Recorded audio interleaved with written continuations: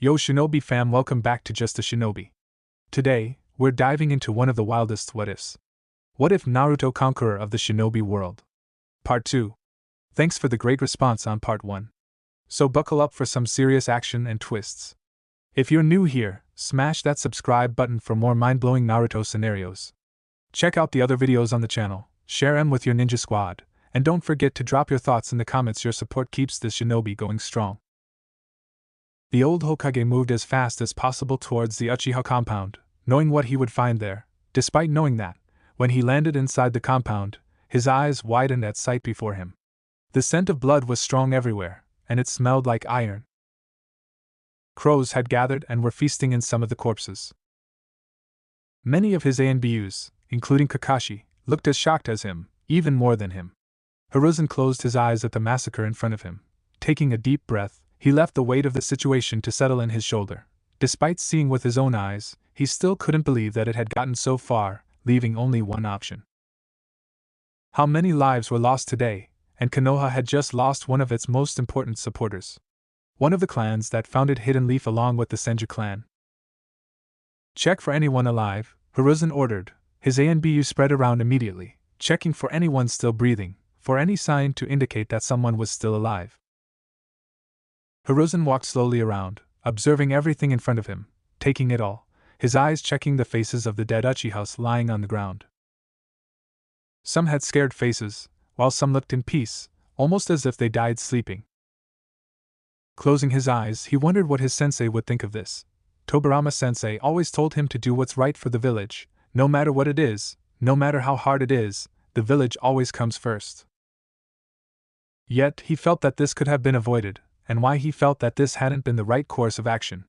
Could he have done something more? What would you do, Minato? Hiruzen found himself asking, and he did not doubt that his successor would have been able to come up with a solution that didn't involve killing the whole clan.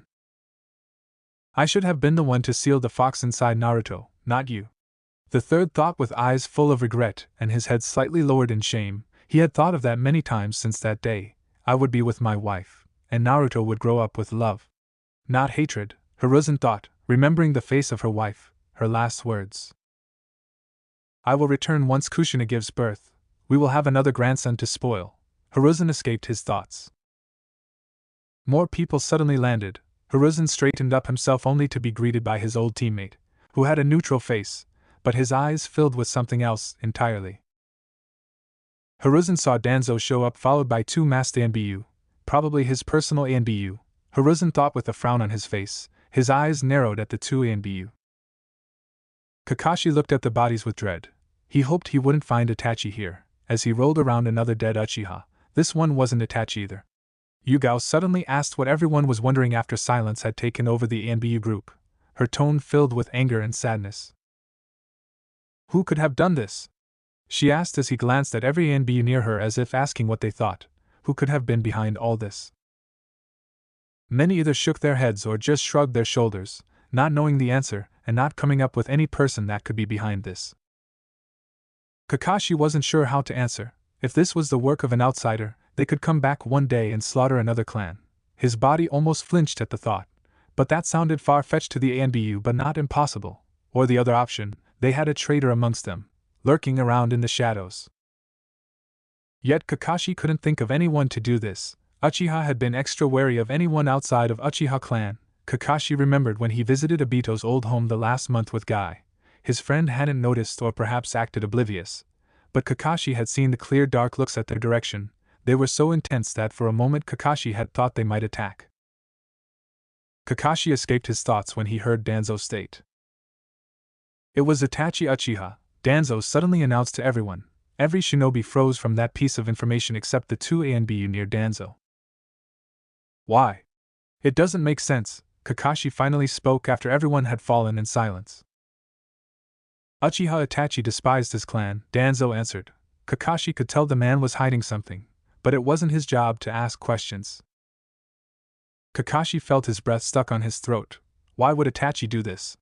He had worked with the kid, and he looked normal. As far as he could tell, he didn't look like someone who enjoyed killing during the mission and looked like someone who held his family on a high pedestal. Has he been able to hide things from me? Kakashi found himself asking, slightly perplexed and his thoughts filled with sadness. Obito's clan was gone. Then he remembered how close Naruto had been with the Uchiha clan, how he called Itachi big brother. Kakashi felt a pit on his stomach. How could he ever tell that to the little blonde? It will destroy him. The silence took over the place. No one said anything when Hokage-sama, we found one alive, an ANBU shouted, holding a child in her arms. To the hospital now, the Hokage ordered with a booming voice before turning fully at his old friend, who didn't look fazed by his intense glare. Before Hokage could utter a word, a massive explosion happened near them. The wind wave passed, almost making them stumble. The debris fell around them as everyone's eyes turned to look at the explosion, but the chakra spreading right now made them all almost freeze in fear. Kyubi, the Hokage murmured with dread under his breath as he walked forward. Kakashi was about to go closer when they saw a red figure slowly walking out of the smoke. The figure looked small, but the red chakra shone through the smoke, and a tail. Revealing itself, stood Naruto with red eyes. His whiskers had grown, a red chakra cloak spreading around his body, his cheek swollen, tears still in his cheek, his pupil looked slit, skulking towards them, and a black ball was standing behind him. Naruto, Kakashi murmured, not believing he was here and influenced by Kyubi's chakra. No, he would not let him lose control. At that moment, Naruto let out a huge roar. The wind from his roar alone caused many to shield their faces. Naruto was on his four limbs, and three tails spread behind his back. Sarutobi was ready to act and knock him unconscious when tears started rolling down Naruto's cheek, as for a moment, he looked angry, sobbing yet in control. Hokage-sama, why is my family dead? Naruto shouted with sadness and anger, his nails scratching the ground below his hands. Hokage didn't respond. He knew whatever he said would not make things easier for his surrogate grandson. Naruto needed to be stopped before things got worse for him. However, he didn't understand why he was here. Itachi informed him that he would make sure Naruto was in his apartment that night. On the other hand, Naruto kept trying to get rid of Kurama's chakra around him, but all he could see and hear in front of him was his mother saying that he could call her mother, Itachi, and Shurasui's smile, the promise of his big brother. And he remembered all the glares, all the hatred this village had brought to him, all that pain. Naruto, you need to calm down now. Think of your brother. Shurasui would have wanted you to be happy, Kurama shouted in his head, hoping that his talk could calm down the little kid. Naruto felt tears rolling down his cheek at the mention of Shurasui. You're my little brother, and you're my family. Take care of Itachi. Naruto's head lowered, touching the ground, his breath stuck on his throat, feeling that he couldn't breathe, his hand fist, his palm bleeding as the Hokage saw this as the perfect opportunity to knock him down. Rushing at him, one hit, and the little kid stopped moving. Naruto stood motionless. As the red chakra went away, any sign of Kyubi's chakra was gone. Hokage breathed a sigh of relief as he looked down on Naruto with sadness, knowing the kid had lost as much as Sasuke. He turned at Kakashi and gestured to take Naruto away. Kakashi complied without saying a word, taking him in his arms. The ANBU glanced at the kid in his arms before he jumped away. Hiruzen turned to look at his old friend and then walked over to Danzo, who stood still, his eyes narrowed at Hiruzen with a glare. We will talk about this in my office. Perhaps you have gained too much liberty, Danzo. Hiruzen spoke with a low, threatening voice that sent shivers down his spine. He almost flinched but didn't allow himself to show weakness or any emotions in front of his weapons. Walking away, Danzo observed the dead compound with glee behind his eyes when one weapon showed up to his right, kneeling in front of him. Danzo-sama, we counted the dead. The numbers don't match, he reported. What? Danzo turned fully at him with a higher tone, and his knuckles tightened around his cane. He wondered what could have happened when he felt the air around him turn dense and cold. His eyes turned to look to his left, seeing Mangekyo Sharingan behind his mask. I witness everything. If you dare as much as touch Naruto or Sasuke, I will leak valuable information to every enemy village, Itachi promised as his body turned to crows. Damn you, Danzo cursed as his hands were more tightened than ever before. Hokage office. Every clan head, every one of the civilian council was called in this meeting. The sun still hadn't risen over the horizon. the darkness covering the Hidden Leaf village like a cold blanket. Everyone was talking amongst each other, not knowing what this meeting was all about. Shikaka noted that the elders of Konoha were extra quiet. Danzo was usually always silent, but the same usually didn't go for Hamura and Koharu, who were just as silent as Danzo. People asked what was happening, but they stood as silent as the grave. Shikaka knew they knew something but didn't ask. His friend Inoichi seemed to have noticed his glance at the elders. Sadly, some were discussing why they felt Kyuubi's chakra. Many apparently had woken up afraid that the Kyuubi had returned, but thankfully the intense chakra had disappeared as soon as it appeared. The Hokage finally walked inside. His eyes looked tired, face pale like a ghost, done gasping at the condition of their Hokage. Everyone stood up when he entered. Hiruzen gave almost everyone a look before sitting down, followed by everyone else. Now you might be wondering why I have called such a sudden meeting so late. Hiruzen spoke as everyone had fallen silent to hear him. A treason has happened. Everyone grimaced at the mention of treason, everyone holding on to their breath, waiting for the Hokage to continue. Uchiha Itachi has killed every member of the Uchiha clan except his little brother Uchiha Sasuke. Hiruzen finished, and everyone fell silent once again. The air felt as cold as the cold night of winter. One could cut the air with a knife. Shikaka's eyes almost popped out from what he heard. He wondered why the kid had done it. He had seen him a couple of times, he didn't personally know him, but his eyes didn't look like that of someone who could do something like that. Inoichi frowned and looked just as confused and surprised as his teammate, and he wondered what the poor kid would do now without his family. Choza had stopped eating. His chips fell on the table. He wondered if the Kyuubi had anything to do with this. He had felt the sudden chakra spike of Kyuubi. Even Hayashi's eyes widened at what he heard before they narrowed. He hoped Itachi had been captured and not let roam freely around the village. The last thing he needed was him attacking the Hyuga clan. Sim fell silent at the information she was hearing, which was something new to her. Usually, she was the one who talked the most in the council. Finally understanding the weight of the situation, the whole council went into an uproar. Hokage-sama, how could this have happened, and why would Itachi Uchiha do this? Shikaka asked. First, his voice was still calm despite the situation. Hiruzen closed his eyes for a moment before turning his sights at Shikaku. The third explained what had happened and that Itachi had left the village before they could capture him. He also ordered Itachi to be branded as S-rank missing nin in the bingo book.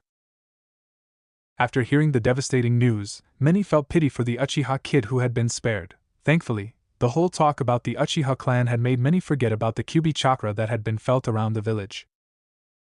Leaving the meeting, Hiruzen reached the top of the Hokage tower overlooking the whole village. At this hour, streets and houses would be silent, a few lights here and there, but now the entire village was awake, mourning for the death of the Uchiha clan. As he kept looking at the village, he heard a sound behind him, not needing to glance behind. The mission has been successful, Hokage-sama, Itachi spoke, kneeling in front of the Hokage, his voice low and neutral.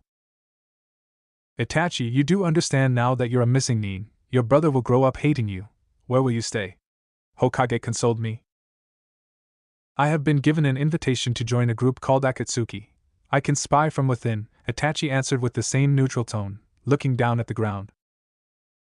In that case, Hokage threw a scroll at Itachi, who grabbed it and gave the Hokage a confused look. If you happen to meet Jiraiya or Tsunade, just show them this scroll, and they will know not to attack you, Hiruzen spoke, knowing he could not do much else to help. Thank you, Hokage-sama. Please take care of Naruto and Sasuke in my stead, Itachi almost demanded before disappearing. Later. Hokage stood in his office, waiting for the report, and ANBU suddenly appeared in front of him with a document in his hand. The list Hokage-sama, the ANBU, Kakashi spoke, giving the list of every dead Uchiha. His eyes glanced at the pictures of the past Hokage before turning back to look at the old one. Thank you, dog, Hiruzen said and opened the documents. They showed detailed information of the wounds of every Uchiha, their names, and where they had been found dead. Reading through the names, he reached Fugaku Uchiha, and his eyes widened.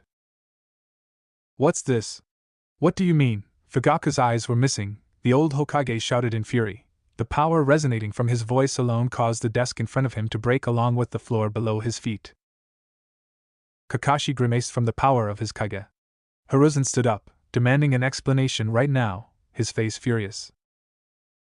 Cat reported that he found his body inside his house, close to Mikoto Uchiha, shortly after Naruto was sent away to his apartment, but we found no sign of struggle. We believe whoever took his eyes did while he was dead. It must have been Itachi, Kakashi reported almost in haste, his mouth speaking fast. The Hokage narrowed his eyes. He knew at the time Danzo was close. He wouldn't dare to do that while his ANBU were everywhere around the area. If he did try, he would have tried when his dead body was sent to the morgue. Itachi would have never done that, and he cursed himself for not having this information when Itachi spoke to him to report the mission. "You can leave," Hokage ordered. Kakashi said nothing but left, slowly making his way towards Naruto's apartment, knowing the kid needed someone at this moment. Hiruzen ordered for Danzo to be brought here. The time had come for them to talk, a long conversation. Naruto. Where am I? Am I dead? Whispered Naruto around the void, hoping for someone to answer him. A part of him slightly hoped he was dead. He just wanted to hear a voice that would tell him anything. He believed himself to be dead, but was he truly? Then a voice cut through the air like a knife through butter. "You're not dead, not yet." Naruto turned to see Uchiha Madara slowly walking towards him. A thin light illuminated his armor and face, his Sharingan on his eyes. "Why am I here?" Naruto asked no one in particular, his body sitting on the ground, his legs spread, and his hands grabbed his head as flashes of the massacre. No, Naruto kept repeating as he remembered Shursui. Take care of Itachi. He remembered Mikoto-chan. You can call me Ka-chan, Naruto-kun. He finally remembered his Nei-chan. You're my little brother Naruto, take care of yourself. Madara watched in silence as the first stage of Susanoo, a cage, grew around him, but he noticed something strange. The bones had chains tightened around them everywhere. Why? Why? Naruto shouted, hitting the floor with all his strength, his voice echoing throughout the whole darkness around them. Madara walked over the young Uchiha. Despite being known to be ruthless and without emotions, Madara knew what it was like losing a brother. This is the world, young Uchiha. This is a world full of injustice, wars, and wars. They never stop unless they're afraid to start it. Madara spoke from experience, knowing people of this world craved for war. Wake up to reality. Nothing goes as planned in this cursed world. The longer you live, the more you realize that the only things that truly exist in this reality are merely pain, suffering, and futility. In this world, people don't get what they wish most, and that is a fact.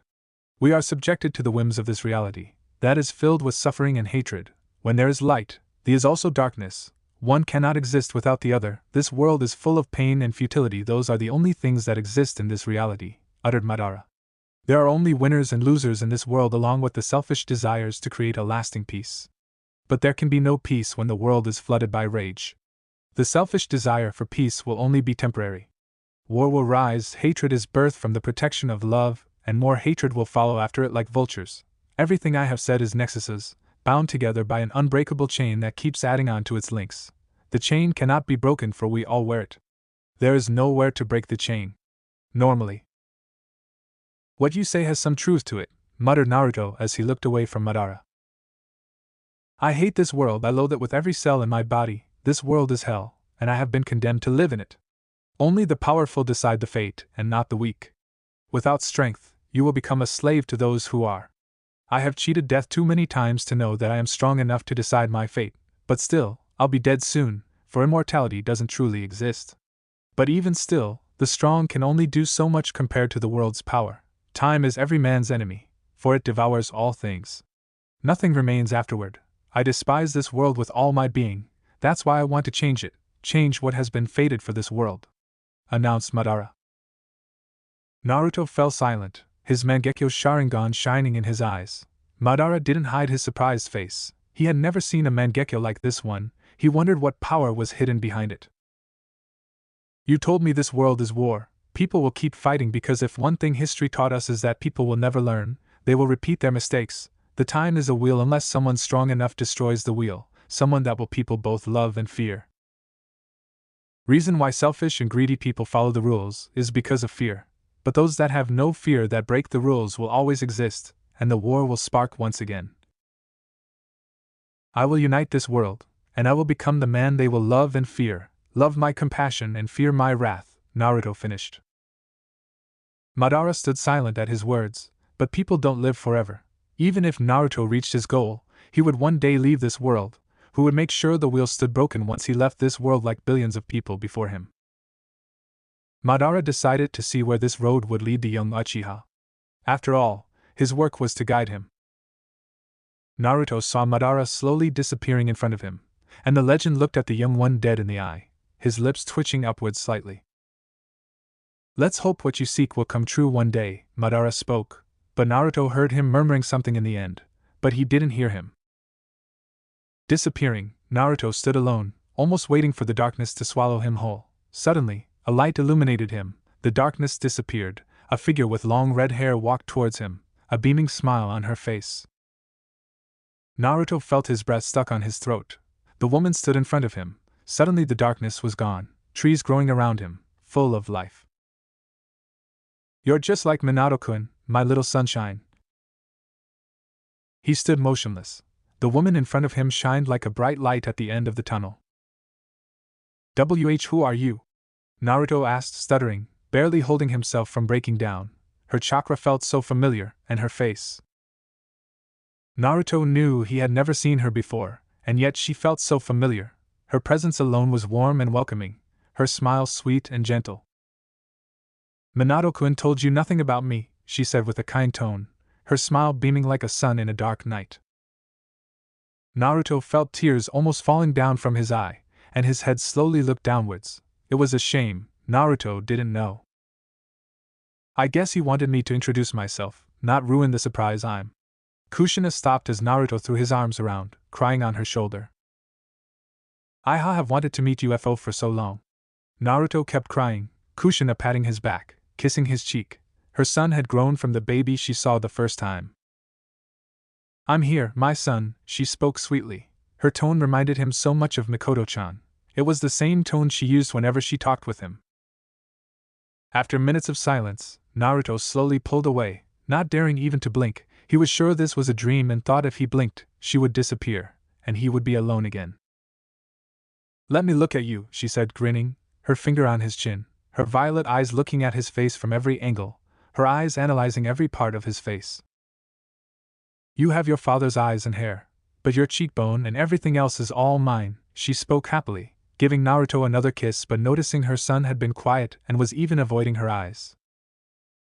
Kushina kneeled on the floor. Her finger touched his face, looking down at his feet.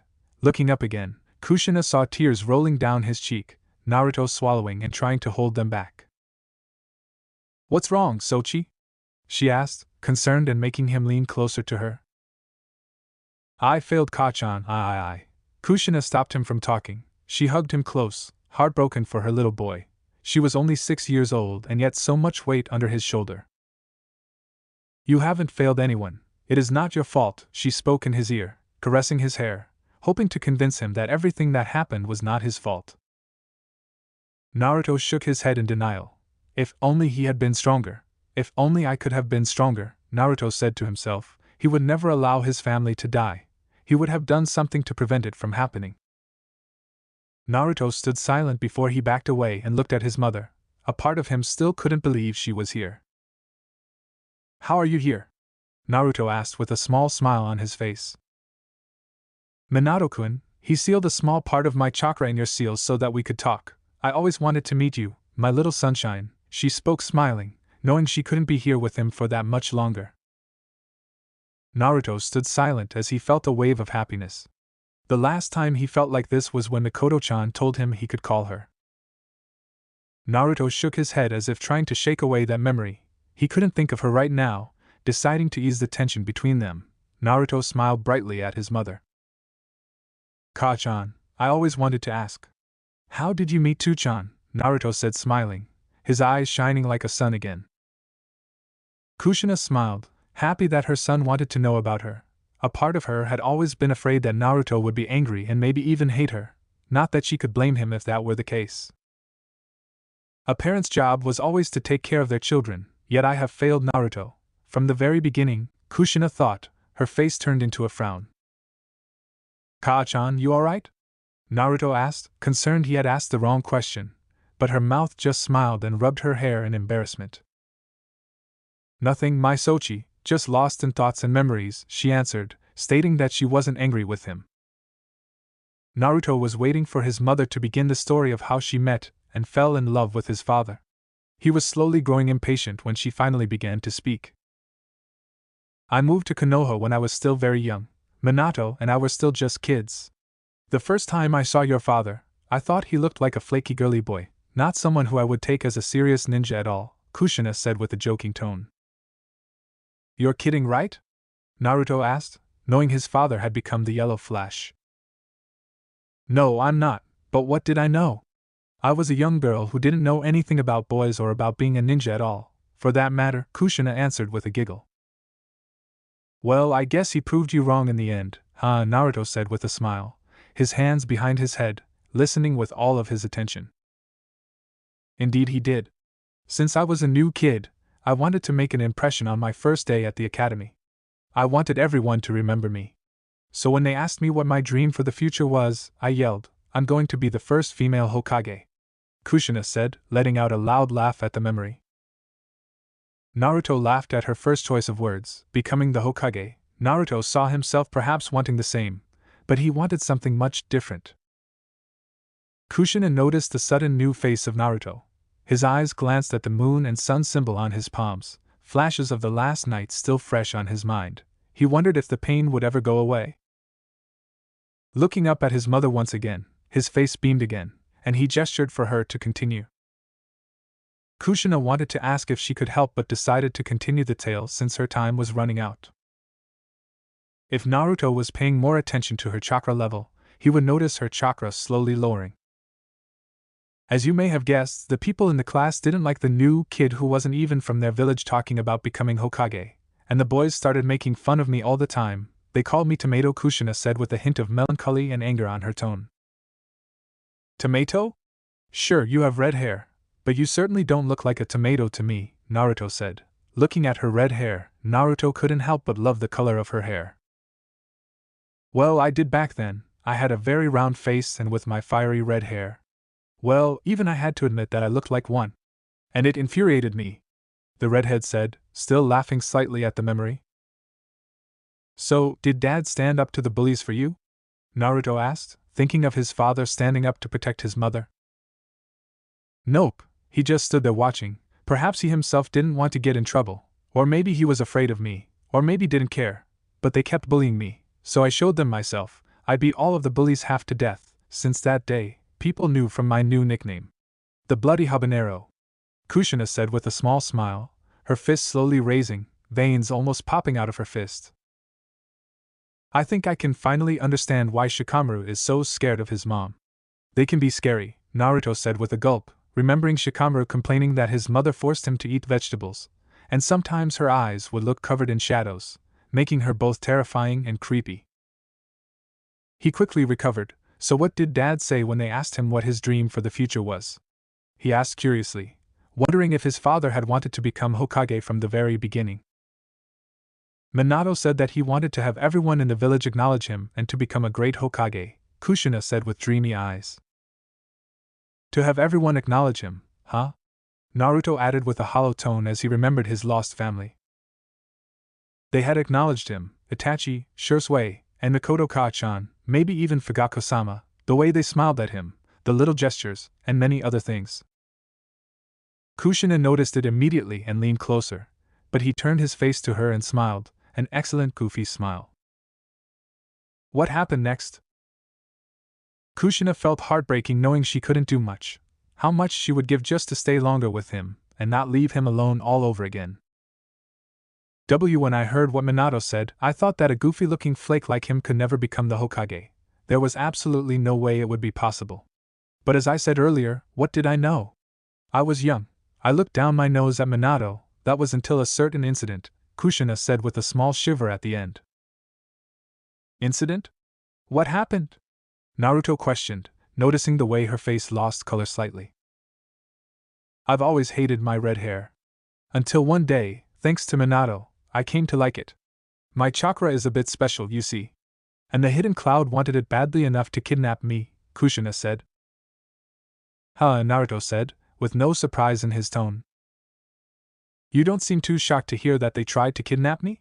Kushina said, slightly disappointed her story hadn't given out a stronger response from her son.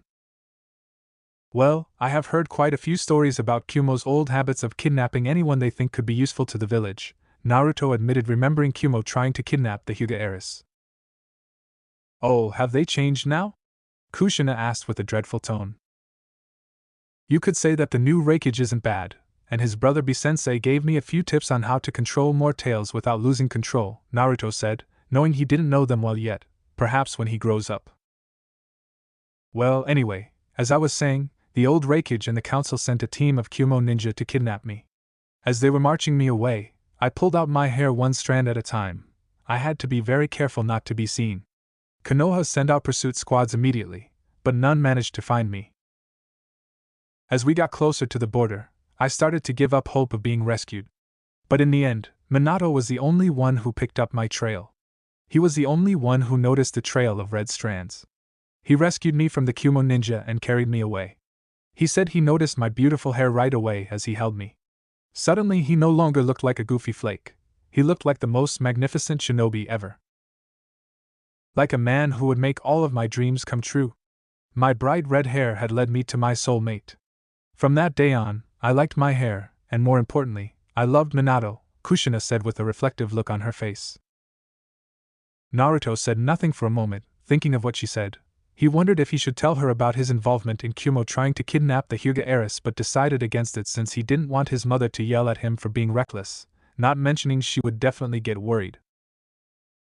You mentioned B, that means you know him? Kushina asked, interested in remembering her own experience with the weird sunglasses man. Well, not really, I mean he and his brother, the Raigage, stood in Konoha for some time. B spent every day with me, so yeah, I know him. What about you? How do you know him? Naruto answered. Well, Kushina said, rubbing her hair nervously.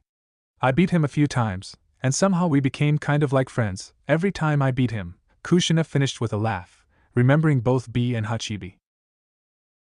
Naruto wasn't sure what to think. If she knew Hachibi, that meant B must have gone all out and yet not win. He wondered just how strong was his mother. How were you able to defeat Hachibi? Naruto blurted out without thinking. Well, we of the Uzumaki clan have chakra chains. They were an advantage against almost all attacks, especially Bijou, Kushina stated, a golden chain coming out of her sleeve. Naruto couldn't help but wonder if he could do the same. How did you come up with my name, and which one decided? Naruto suddenly asked, wondering how they thought of his name. Jiraiya-sensei wrote a book, your father loved that book, and the main character's name was Naruto. After your father asked Jiraiya-sensei for permission, we gave you the name Naruto, and he became your godfather, Kushina explained, waiting for a positive response from her son, but instead his face changed. Various different emotions flashed through his face so fast that even Kushina wasn't sure what Naruto was feeling. Still, the way his hands went from behind his head to his lap, his hands clenching around his knee, his teeth hitting against each other, his blue eyes turned ice, reminding her so much of how Minato's eyes turned when he was furious, especially one time when they fought against Kumo Shinobi. Naruto. She whispered and put her hand on his shoulder, his eyes still looking down on his lap, not making eye contact with her. Why? Why has he abandoned me? Naruto breathed a huge breath, trying to calm himself. Kushina's eyes widened at his words. No, Jiraiya would never do that. What do you mean?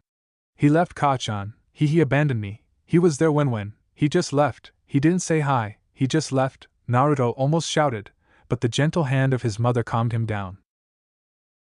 Kushina didn't know why or what to say to her son. Jiraiya always treated Minato as his own son, and yet, what if he doesn't recognize? No, that's not it. Naruto looks like a copy of Mina. Kushina's eyes widened at the realization, hitting her like a sword. She remembered how much Jiraiya had mourned for Tsunade's brother, the way he talked about his lost ones. She understood. Naruto reminds him so much of Minato that he She wasn't sure what to think of this. She had been sure if no one, at least Jiraiya, would be there, but he has left, leaving him alone against a whole village of people who hate him. What about Hiruzen-sama? He takes care of you, right? Kushina asked with dread, hoping her son said yes, hoping her son wasn't truly alone. Naruto looked at her and explained that the Hokage just gives him money once a month and sometimes takes him to eat ramen, but nothing else beyond that. Kushina's face, crying, she should be there. Why is this happening? Why? Why? Naruto hugged his mother, hoping to ease her pain. She stopped crying and just held Naruto close to her, after minutes of silence. Kushina suddenly felt her chakra going lower. She knew her time was running out. She took a deep breath and shook his shoulders slightly to gain Naruto's attention. I need to tell you about what happened on the night of the Kyuubi attack 9 years ago, Kushina explained. The night of the Kyuubi attack, Naruto repeated. As you know, I was not originally from Konoha. I came from Yuzu. Konoha and Yuzu villages had very strong ties to each other, Kushina said. Yeah, I know, the Senju clan of Konoha and the Uzumaki clan of Konoha were the best of friends. In fact, they were even distant blood relatives, Naruto added. The people of the Uzumaki clan were all blessed with astonishingly long lives. You surely know already of our clan's skills in sealing techniques and kenjutsu. The 4-element seal on your stomach was one of the seals from the Uzumaki clan. In fact, I taught Minato-kun a whole bunch of different seals, Kushina explained. I know all of that, but why did they pick you? There were many members of the Uzumaki clan that could take the role of, Naruto said, remembering what his father told him. Well, for one, I was a grandchild of the current leader of the Uzumaki clan. Also, I was apparently born with a powerful chakra that was well suited to suppressing the Kurama. My predecessor as the Kurama was also a powerful female shinobi from the Uzumaki clan. I guess it was seen as appropriate that I take over for her. It's funny, her name was Mito Uzumaki, and she became the Shodame Hokage's wife. And I ended up marrying the Yandame, Kushina said. Yeah, I know about that. She became the first during the fight between Hashirama Senju and Madara Uchiha, Naruto said. Kushina was surprised to know Naruto knew all of this despite being 6 years old. She wondered how he knew but decided to ask later. Yes, that's correct. From then on, Konoha took possession of the Kurama. And as Mito-sama neared the end of her life, I was brought to the village as the Kurama's new vessel, Kushina explained. They used you, Naruto yelled, standing up, angry at how they had made his mother the previous. I had no idea why I had to move. And when I learned the truth, I was speechless. It had all been kept top secret. Only the Sandame Hokage and the top village counselors knew. Only 3 people. I was suffocating under the pressure of being and the crushing loneliness that came with it. But then Mito-sama told me something that made me feel a whole lot better, Kushina said, hoping to ease the tension. What could anyone say that would make it better? Naruto stated, almost shouting. His Sharingan had activated on itself. If Kushina was surprised by his Sharingan, she didn't show it. She told me that ultimately we were brought here to Konoha to become the vessel of the Kurama. But before the beast could be housed, we must fill the vessel with love. Do that, and even the host of the Kurama will live a happy life, Kushina said with a smile at the memory. You were happy as the previous, weren't you? Naruto asked. Yes, I was, thanks to Minato-kun and Mito-sama. I had a very happy life, Kushina answered. What happened to the Uzumaki clan? Naruto asked curiously. Perhaps his mother knew more about it. Kushina sighed at the question. Despite being years old, she still felt sadness and anger about her homeland. Yuzu-Shobikyu was a beautiful place. Uzumaki clan lived there for almost 2 millennia. Soon after I arrived in Konoha, Kumo, Kiri, and IWA banded together and destroyed my home, Kushina spoke, holding back tears, remembering her sister. She never saw her ever again. I'm glad you survived, Naruto said softly, leaning closer and kissing her cheek. Kushina laughed and kissed his cheek, already feeling better. I have another question. The Kyuubi attacked 9 years ago, and the masked man, controlling him. So how did he get control of the Kurama if it was sealed away inside of you? Naruto asked. I guess your father didn't tell you. It figures. He left most of it to me. I suppose Minato-kun must have had very little time. But you are right. That masked murderer had control of the Kurama when it attacked 9 years ago. But it was only moments before his attack that it was still sealed inside of me, Kushina said. What? How did he get it out? Naruto asked. I don't know how that masked man knew, but he did, Kushina said. Knew what? Naruto asked. He must have known that a Jinchuriki seal weakens upon a full-term pregnancy, his mother said, shocked and saddened. Hiruzen and his wife Biwako informed Minato and I that I would have to give birth outside of the village, and there would only be 3 people allowed inside with me, Kushina said. Outside the village? Why go to that much trouble? Surely the seal doesn't become that weak, does it, and not mention Kurama was a friend? Naruto asked, confused. It does. Sadly, the stronger the bijou is, the weaker it becomes. Despite Kurama being friendly, if seal became too weak, he still would come out even if he didn't want to, Kushina explained, her hand instinctively gripping her belly, remembering the day as if it were yesterday. I went to gather my things for the birth with Biwako. It was an uneventful apart from running into a good friend Mikoto Uchiha, who had just given birth around a week earlier to her son Sasuke. I remember being so afraid of childbirth I just had to ask her if it hurt, but she didn't really help, and in the end Biwako dragged me away to stop me from revealing anything more about the birth. She gave me such a lecture about not talking to anyone, as well as not screaming when the contractions start. I remember Biwako lecturing him to watch the seal and not panic, and that this was the reason women have babies because men can't handle the pain. If I wasn't in so much pain myself at the time, I would have probably laughed. Your birth went without complications, and I was finally able to meet you. I was so happy to see you, to be able to hold you finally. Minato-kun just couldn't stop smiling, Kushina said reflectively. So there were no complications with the birth? Then what went wrong? Naruto asked, dreading what his mother might say. Only moments after you were born that masked man showed up. He had killed all of the ANBU that were guarding our location, and upon entering the room, he killed Biwako and the ANBU that was with her Taji. And what was worse, he had taken you, threatening to kill you if Minato-kun didn't leave me. In the end, that masked bastard attempted to go ahead with his threat, forcing Minato to leave me while my seal was still weakened. He, of course, saved you in the time of Naruto but had to act quickly to avoid the explosion from seals that the man placed on your blanket, Kushina explained. While Minato-kun returned you safely home, I was taken by that man, and he was boasting about how despite all of the safety precautions Konoha made to ensure Minato-kun would be able to protect me, he managed to separate us. He then activated his Sharingan and forcefully ripped the Kurama from my seal, Kushina said. Naruto felt his anger rise once again.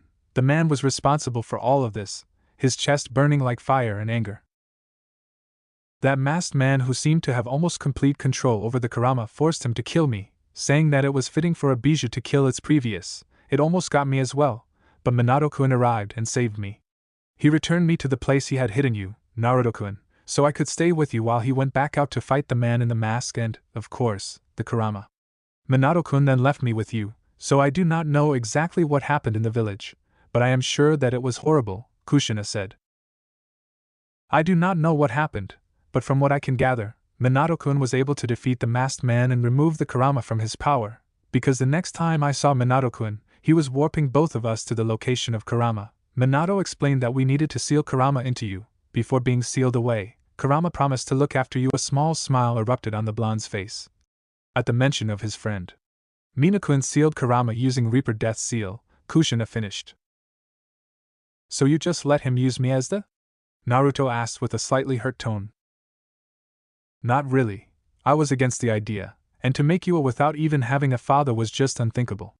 I couldn't understand it at all. Minato-kun was sacrificing you just to keep the balance of the bijou between the villages, Kushina said. Well, what did he say to that? Naruto asked with a low voice, almost a whisper. He said that turning your back on your country is the same as abandoning a child. That he made a promise to protect the village of Konoha and the land of fire when he became Hokage, and he couldn't just turn his back on those people. I still didn't like what I was hearing. Despite knowing Minato-kun truly believed what he was doing was right, I didn't want my son to grow up alone. But Minato said something that, in the end, I am glad he did because it meant that I was able to meet you. He said that even if he lived, he could never substitute for me. There were things that you need to be told that he could never say. Even if I only have the briefest of moments to do so. And that the ceiling wasn't so that I could see you again, it was so that you could meet me. A lifetime with a father could not give the same kind of love and affection as even 5 minutes with a mother. My last words to you were, don't be a fussy eater, grow up to be big and strong, make sure you bathe every day and sleep well. Make friends, it doesn't matter how many. Just make sure they're real friends, people you always trust and rely on, even a few is enough. And study your ninjutsu. I was never very good at it, maybe you will be. And remember to avoid the 3 vices of Shinobi. Don't borrow money if you can help it. Save what money you earn from missions. No drinking alcohol until you are old enough, and as for women, I hope you find someone that makes you happy. Finally, remember who you are, find a dream, and don't stop trying at it until it comes true. And of course, I couldn't leave you without telling you how much I love you. Naruto, I am so sorry about what happened. We made you into the Kurama vessel, and I wasn't there for you while you were growing up, Kushina said while wiping a tear from her eyes. Naruto was also tearing up. But I get it now, you both gave your lives for me so I could live, you loved me so I could grow up happy and healthy. I am so glad I am your son, Naruto said. Kushina rushed forward to hug Naruto just as she was fading away.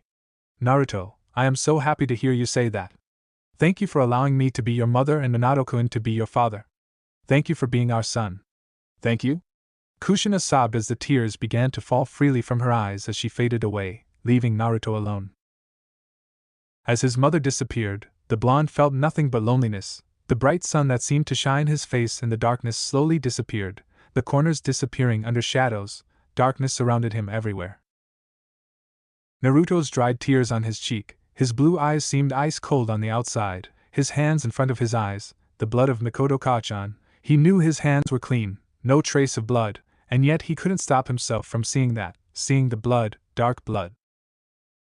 He kneeled to look closely at something below him, seeing himself underneath, almost seeing himself in a mirror, yet he could feel the water below his feet, almost like standing in the ocean. His reflection looked different, with eyes he had never seen before. It looked like the Rinnegan, but it was red like blood, with 3 tomo in each ring. His reflection looked at him and stretched out his hand, almost inviting him to join him, to feel the power he could have, a power beyond anything. Naruto tried to feel something around him, yet he couldn't feel the fresh feeling of water, or the life deep inside the ocean, or any wind caressing his body. I'm a failure, Naruto whispered to his reflection. The memory of Shursui flashed in front of his eyes like a flash of light turning off and on. Protect Itachi. Naruto fell on his knees, his hands below the water slowly started sinking into the darkness, the dark ocean almost calling to him, to accept the darkness, to accept the reality, this world, what was the point of it? To join his reflection. His whole body started sinking below, the water ice-like cold and dark as a starless night. No moon to shine the road, no sun to warm him. Nothing. Half of his body sank until he felt a touch from above him, like a fire suddenly shining on his chest, calling to him. A hand grabbed his hand with the sun symbol, forcing him to see up towards the light. His blue eyes saw his Kachan, his Tuchan, his Uchiha family, Kurama, everyone who ever loved him. Don't ever give up, my son, no matter how things might change, never forget who you are. His Tuchan grabbed his hand, slowly helping him to stand up and not sink. My Sochi, I will always be with you in every step of your journey. You truly are a kind child. His Kachan grabbed his hand, his body almost rising above the dark water. Take care of Itachi. A family always sticks together, Shursui spoke with his goofy tone, a bright smile on his face, grabbing his hand, raising him further.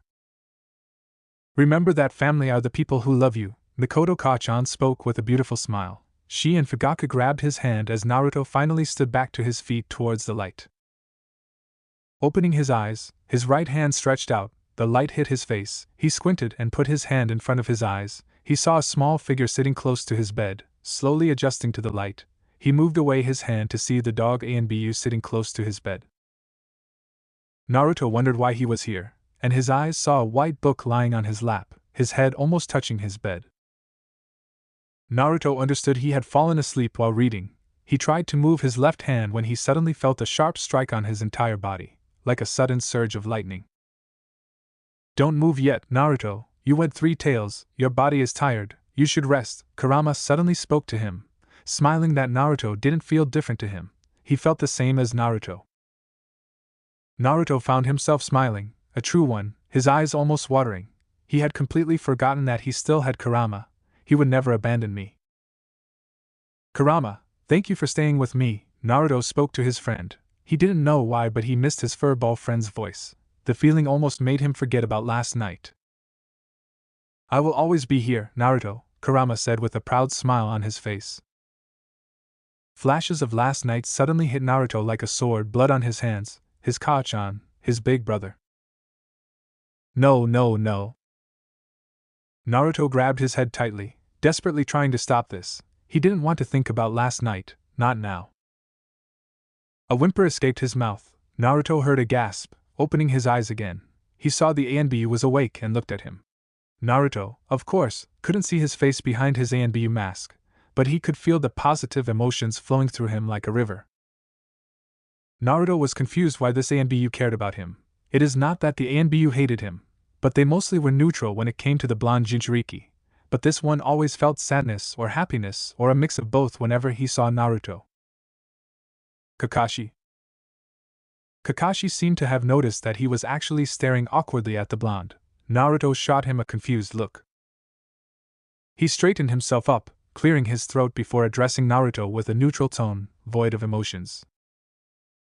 It's good to see you're awake, Naruto. You gave us all a good scare last night, Kakashi said.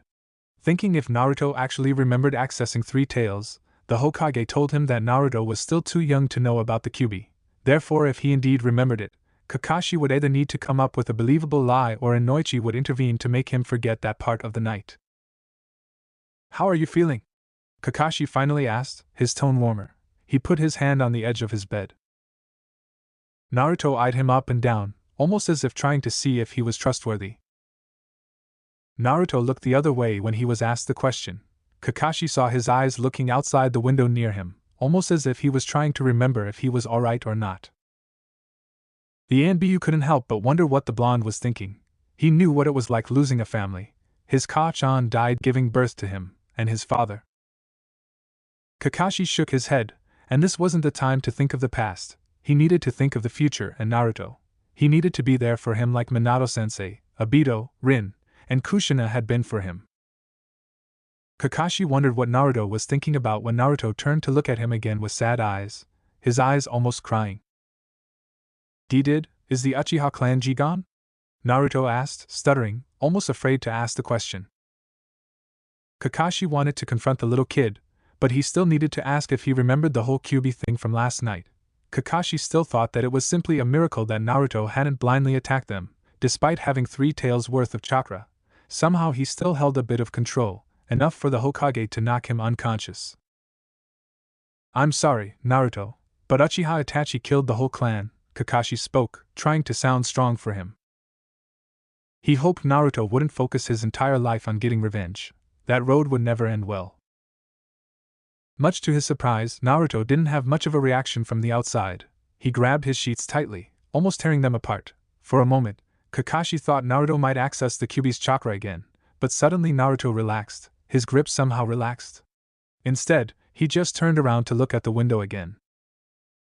Silence took over the room, almost unbearable to Kakashi, who was about to ask what he remembered from last night, when Naruto suddenly turned his head at him. His blue eyes almost made him exhale. His similarity to his father was almost frightening. Can I go to their funeral? Naruto asked with a low tone, almost whispering. Anyone else wouldn't hear him, but Kakashi did hear him. Walking over to him, he put a confronting hand on his shoulder, giving him his famous eye smile. Of course, Naruto, the funeral will be tomorrow. I will come to get you, Kakashi said. Naruto smiled at him, as big of a smile he could muster right now. Naruto, what is the last thing you remembered last night? Kakashi asked with the same kind tone, hoping to ease any bit of tension they might have between them. Naruto didn't look surprised by his question. Naruto tried to answer and started rubbing his head, almost trying to remember something. I don't remember much. I remember seeing Mikoto-chan lying dead on the floor, Naruto spoke with a hushed tone before turning to look up at Kakashi. That's the last thing I remember, he finished. Kakashi could see no lies and was glad that Inoichi wasn't needed to intervene. He released a sigh of relief he hadn't known he was holding. Very well, rest here. If you need anything, I will be around, Kakashi spoke before vanishing. Naruto. Seeing the ANBU leave, he glanced at the window outside again. Seeing the blue sky somehow eased the pain on his chest before he heard his friend again. Naruto, what is your plan? Kurama asked, seeing the ANBU had left. I plan to unite the elemental nations, whether they like it or not, Naruto told his friend mentally. How do you plan to do that, or will you just force them into your will? Kurama asked, but Naruto shook his head, much to his relief. No, Kurama, I won't just go out there and tell them that I'm in charge now the moment I'm strong enough. What I will do is that they will want me to be the ruler. They will see me as the best option possible. I will fix this world, create a better one than the one I was born into. But to do that, I need to get stronger and learn politics. I need to be smart, Naruto spoke mentally. He knew he was already strong enough to be a chunin, but that wasn't his goal. He knew he could finish academy the moment the academy was open again, but he needed to get stronger without the bother of needing to complete missions for now. Naruto kept talking with Kurama before he fell asleep again. He dreamed of his family at night, smiling at him. Tomorrow. The following day, Naruto stood along with what looked like the whole village of the Hidden Leaf, a new area that had been used to bury every Uchiha that died in the massacre of the Uchiha clan, as people had started calling it. Gray clouds had filled the sky. No sunlight pierced the clouds. Darkness had fallen over the Hidden Leaf. Naruto was wearing dark clothes. He didn't have them, but the Hokage had bought them for him, knowing Naruto wanted to attend the funeral. Holding flowers in his hand, Naruto thought back when he bought them. He entered the shop and was surprised to see the Ino girl from the academy at the counter reading a magazine. Naruto didn't really know her well. She sometimes would talk with Shikamaru and Choji when he was there, but nothing more than a brief hello. Ino glanced up briefly when she heard the bell ring before going back to her magazine, before glancing back up when she recognized Naruto. Hey, what are you doing here? She demanded with a playful tone and with a light blush on her cheeks, leaning closer against the desk. Naruto noticed her sudden rush of nervousness and something else through her body. If it were any other day, perhaps Naruto would have stopped and smiled and maybe started a conversation, but this wasn't the day for that. Naruto looked at her confused. Getting flowers? This is a flower shop, right? Ino blushed more but nodded. She instantly went into gardener mode. What types of the flower do you want to buy? There are different types of flowers for a certain subject. Naruto gave the girl a sad smile. Love and loss. Ino's eyes widened when she realized what it meant and guided the blonde towards a bright pink flower with purple dots. This is a sweet pea. It represents goodbye to someone we love. Naruto nodded and picked a couple of them out. Ino led him to another part of the shop where the roses were and indicated a red and white rose as a symbol for love, while the white represents silence and devotion. When Naruto had picked up a couple of roses, Ino led him to a row of orange flowers. These are marigolds. They represent death and grief. Naruto picked some of the flowers, and he took them to the counter where Ino told him the cost, which he promptly paid. May I ask who they were? Ino asked softly. Naruto smiled sadly. Family. He then left the store with his mind busy in thoughts. Naruto escaped his thoughts when people started putting the flowers in the graveyard. Naruto walked forward but couldn't help but feel the malice directed at him. Almost every civilian was glaring at him. It felt like swimming in a sea of anger and hatred, and he was in the middle of it. Naruto perhaps should have cared, but he found himself not caring of what they thought of him. They were stupid people. What they thought of him didn't matter to him. Stopping at Mikoto and Fugaku Uchiha's grave, Naruto managed a small, sad smile. They had been buried together. Naruto felt rain pouring down on him, his tears mixing with the rain on his face, his hair not spiky, the muddy ground below his feet. Naruto heard many crying for the tragedy, some standing silent. Naruto thought back to the first time he visited Itachi's house, the dinner he had. The gifts from Mikoto, his big brother Shursui. His flowers almost fell from his hands. Taking a deep breath to regain his composure, he kneeled down and put the flowers near the tombstone. Fugaku Uchiha. Mikoto Uchiha. Husband and wife. Father and mother. Turning around, he started searching through the graveyard until he found the tomb of his big brother. Shursui Uchiha. Friend.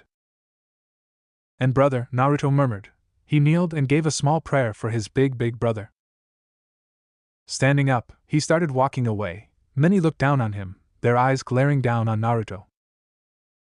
Naruto could hear what they said and felt about him, their words, their accusations, and what they always thought of him. Despite everything, he saved the Hyuga girl, yet people still saw him as the source of all evil. Did you hear? Some say the demon boy caused Uchiha Itachi to kill his clan. I knew he should not have been allowed close to a noble clan like the Uchiha clan.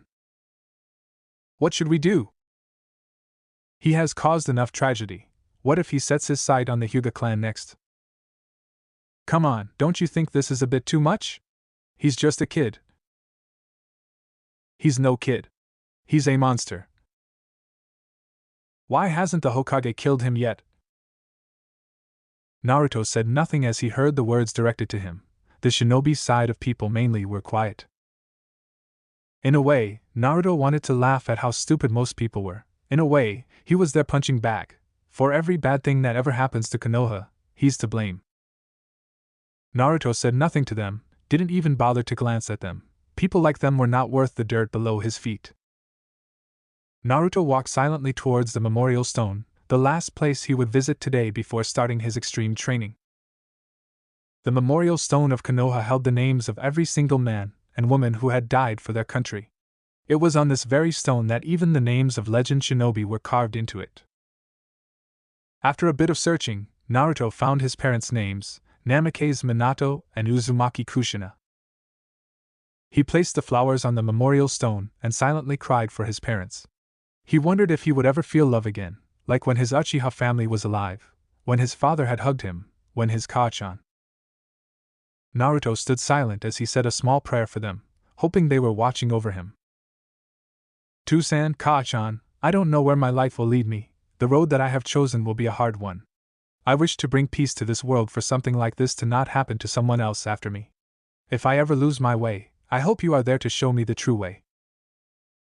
Naruto finished as he stood. A sudden light streamed down on the stone and Naruto from the sky. Turning around, he saw the clouds had moved away just a bit to allow the light of the sun to shine through. Closing his eyes, he left the place ready to face the challenges of the future. The memorial stone seemed to shine in the sun's rays while the flowers left there seemed to glow brighter. Pain and Lose arc is completed. Next is the Shinobi of the World arc. The late afternoon sun cast long shadows through Konoha's bustling streets as Naruto trudged along, hands stuffed in his pockets. The usual whispers and sideways glances followed him like an unwanted shadow. Demon brat, someone muttered. Naruto kept his chin up, plastering on his trademark grin even as his stomach growled fiercely. Man, I could really go for some Ichirakus right now. He mumbled to himself before shaking his head. No! Gotta try something different if I'm gonna be the greatest ninja ever. The shinobi-only dango shop came into view, its traditional wooden facade a welcome sight. The sweet smell of dango drifted out, making Naruto's mouth water. As he pushed aside the shop's curtain and stepped inside, the server's face immediately twisted into a familiar scowl. What do you want? The man growled, crossing his arms. Naruto opened his mouth for a heated retort when movement caught his eye. A kunoichi sat at the counter, gracefully popping a dango ball into her mouth. Her purple hair was pulled back in a spiky ponytail, and she wore a tan overcoat that made her stand out from the usual ninja attire. I asked you a question, brat? The server barked. The purple-haired woman's head snapped around, her sharp eyes narrowing at the server's tone. Hey now, she drawled, a dangerous edge to her playful voice. That's no way to treat a paying customer, is it? But Mitarashi-san, he's a student of the Academy of the Leaf, she cut him off, spinning on her stool to face Naruto fully. And from what I hear, he's got quite the appetite. Wouldn't want to lose out on good business, would you? The server's mouth opened and closed like a fish before he grudgingly grabbed an order pad. What'll it be? Naruto stared at the woman before scrambling onto the stool next to her. 3 sticks of Mitarashi dango, please, he chirped, his earlier melancholy forgotten. Make it 6, the woman called out. Put his order on my tab. You don't have to, Naruto started, but she waved him off. Name's Anko. Mitarashi Anko. And you're the infamous Uzumaki Naruto, right? She grinned, showing slightly pointed canines. I've heard all about your pranks. The one with the ANBU headquarters and the pink paint? Classic. Naruto's eyes widened. You're not mad about that? Anko threw her head back and laughed. Mad? Kid, I nearly died laughing when I saw those stuck-up ANBU trying to maintain their dignity while covered in glitter. It takes real skill to get past their security too. The dango arrived, and Naruto cautiously took a bite. His eyes lit up at the sweet and savory flavors. This is amazing. Not as good as ramen, but still. A ramen fan, huh?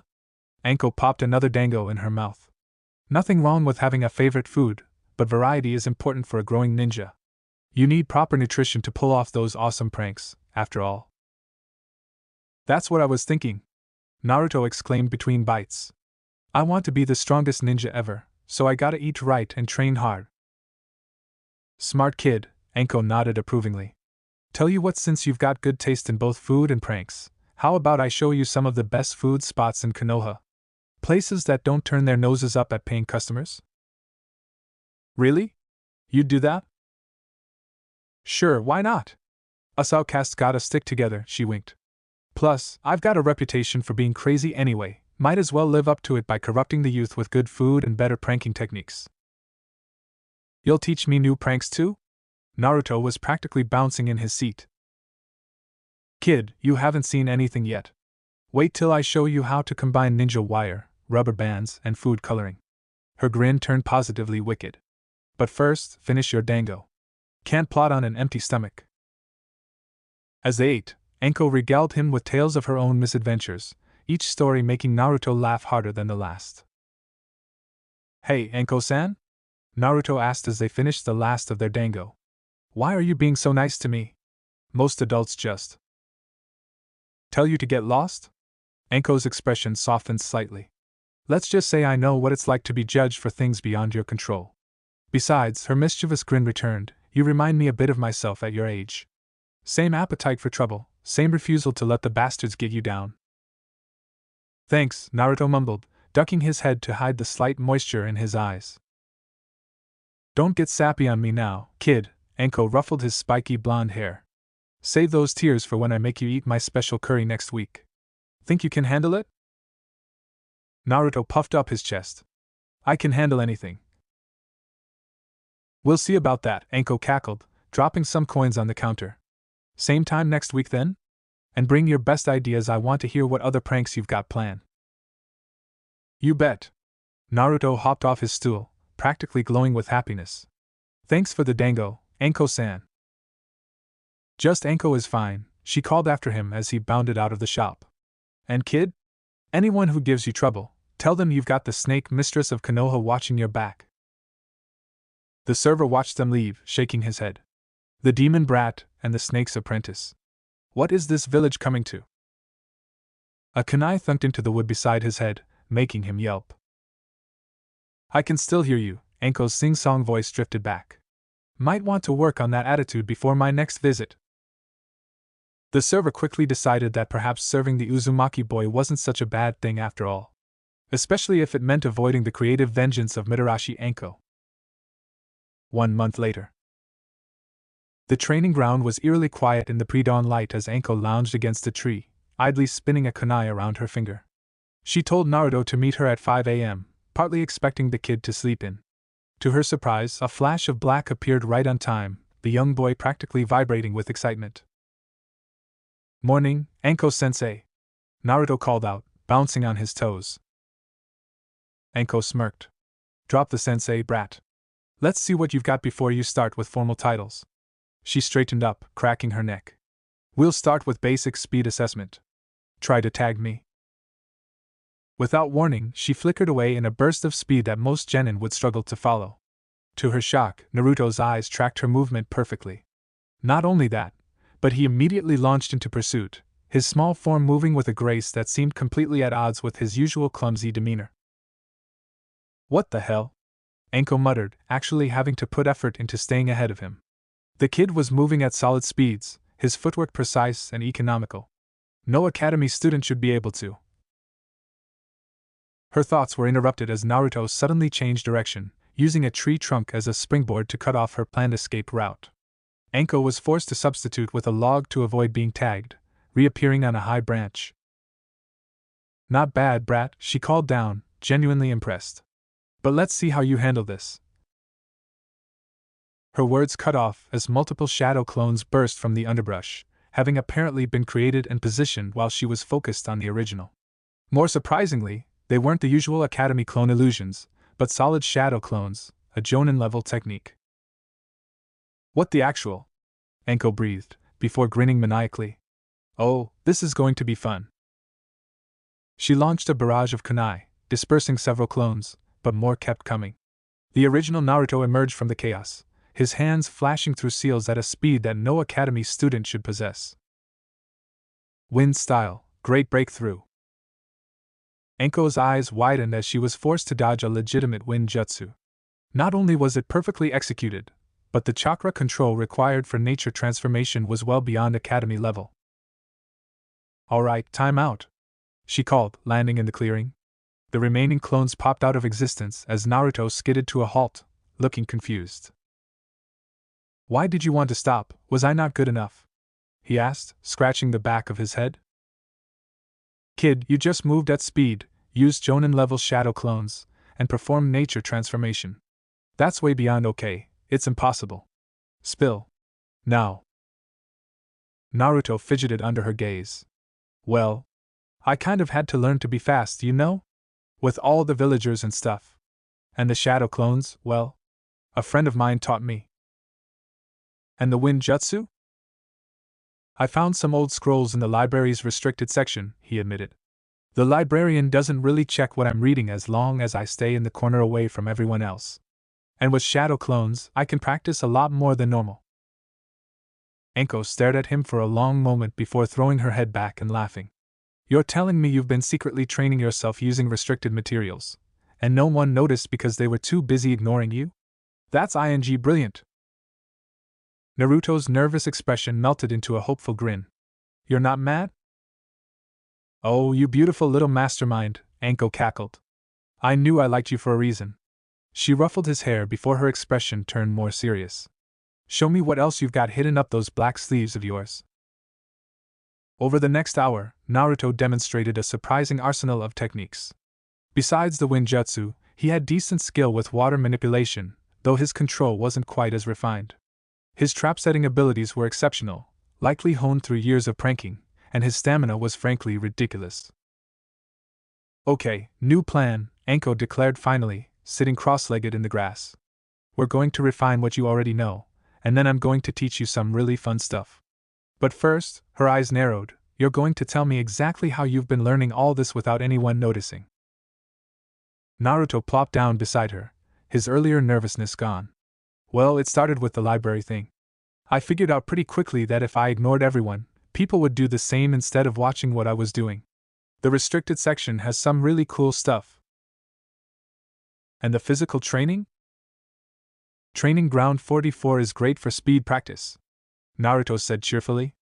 All those giant creatures trying to eat you really motivate you to run faster. Anko choked. You've been training in the Forest of Death? By yourself? Only sometimes. The regular training grounds get boring, and nobody ever checks the forest because they think it's too dangerous for academy students. Because it is too dangerous for academy students, Anko muttered, though she couldn't help but feel impressed. Right, new rule, no solo trips to Training Ground 44. If you want to train there, you wait for me. Deal? Deal. Naruto agreed quickly, clearly happy to have someone to train with. So, what are you going to teach me? Anko's grin turned predatory. Oh, all sorts of wonderful things. First, we're going to work on your stealth. Then I'm thinking about poison recognition, because if you're going to play in my favorite forest, you need to know what'll kill you. And after that, she cracked her knuckles, we'll see about adding some real bite to those pranks of yours. Naruto's answering smile was bright enough to rival the rising sun. Now Anko stood, pulling out more kunai. Show me that wind jutsu again. I want to see just how much chaos we can cause with it. 1 week later. The morning sun beat down on training ground 23 as Anko circled her young opponent, a predatory gleam in her eyes. All right, brat, no holding back this time.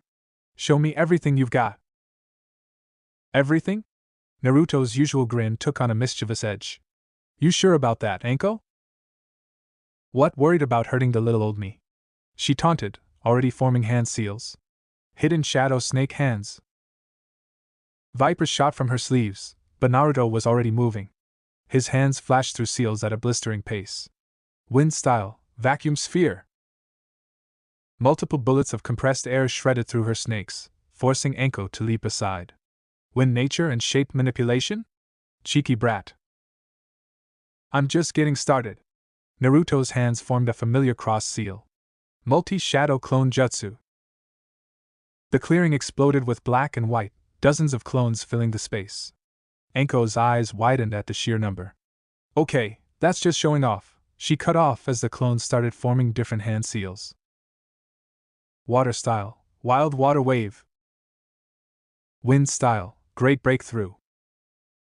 Earth style, mobile core. 3 nature transformations? Anko yelped, substituting rapidly to avoid the combination attacks. Since when? Snake style, serpent's binding. More snakes erupted from the ground, wrapping around several clones. Naruto's eyes lit up with interest even as he dispelled them. Cool jutsu. The snakes are actually listening to you. Less fanboying, more fighting. Anko launched a barrage of poisoned Senbon, only to curse as Naruto's form shimmered. Genjutsu? Nope, just good old-fashioned speed. Naruto's voice came from behind her as he attempted to sweep her legs. Anko flipped over him, her coat flaring dramatically. Not bad, but try this. Hidden shadow snake assassination. A massive python materialized, lunging at Naruto. To her shock, he didn't dodge. Instead, his hands blurred through unfamiliar seals. Uzumaki style, chakra chains. Silver chains burst from his back, intercepting the snake and binding it. Anko's jaw dropped. What the actual? It's a family thing. You're just full of surprises today. Anko released her snake summon and bit her thumb. Let's kick it up a notch. Summoning jutsu. A massive brown snake appeared beneath her, its scales gleaming. Naruto whistled appreciatively. Now that's awesome. Hey, quick question, can I pet it later? The snake turned to Anko, clearly confused. Did the small human just ask to pet me? Focus! Anko commanded, though she was fighting back a laugh. Get him! The snake struck, but Naruto was ready. More chakra chains erupted, creating a defensive dome around him. Then, to Anko's disbelief, he started combining techniques. Wind style, vacuum sphere. The air bullets shot through the gaps in the chains, enhanced by the channeling effect. Water style, water dragon. The liquid serpent wove between the chains, picking up speed. And just for fun, shadow clone great explosion. The combination created a devastating wave of pressurized water filled with explosive clones. Anko's summon disappeared in a puff of smoke rather than face the onslaught, leaving her to deal with it alone. Oh sure, she substituted rapidly, but Naruto had anticipated it. More chains shot from the ground at her new location, wrapping around her arms and legs. Gotcha! Naruto appeared in front of her, holding a kunai to her throat. His grin was positively fox-like. Give up? Anko tested the chains, finding them surprisingly solid. Damn, kid. You've been holding out on me. She relaxed her stance. I yield. The chains dissolved and Naruto immediately offered his hand, pulling her up. That was awesome. Those snake jutsu are so cool. Can you teach me? Please? Please? I promise I won't use them for pranks. Much. Anko couldn't help but laugh, ruffling his hair. "They're summon-based techniques, Squirt. You need the snake contract, and that's." She trailed off, her expression darkening slightly. "That's what?" Naruto asked, concerned about replacing his excitement. Anko sighed, sitting down heavily. "Let's just say my former teacher left some pretty nasty memories associated with snake techniques. He's not exactly village-friendly anymore." Later. "Target at 2 o'clock, Anko whispered, crouched beside Naruto on a rooftop. Below, an ANBU squad was performing their routine patrol, completely unaware of the chaos about to unfold. "Ready with the seals?" Naruto grinned, holding up several papers covered in intricate designs. "Oh yeah? Operation Rainbow Nightmare is going." Anko's eyes gleamed with mischief. "Hit it, kid!" Naruto's hands formed his signature cross seal. Multi-shadow clone jutsu. Dozens of clones appeared, each holding similar seal tags. They scattered across the rooftops, perfectly positioning themselves around the patrol route. "Their masks are so boring," Anko mused, readying her part. "Let's add some color." The ANBU squad never saw it coming. One moment they were leaping between buildings, the next they were caught in a massive seal array. Paint bombs exploded in a kaleidoscope of colors, while Anko's special snake summons appeared wearing tiny party hats, spraying glitter from their mouths. "My mask!" One ANBU shrieked as his porcelain face covering turned hot pink with rainbow polka dots. "Snake style, serpentine dance!" Anko called out, and her snakes began performing an impromptu choreographed routine around the trapped ANBU. Naruto's clones added to the chaos, throwing water balloons filled with temporary hair dye. "Looking good, Kat-san. Purple really brings out your mask." "Is that? Are those snakes doing the Macarena?" another ANBU asked in disbelief. "With party hats," Naruto confirmed proudly. "Anko's idea." "Best idea ever," Anko wiped away a fake tear. "They grow up so fast." The ANBU tried to maintain their dignity, but it was hard when covered in rainbow paint, while sparkly snakes danced around them. Their attempted escape was thwarted by Naruto's seal array, which kept them stuck in place. "Should we let them go?" Naruto asked, watching the ANBU try increasingly desperate substitution jutsu. "After my snakes finish their grand finale," Anko grinned. "Hit it, boys!" The snakes launched into a synchronized spinning routine, showering the ANBU with more glitter before disappearing in puffs of smoke that spelled out Saxo in the air. "And now we run," Anko grabbed Naruto's hand. "Because I think Dog-san just figured out how to break your seal." They fled across the rooftops, laughing maniacally as colorful, glitter-covered ANBU attempted to pursue them. Naruto's remaining clones provided interference, leading their pursuers on wild goose chases across the village. "Quick, in here!" Anko pulled Naruto into a Chiraku ramen, both of them still giggling as they collapsed onto stools. "Welcome to, oh, Naruto!" Tochi greeted warmly, before noting his companion. "And Mitarashi-san. What's got you two in such high spirits?"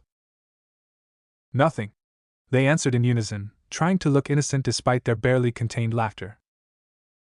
Tochi raised an eyebrow, noticing the traces of glitter on their clothes. Well, what can I get for you and your friend, Naruto?" "The usual for me, old man," Naruto declared. "Extra large."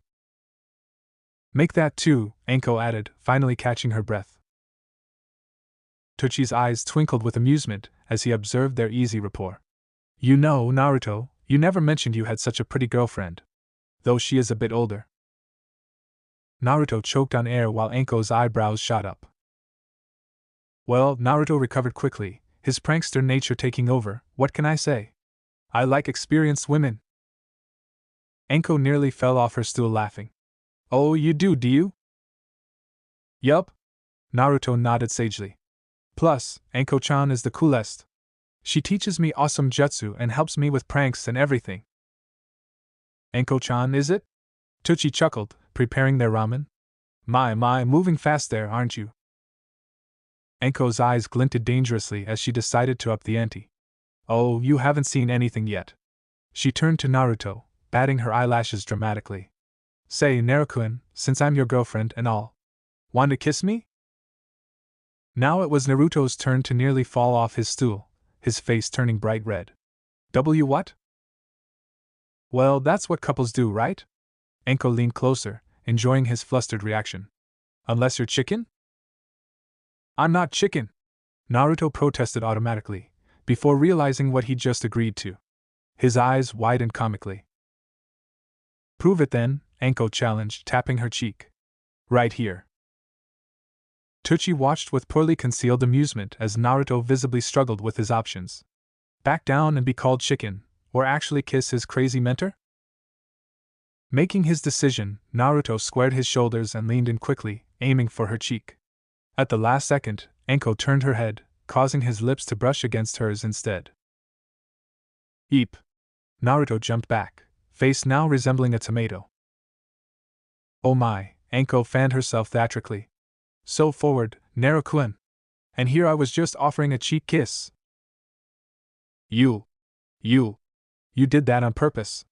Naruto pointed accusingly, still blushing furiously. Of course I did, Anko ruffled his hair affectionately. Consider it revenge for that glitter bomb you accidentally caught me with yesterday.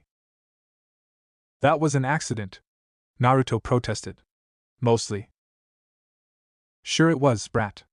Anko turned to Tucci, who was failing to hide his laughter. And for the record, old man, I'm his mentor, not his girlfriend. Though, she winked at Naruto, ask me again in about 6 years. Anko! Naruto buried his face in his hands as Tucci roared with laughter. Here's your ramen. Tucci placed their bowls down, still chuckling. On the house for the best entertainment I've had all week. Thanks, old man. Naruto recovered quickly at the prospect of free ramen. You're the best. They ate in comfortable silence for a while, until Anko spoke up. You know, kid, you've got pretty soft lips for a brat. Anko! Naruto spluttered, choking on his noodles. Just saying. Though maybe we should work on your technique. Was that your first kiss? I'm not having this conversation, Naruto declared, focusing intently on his ramen. It was. How cute! Anko cackled. Don't worry, I'll teach you everything you need to know when you're older. Consider it part of your training. Can we go back to pranking ANBU? Please? Naruto begged. Sure thing, kid. Anko finished her bowl and stood up. Speaking of which, I bet they're still trying to get that glitter off. Want to go watch? Yes. Naruto jumped up eagerly, glad for the change of subject. As they left the stand, Tucci called after them, come back anytime, lovebirds. We're not lovebirds, Naruto yelled back, while Anko just laughed. You know, she said as they headed toward the ANBU headquarters, you're pretty cute when you're flustered. Maybe I should tease you more often. Please don't. Too late. It's decided. Operation Make Naruto Blush is now an ongoing mission. You're evil, Naruto grumbled, but couldn't hide his smile. Yup, Anko agreed cheerfully. Now come on, I want to see if my snake's choreography made it onto the ANBU incident report. As they disappeared into the night, their laughter echoing through the streets, several glitter-covered ANBU watched from the shadows. Should we report this? One asked. And admit we got outdanced by snakes in party hats? Never. Another replied firmly. Besides, a third added, brushing sparkles from his now pink mask, I haven't seen a kid this happy in years. Let them have their fun. You just don't want to face Mitarashi-san's revenge pranks. That too. Later. The streetlights cast long shadows as Naruto and Anko made their way through the village. Despite the late hour, several shinobi were still out, and Naruto couldn't help but notice their cold stares directed at Anko. He was used to those looks himself, but seeing them directed at his mentor made his stomach twist uncomfortably. Two jonin passing by actually crossed the street to avoid them, whispering something about Snake Witch and Trader's Apprentice. Naruto's fists clenched, but Anko just walked on, her usual grin firmly in place. Though he noticed it didn't quite reach her eyes anymore.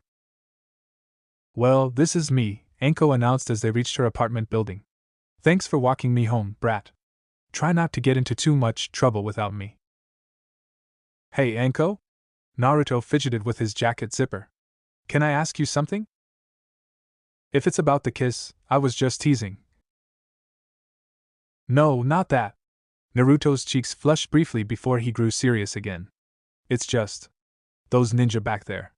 They looked at you the same way they look at me. But you're awesome. Why would they? Anko's playful demeanor faded. She leaned against her doorframe, suddenly looking much older than her years. Kid, have you ever heard of Orochimaru? The Sannin? Yeah, we learned about him in the academy. He was some super strong ninja who. Naruto trailed off as realization dawned. Who betrayed the village. He was my sensei, Anko said quietly. Taught me everything I know about snakes. Then he. She absently rubbed the back of her neck. Let's just say he left me with some unfortunate souvenirs. And a lot of people in this village have long memories and short tempers. That's stupid! Naruto burst out. You're nothing like him. You're kind and funny and you actually care about people. They're just like the villagers who can't see past the F. He cut himself off abruptly. Past the fox? Anko finished gently. When Naruto stared at her in shock, she smirked. Give me some credit, kid. I do read mission reports occasionally. You know? And you still want to hang out with me? Course I do, brat. Anko ruffled his hair. Us village pariahs gotta stick together, right? Naruto's eyes were suspiciously wet as he launched himself at her in a tight hug.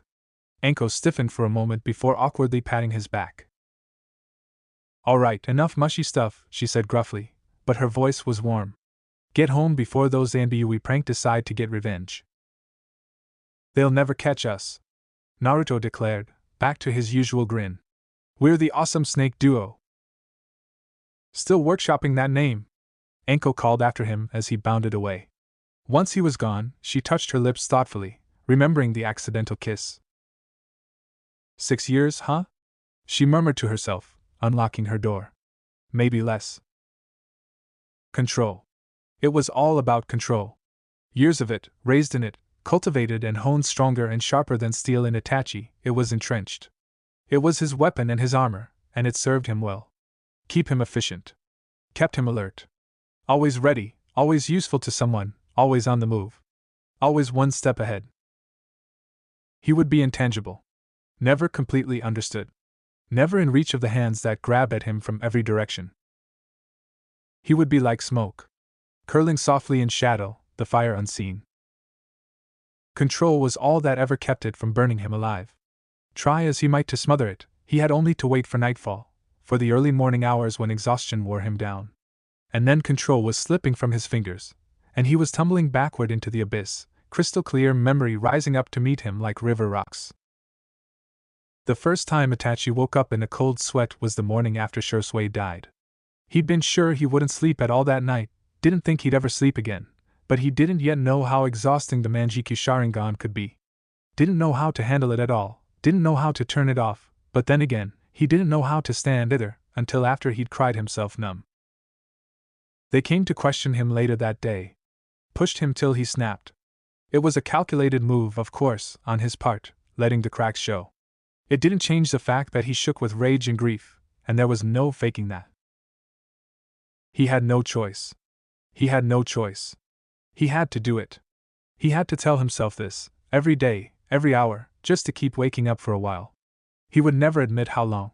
He would never admit a lot of things.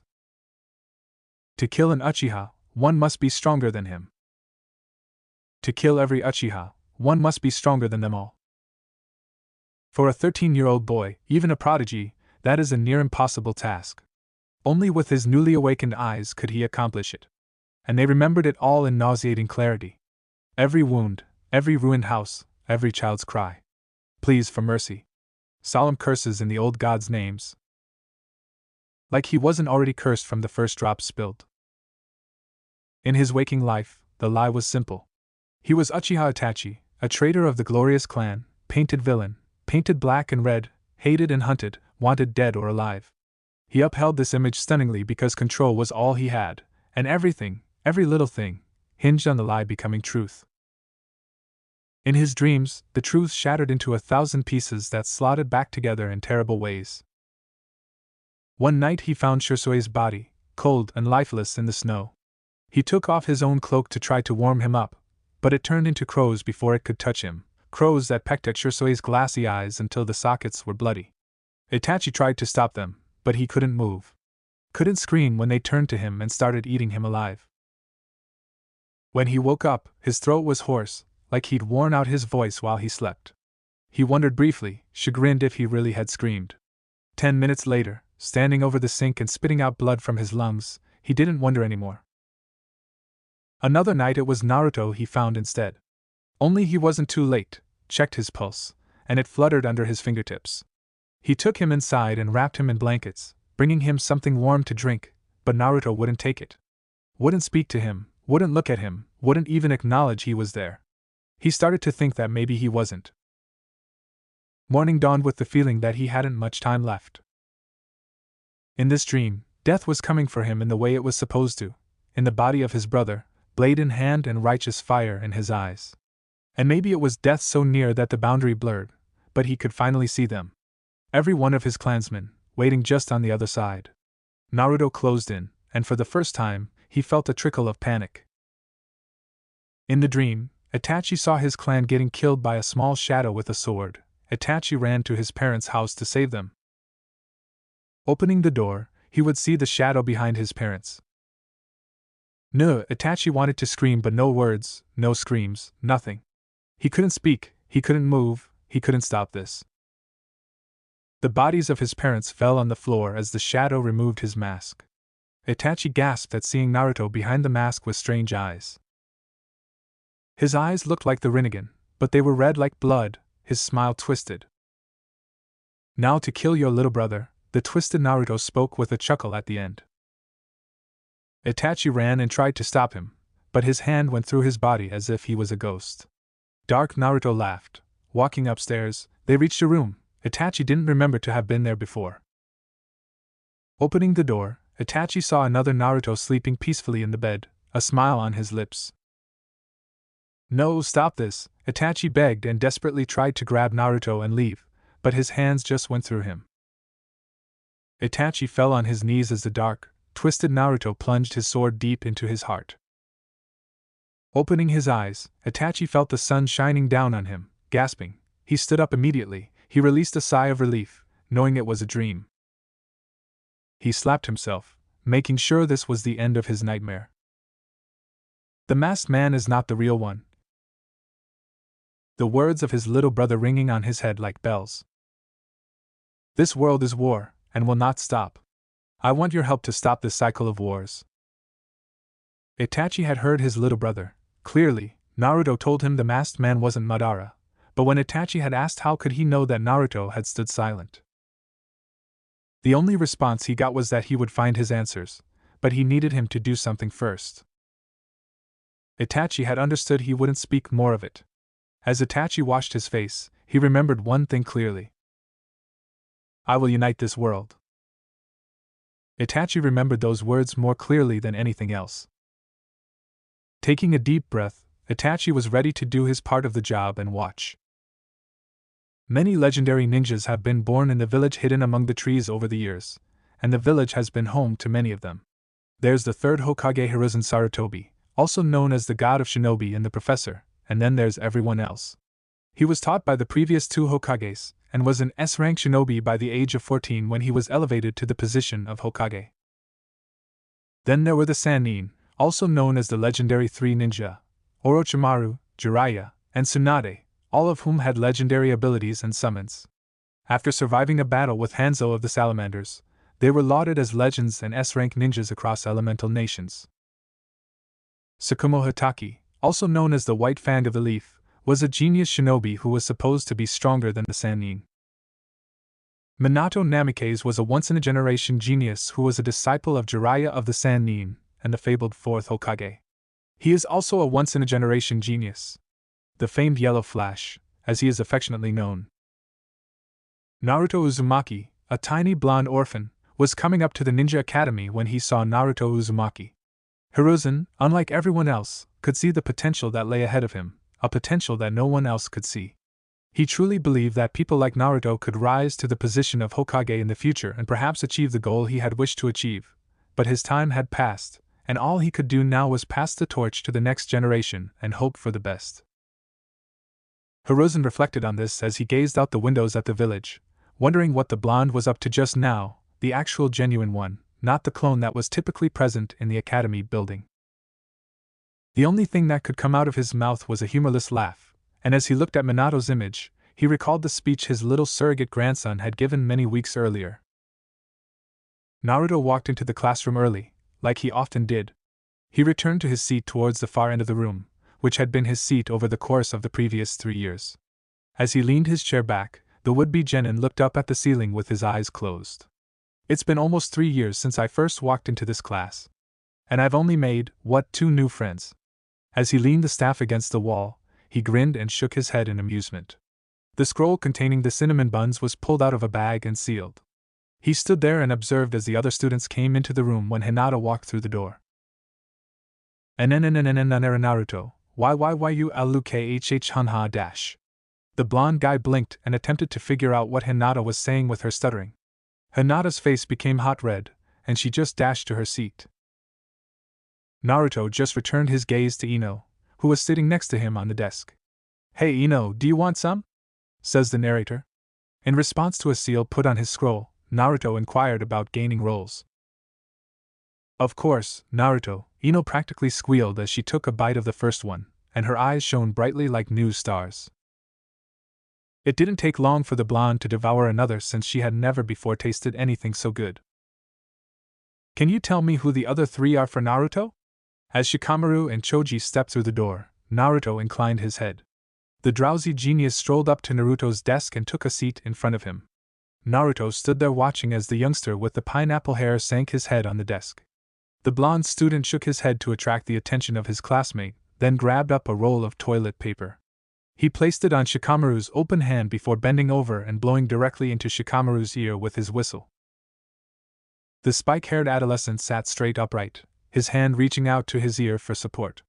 Unfortunately, he was completely unaware that he had anything on his palm and ended up flattening the cinnamon bun on his ear. Despite himself, he couldn't help but giggle at the sight of icing and cinnamon powder streaming from Naruto's ear. From behind them, the others could be heard chuckling. Naruto placed one hand on his hip placatingly and picked up a second roll. He put it directly in front of Shikamaru's face. The youngster grabbed the bottom of Naruto's coat and used it to clean the inside of his ear. He ignored the glare Naruto sent his way and instead grabbed up his roll and chewed into it viciously. Naruto shook his head once more before returning to his desk and sitting down. He blinked and threw a roll over to Chuji, who eagerly accepted it as a gift. When Kiba walked through the door, Naruto tossed a couple of rolls his way. Kiba had already consumed one and was about to bite into another when Naruto's voice stopped him. Dog boy, that one is for Akamaru, says Naruto. When Kiba looked away from him, he stroked the back of his head with a sheepish grin and clutched the cinnamon bun behind his head. The roll was pushed down by a hairy snout that surged up. As the sounds of loud eating emanated from Shikamaru's hood, Kiba strolled up and took a seat next to him. So, are you guys all set to go? We are faced with difficulties today. And I certainly don't want to come up short. He gave Chuji a high five over Shikamaru's shoulder before turning his chair around and facing Naruto. Is it possible for us to see you putting the ducks in his place once more? I know you've been holding back from the first day, Kiba said as he snapped his head around to face their group. Naruto took a few steps back and blinked. Everyone in the gathering was looking at him with hopeful expressions on their faces. Doesn't Kiba speak for all of you, don't you think? The boy groaned as they nodded their heads. That's okay, that's fine. I'm going to take him down a peg or 3. It shouldn't be that difficult, particularly if he's been demonstrating his abilities to the best of his abilities. He had a nasty smirk on his face. The blonde was well aware that they didn't exactly know his full power, yet, what he demonstrated was sufficient for him to be the best in the class despite the professors, with the exception of Irika-sensei, attempting to sabotage him on multiple occasions. So, who's up for placing bets on our teams? Ino inquired as to whether or not they had begun wagering on who would be on the squad since the second year. Shikamaru was the only one who was successful in withdrawing money. Everyone else had seen the young genius make a wager and had decided that they did not want any of it. Naruto flashed a smile. Guys, let's not be ridiculous. So, Shika, what do you think your chances are? The trio of Ino, Shika, and Cho, Hinata, Kiba, and Shino should be grouped together, in my opinion. You. He stood there and watched as Naruto drew out an equal sum of money. Given the way things have gone for me, I'd guess I'm going to be trapped with the Banshee and Duck-ass himself. Next to Naruto's and Shikamaru's piles was a third mound of books. The sound of Kiba's voice could be heard. Naruto, not a chance. They wouldn't put you in a situation where you were going to murder 2 people. I propose that you be assigned to a squad that includes Shino and Shikamaru. Shino was in charge of collecting the money, and he indicated that he would determine who won based on his impartiality as a judge. Shikamaru's money was returned to him since no one had really bet against him. Ino placed a bet on her and Naruto, and most likely on Shikamaru as well. Hinata had been deafeningly silent during it all, almost as if she didn't exist. When Irika entered the room, the group was forced to disperse to their seats. When he arrived, the class immediately fell silent, terrified that he would employ the big head method on them if they didn't behave. Mizuki, with his silver hair, trailed behind Irika by a few feet. The door at the front of the room was closed, so Irika went to it, and Mizuki stood beside it. Alright, today are the challenges. I want each of you to go to the training yard. After he finished speaking, Irika gave a quick blink. There was no one in the room. He turned to gaze at Mizuki, who was whirling dizzily in his seat. Irika-san, I'm thinking they're a little nervous. In order to speak, the Chunin had to be standing. After that, he walked out of the classroom, leaving Irika to glance around at all the vacant desks. They've all grown up, which is amazing. To think that after 4 years we could be receiving a fresh batch of ninjas to join our ranks is incredible. I'm curious to see which of them will go on to become genin. The spike-haired Chunin walked out of the room, his mind racing. The Academy's practice fields.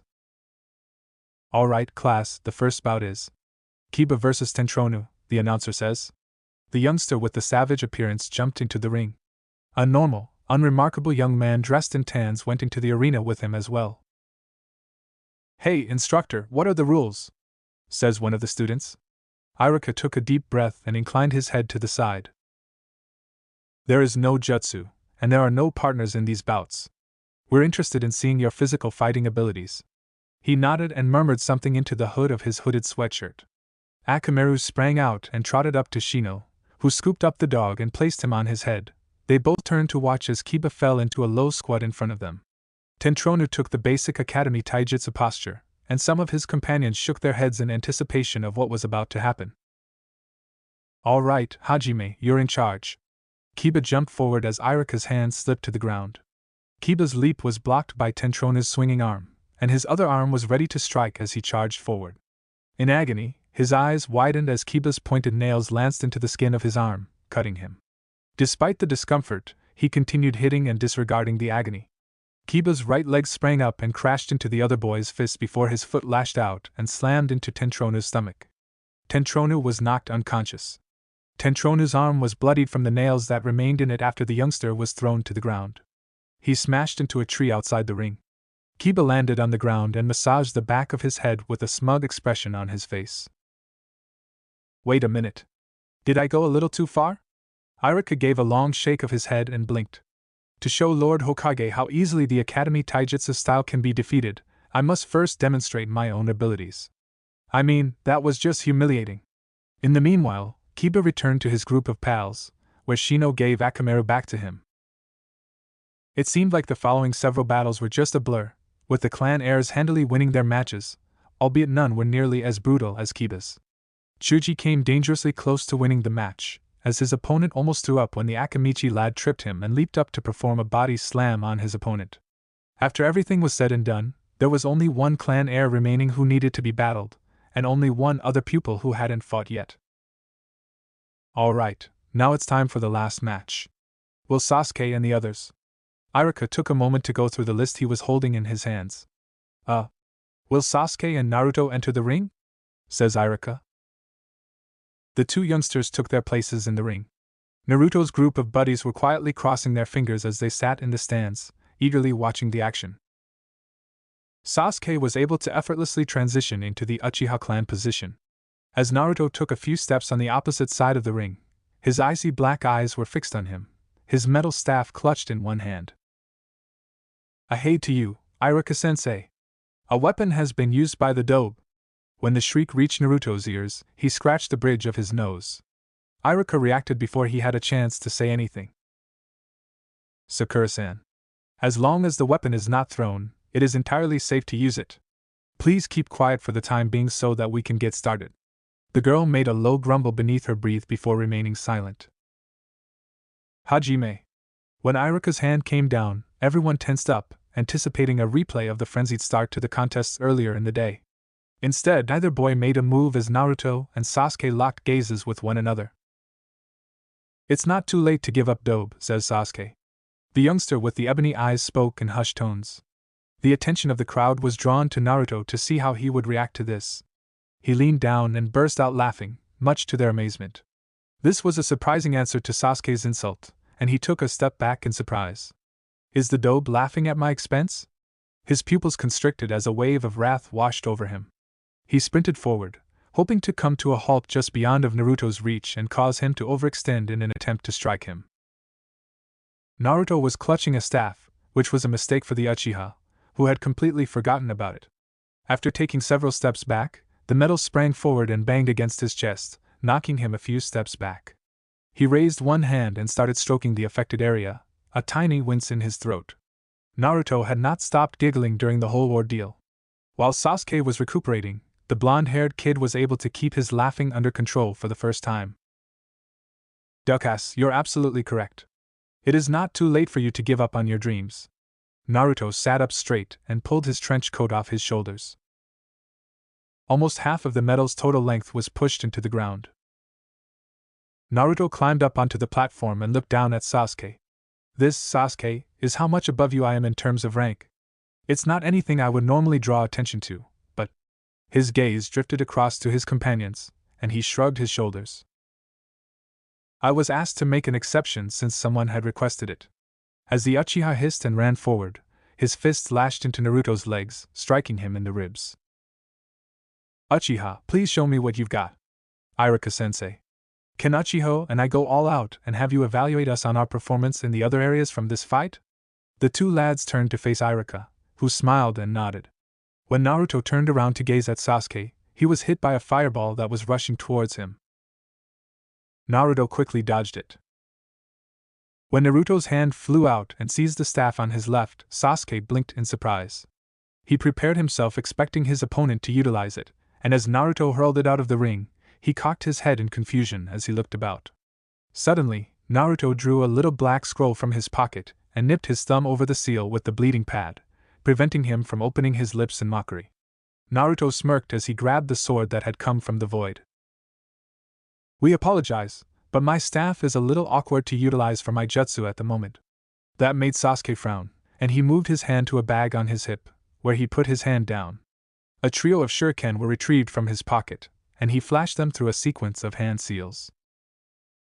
"Kaitan, Hozenka no Jutsu," says Sasuke. A trio of miniature fireballs erupt from his lips, and the shuriken is thrown exactly behind each one, completing the attack. As for Naruto, he flashed through his own set of hand seals as a distraction. When he heard Sasuke say it, he couldn't help but smile. No, some genius hasn't even realized that yelling the name of his jutsu is really a genuine move. Let's see how he responds to this proposal. Kamaitachi no Jutsu, Kamaitachi no Jutsu. After lashing his weapon to the ground, the blade-like shape of the wood unleashed a path of wind behind him. When the wind strike defeated the equal-ranked fire attack, Iruka and Mizuki's eyes widened as they realized what had happened. It was imperative that Naruto respond swiftly in order to deflect the shuriken that had been concealed beneath the flames. He dipped into his own bag and brought out a trio of shuriken that belonged to him. "Okay, now it's my chance." Naruto hurled the weapons in unison and stood back to watch as Sasuke evaded them. In the blink of an eye, he had focused his will into the technique, sending the shuriken looping through the air and flying back towards him and the unsuspecting youngster. Sakura had been watching the weapons from the sidelines, her attention drawn to them by the gleam they emitted. She realized what Sasuke had missed, and she was about to issue a warning when a large hand clamped over her mouth and forced her to stop speaking. Chuji's eyes were on her as she gazed up at him. Now, Haruno, please don't talk.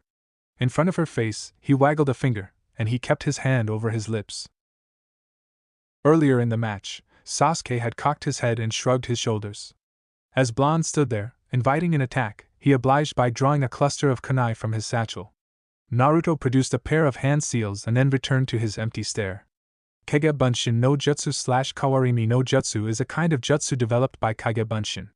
He shimmered for a brief period before settling, causing the Uchiha to blink as he threw the kunai, to which he responded with a smirk as Naruto kicked a stone in the direction of his face.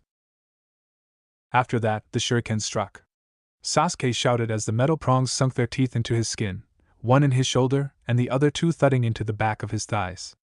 Suddenly, he felt something pressing on his temple as he dropped to the ground and began to fight to his feet. Slam! You're no longer alive. When he raised his eyes, he noticed Naruto standing there. What? How? You were crushed by those kunai, as we saw. Naruto snorted as he raised his eyes to Sakura. It was a Kage Bunshin that you all saw being struck. Let's face it, your beloved Uchiha was defeated. Iruka smiled and nodded. However, you both come out on top in the trials that you set for yourself. How did Naruto's wind jutsu neutralize Sasuke's fire jutsu, I'm wondering? Naruto had a grin on his face.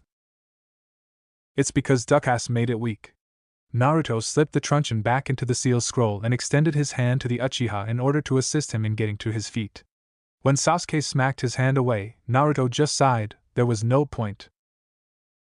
Taking a step behind the other, the blonde-haired kid pulled his shuriken out of the Uchiha's back before sealing them into a separate scroll. That means I'll have to clean them up before I can put them back with the others. He strolled up to his companions and gave them a thoughtful look. Well? Shikamaru smirked as he smacked him on the back of the neck. This is quite troublesome. Similar praises were received from the other participants. To pass the other exam, you had to toss kunai at a target. There were 30 targets and you had 30 kunai to throw. If you managed to hit 3 of them, you have completed the task. For the blonde, the other exams passed him by in a haze, with his attention drawn solely to the fact that he had done nothing about Fuinjutsu. As the professors went about their grading, the class was escorted back inside. Mizuki was the one who graded the second half of the group, whereas Iruka was the one who graded the first half. As soon as the tasks were done, Naruto was declared victorious, but the blonde was lost in contemplation. The Hokage had come to the school today to observe how the next generation would fare in the challenges, if you can call them that. Nothing more than fighting and throwing kunai at dummies was accomplished. Naruto was puzzled as to where the Fujitsu challenge had gone. Why they hadn't been taught how to walk on trees yet. Can I ask you a question, Iruka-sensei? The shocked look on Iruka's face didn't mask his curiosity, and he indicated for Naruto to continue as planned. We took part in challenges including combat, history, and weapon throwing. What's the deal with Fujitsu? Naruto inquired, practically grilling him, with a calculating expression on his face. Iruka shifted his weight slightly in response to the inquiry, as he was uncomfortable with the attention of his pupil. Fuinjutsu exams had been withdrawn from the academy system 7 years ago, Iruka said, expressing his displeasure with the decision but acknowledging that he was unable to reverse it. After seeing the blonde's eyes narrowed slightly and his stare becoming ice, Iruka saw the room had become frigid, and that Naruto had given the Hokage an unblinking side glance that he didn't bother to disguise. Are you telling me that you withdrew the Fujitsu art from the academy system? Naruto said with venom, his gaze now directed at the Hokage rather than at his instructor. Is that correct? Hiruzen opened his lips to say something, but his words were cut short as Naruto's strength extended farther across the class. Can you tell me, Iruka-sensei, what the purpose of Fujitsu is? Naruto inquired, a sneer in his tone of speech. It is used to seal things, Iruka said, despite his own lack of understanding in the art of Fujitsu, having not yet reached level 2 proficiency. To put it another way, it is the most straightforward way to describe it. Fujitsu is used for a variety of tasks, including transporting items across a field, fastening items, and applying a seal of blood to ensure that something is secure. Fruits may be used to make barrier seals, healing seals, and paper bombs, for example. It is easier and safer to transfer supplies during a battle by sealing the supplies, Naruto stated, his voice becoming louder and higher with each syllable he spit out while gazing at the audience in front of him. Everyone had come to a complete halt. Mito Uzumaki became the Jinchuriki of Kyubi, thanks to the use of Fujitsu. How is a village supposed to survive if Fujitsu is not taught in the academy? During his speech, Naruto paused to emphasize that the detection barrier that surrounds the village was formed using Fujitsu, but the blonde didn't mention it since it wasn't public knowledge and they might ask how he knew about it. Naruto continued. The fourth Hokage was a level 10 Fujitsu master. The only one remaining in Konoha is Jiraiya, the Sannin. He's still alive, but he's becoming old. Who will we have in his place once he passes away, or do you think he'll live forever? What will we do if Kyubi strikes again, and how do you plan to seal him without the use of Fujitsu? Naruto ended his tirade since he realized there was little purpose in continuing. Hiruzen recalled that day well. The news had spread like wildfire, and the civilian council had moved quickly to demand that Naruto be punished. Even Kohara had expressed concern. Nevertheless, much to Hiruzen's astonishment, Danzo had said nothing negative about Naruto. However, it's possible that he was only acting in character. Hiruzen, on the other hand, was perplexed as to how Naruto had discovered that Mito Uzumaki had been a Jinchuriki. Naruto after 2 weeks. Despite the fact that it was difficult, Naruto managed to keep himself under control by tying 3 tails behind his back, as Kurama had warned him would be the case, but the mere thought of why he was doing this caused him to stand up on all 4 limbs again, his blood-red eyes watching as small trees grew all around him. But not just the trees, the wind was flying all around him, but not directly against his body, but more like it was caressing his skin. An exact replica of his body was slowly formed in front of him, and this was quickly followed by 4 additional wood clones. Due to the fact that the original was under Kurama's chakra cloak, the wood clones began creating their own chakra cloak with 3 tails almost immediately after being created. However, unlike the shadow clones, the wood clones did not vanish into thin air. Let's do this, Kurama, Naruto replied, a grin on his face, taking care not to utilize his Sharingan. Hokage Tower. An unusual group of people had gathered in Hiruzen Sarutobi's office. On one side of his desk stood none other than the Raigake and a girl with long blonde hair. With just one look at her, Hiruzen Sarutobi could tell she was maybe 2 to 3 years older than Naruto. It's a pleasure to have you here, Raigake Dano, says the Hokage. The field was smoking after hours of fighting. The blonde was glad that he could use 3 tails without going berserk. The only thing left was going 4 tails, which according to both Kurama and B-sensei, is the hardest part. Naruto soon decided to start training on his new Rasengan. When Naruto felt a presence, he spun around and put his guard up. He had been practicing for hours on end. He was finally seeing some progress with the new Rasengan, which could now be held for approximately 1 minute before losing its compression and becoming destabilized. There in front of him was a beautiful young lady. She was about 12 years old, with long blonde hair that was slightly paler than his own and tied back in a ponytail. She had cat-like slits in her eyes that were the perfect shade of sky blue, and she was dressed in a blue jacket and pants. Can you tell me who you are? Hello, my name is Yujito Ni, and I'm from Kumogakure. Who are you? Yujito inquired, a small smile on her face. With a sly smile, Naruto introduced himself as Naruto Uzumaki from Konohagakure. It is a pleasure to meet such a beautiful woman as yourself, Naruto said. Yujito blushed slightly. What the hell? It was only a compliment. Sure, he looks good with that sun-colored hair and bright blue eyes, she thought, desperately. It was a smirk on her face that said, Oh my kitten, I believe you are attracted to your fellow container, and this one will be a powerful mate indeed. I say you claim him now before anyone else does, the voice in the back of her head said. Nibby, stop it. I don't even know him for Kami's sake, Yujito said. I'm sorry, but I saw you training and was intrigued, so I wanted to take a closer look at what you were trying to do, the blonde girl explained after a while. Oh, this is nothing. I'm simply attempting to improve my chakra control to the point where I can master a jutsu technique. I understand, but it is extremely difficult. But Kyubi is making this harder. Naruto scratched the back of his head, expressing his dissatisfaction. What are you doing in Konoha anyway, Yujito? Naruto inquired, a tinge of curiosity in his voice. I arrived with the Raikage-sama, who informed me that he and the Hokage had made some sort of pact and that I needed to find you, Yujito explained to the other blonde. She wanted to get to know him better, and that was the best way. Do you know Naruto? We are a lot alike. We both share a burden that only a handful can understand, she said. You mean to tell me you're a Jinchuriki? Yes, I am, Yujuto said at the end. I have Nibi trapped within me. I am too. She finished, raising 2 fingers from her right hand. When the blonde told him she was a Jinchuriki, he grinned. I see, is that why you have those beautiful slitted eyes?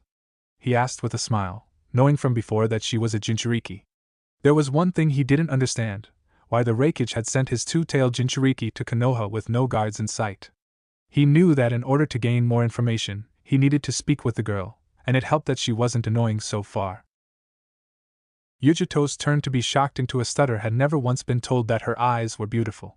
They had been the source of most of her pain and the distinguishing feature of her as a.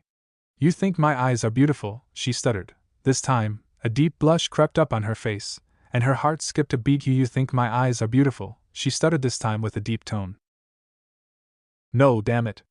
I've only just met him, and damn this damn him and that warm, welcoming, wonderful smile of his.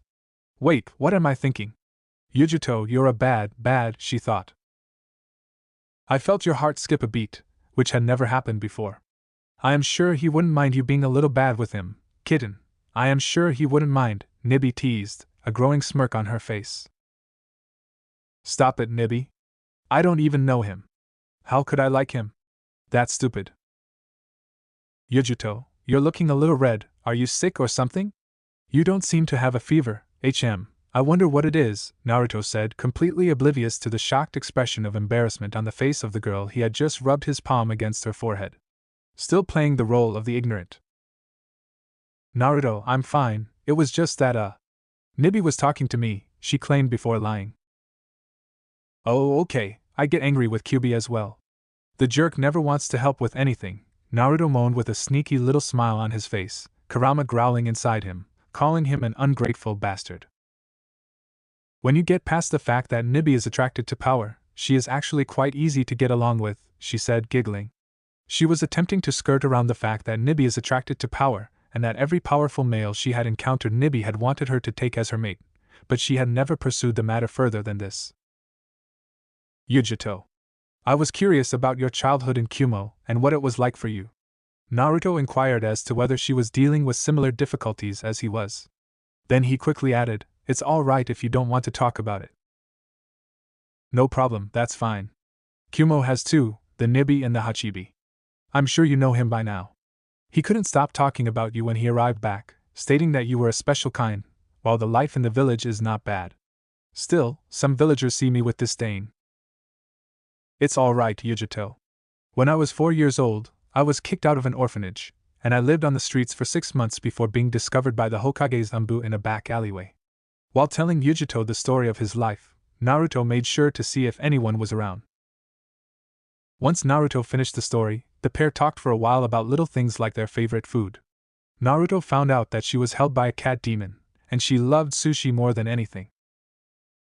Eventually, Yujuto explained that she had to leave but that she would return the next day and asked if she could assist him with his training, receiving an enthusiastic nod from the spiky-haired boy, who then remembered that all of his clones were still working on chakra control and dispelled them in groups of 10 before returning to his house. After a few days, Naruto and Yujuto began to spend more and more time together, and while Naruto's clones trained, the pair conversed and learned more about one another. After a few days, Naruto approached Yujuto and asked if he would like to go out to lunch with him. If I didn't know any better, I'd think you were asking me out, Naruto-kun. Yujuto teased with a slight flush to her cheeks as she said this. I just wanted to take a break and get something to eat, and I was wondering if you would be interested in joining me. It isn't a date unless you want it to be, Naruto explained. The Nibi purred as she latched onto Naruto's arm, dragging him away from his training ground, where his clones were busy practicing the ball rolling technique while walking up trees. One of them was holding the Rasengan, while 2 others were adding wind chakra and fire chakra, ready to create a whole new, more powerful Rasengan. You know what, Whiskers, I would like that a lot, so let's go, and when we are finished, how about we have a spar? I want to see how good you really are, the Nibi purred as she led him away. In Konoha, Yujuto was still leading Naruto to a restaurant by the arm, but she was unaware that a master of Sharingan was following them. Is that a Kumo ninja? What is she doing here, and more importantly, why is she with Naruto? Let's hope she isn't trying to harm him, Kakashi speculated, a slight frown on his face as he watched. Yujito went through plate after plate of sushi like he was going through ramen, and Naruto stood there in awe and horror for his poor wallet as he did. You really do like your sushi, don't you? I guess you were not lying when you said you loved it, Naruto chuckled with a nervous smile. You know what I'm talking about, Naruto-kun. It's my favorite food, she said as she finished off another plate of food. Seeing this girl consume what turned out to be 3 months' worth of money from the Hokage in a single meal couldn't keep a smile off Naruto's face. All right, now I think we both owe each other a spar, says Naruto. He said this while grinning at the contented smile on the face of his female companion. It was Yujito who said it, subconsciously wrapping her arm around Naruto's without a care in the world. Of course, you didn't think I had forgotten, did you? Yujito said. As soon as they arrived at the training yard, Naruto used Chunin speed, which took Yujito by surprise as she had assumed he would only be Genin speed at best. Yujito now understood why Killer Bee had told her that Naruto was a special case, but she was perplexed by Naruto's knowledge of the Kyuubi, as the Hokage had stated to her and Raikage-sama that Naruto had no knowledge of the Kyuubi. In the end, Naruto won 3 times, and Yujito only won once, and this was due to the fact that Naruto had been in a river, allowing Yujito to electrocute him while he was walking on water. You're quite good friends, it seems, they both heard a voice. Turning to their right, they were met with the hard face of the Raikage, who stood with a grin on his face. Raikage-sama, Yujito spoke immediately before bowing respectfully in front of him. Naruto, on the other hand, bowed as well since the man in front of him was a Kage, and he needed to show respect. You can say that me and Yujito are quite good friends, Naruto spoke first. The Raikage nodded in understanding but couldn't help but wonder why Naruto was holding back against Yujito. At the moment when he was electrocuted, Raikage had seen that Naruto could have avoided that, but instead, he had let himself lose. Raikage-sama, what are you doing here, and how is Killer Bee Sensei? Naruto asked, smiling. Despite his weird, strange way of singing, the blonde missed him. He's in the village, he has mentioned you. I'm sure you will see him again soon. Hell, he has started writing a song, saying that he will sing it for you once you two meet again. Raikage spoke with a smile as he walked closer. Naruto wasn't sure what to think. While Bee-sensei was good at talking when he was using a normal talking voice, but when it came to singing, it left a lot to be desired. Raikage-sama, why are you here? Naruto asked again, knowing it wasn't every day that a Kage of another village suddenly decided that he wanted to visit Konoha. I'm afraid I can't say, but I can tell you is to repair the tension between our villages. Naruto just nodded his head. In his mind he thought that perhaps he could talk with Raikage. Kumo was known as the second strongest village. Not mentioning Naruto knew the whole reason why Kumo didn't try to profit from the Hyuga incident was because of him. The debt they owed to his father and mother, whatever it was enough to make the Raikage perhaps want less tension. The blonde wondered how he could use this to his own advantage. After all, it is much better to be friends rather than force them to become allies. Naruto just shrugged his shoulders before talking again with Yujito, which went on for an entire week before the Raikage told Naruto that they would leave soon.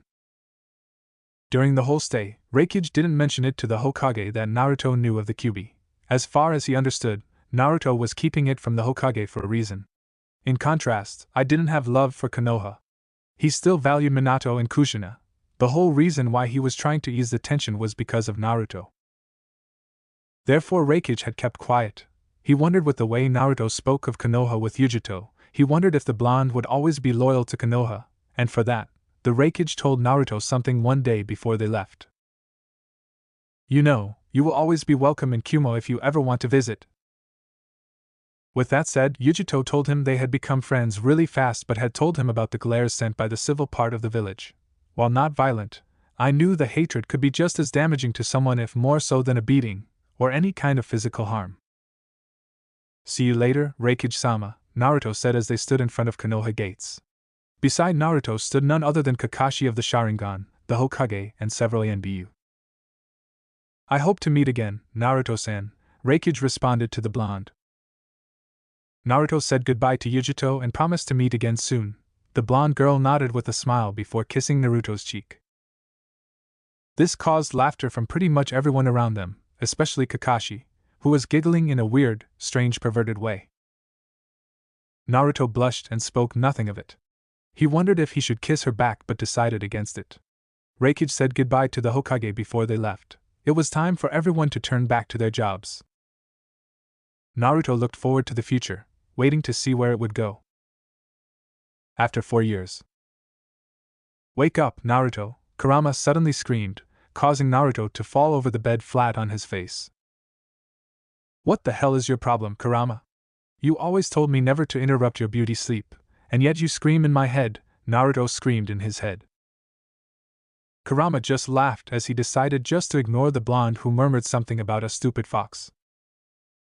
Naruto stood up. He looked at his bed before his blue eyes saw outside the window. The sun was just barely peeking in the horizon. "Well, I might as well just prepare," he murmured before walking to the bathroom, washing his face. He saw his own face in the mirror. In the last 4 years, Naruto had changed drastically. He had long blonde hair, 2 fangs at the side of his face, and his blue eyes looked somehow even bluer. His body had grown muscular, wearing new clothes chosen by Ino. Apparently, she knew the best clothes. Therefore, Naruto had let her decide what he should wear. Naruto, like the rest of his classmates, has reached the age of 13. He'd grown quite a bit in stature. Naruto was approximately 5 foot 7 inches tall at this point. It appears that his blonde hair has grown in a manner that is nearly identical to his father's, as a portion of it is now blocking parts of his forehead and framing his face with 2 bangs that extend a little past his ears and frame his face. Currently, Naruto is sporting a mesh armor t-shirt underneath his open high-collared maroon jacket, which features 3 black stripes on his rolled-up long sleeves as well as a black-colored Uzumaki and Senju symbol on the back. As well as these, he is dressed in a pair of black ANBU pants with medical tape covering his ankles near where his shinobi sandals are located. He had grown and become extremely handsome. Every girl in the academy looked at him with hearts except a few who were still loyal to Sasuke Imo. Naruto decided to head outside and wait until Anko came. During the last 4 years, he had started to see Anko differently from before. At first his eyes noticed her features, her curves. In a way he liked how she looked, something Anko seemed to notice since she often did things or crossed her arms under her chest, making her breasts look bigger than they already were. Naruto would often look away. Their relationship had grown, with Anko liking that Naruto had not once tried to make her do anything uncomfortable. He was as friendly as always. Anko had seen eventually that Naruto was quite mature despite his age. Even as young as he was, he talked with pride, sense and power, causing Anko to feel grateful for what he had done for her. The snake mistress couldn't help but eventually grow feelings for the blonde. He had grown quite tall, instead of the kid she once knew. Now there was this man who looked ready to face the world and more. Anko had stolen a few glances. She had to admit that Naruto was as handsome as sin. She still hadn't made any moves but thought of it after he became a genin. When it came to Ino, the blonde girl had grown as well, due to training from both Naruto and Anko. Especially Anko, she had grown taller, and her curves had grown quite noticeable. Her long blonde hair reached her middle back. Her skirt was purple in color since it was her favorite color. Ino thanked Naruto for training her, saying that she would probably be worthless without him. But Naruto told her that she did all that herself. Her will to get better was what made her reach this level and not give up. Ino knew she had a huge crush on Naruto. How he had grown and how he looked at her sometimes made her knees weak. She had decided to tell Naruto about her feelings after they officially became genin. Naruto jumped from building to building, passing through Konoha. Many villagers saw only a blur as he jumped. He kept on passing through buildings before jumping hundreds of meters up and slamming with the ground before running up, soon reaching the chin of his father, and jumped high in the sky, landing on the top of his father's statue. Naruto turned and looked at the village below him, the wind hitting his body, his blonde hair dancing with the wind, closing his eyes before opening them, his Mangekyo Sharingan in full display. Naruto focused more chakra on his right eye, and his right eye became a Rinnegan while his left eye stayed in Mangekyo. The sword of his mother tightened on his hips. Closing his fist, he looked at the land beyond Konoha. The forest was surrounding the village. It had been a long time of training and preparing for this moment. Countless hours of training and studying. With this knowledge and power, I will bring peace, and soon everyone will bow before me. The sun is just starting to appear and shine above Konoha. People are starting to open their shops for another ordinary day. However, to some people, this is no ordinary day if you can say so. For long years have passed, and now both Naruto and Ino are 13 years old and today is graduation day. In Naruto's case, his taijutsu style is very different. He trained his Uchiha style, Kakashi style, and Anko style, soon creating his own style, which he called Hachiman style, and mastered it within 8 months. Creating his strongest taijutsu attack, Amatsu. And his strongest defense was his chakra shield using his seal around his body. The name of the shield was Bishamon. When it came to genjutsu, Naruto could only use one genjutsu, and that was a genjutsu from his Mangekyo Sharingan. The name of the genjutsu is Daikokuten. Naruto wasn't sure what the genjutsu could do since he still hadn't used it against anyone. The only source of information regarding the genjutsu was a scroll left by his father, telling him of the 3 Mangekyo abilities he had, one of them being Daikokuten.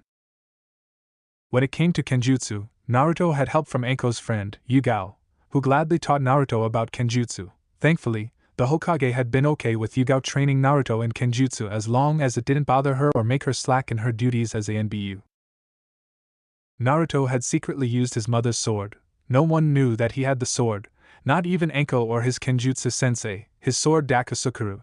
Naruto managed to implement his kenjutsu moves taught by Yugao sensei into his own sword, but Naruto had yet to able to use one of 3 strongest kenjutsu moves in the world. Aim no Habakiri's rank. The only known user who was still alive was Mifune, the commander of the samurai of Iron Land. Kusanagi no Tsurugi rank. No one alive knows how to use this kenjutsu, Naruto had read, and even Yugao sensei told him that a legendary swordsman of Iron Land was the last one to use that move. It was said that he died after using it, but the effects of the kenjutsu move itself were still visible in the battlefield that it happened despite being over 1,000 years ago. Takamikazuchi SSS rank was created by Roku Uzumaki, the founder of the Uzumaki clan, the strongest kenjutsu move to ever exist. Kushina had left books and several scrolls to Naruto in regards to Uzumaki history and their culture. Naruto had read various things about the kenjutsu move that was said. It was powerful enough to cut everything, even Kyuubi himself. It was even spoken, but more like a myth, that a long time ago, the island where Kirigakure now resides was actually part of the continent of Elemental Nation. Still, one night a massive attack had split that part of the land that now is known as Kiri. Most thought that it was just a myth, a legend, but Naruto liked to believe that someone had that power and had cut that massive part of the land from the continent for whatever reason. Whatever it was, for protection or as punishment, he didn't know. Naruto truly honors the Uzumaki clan.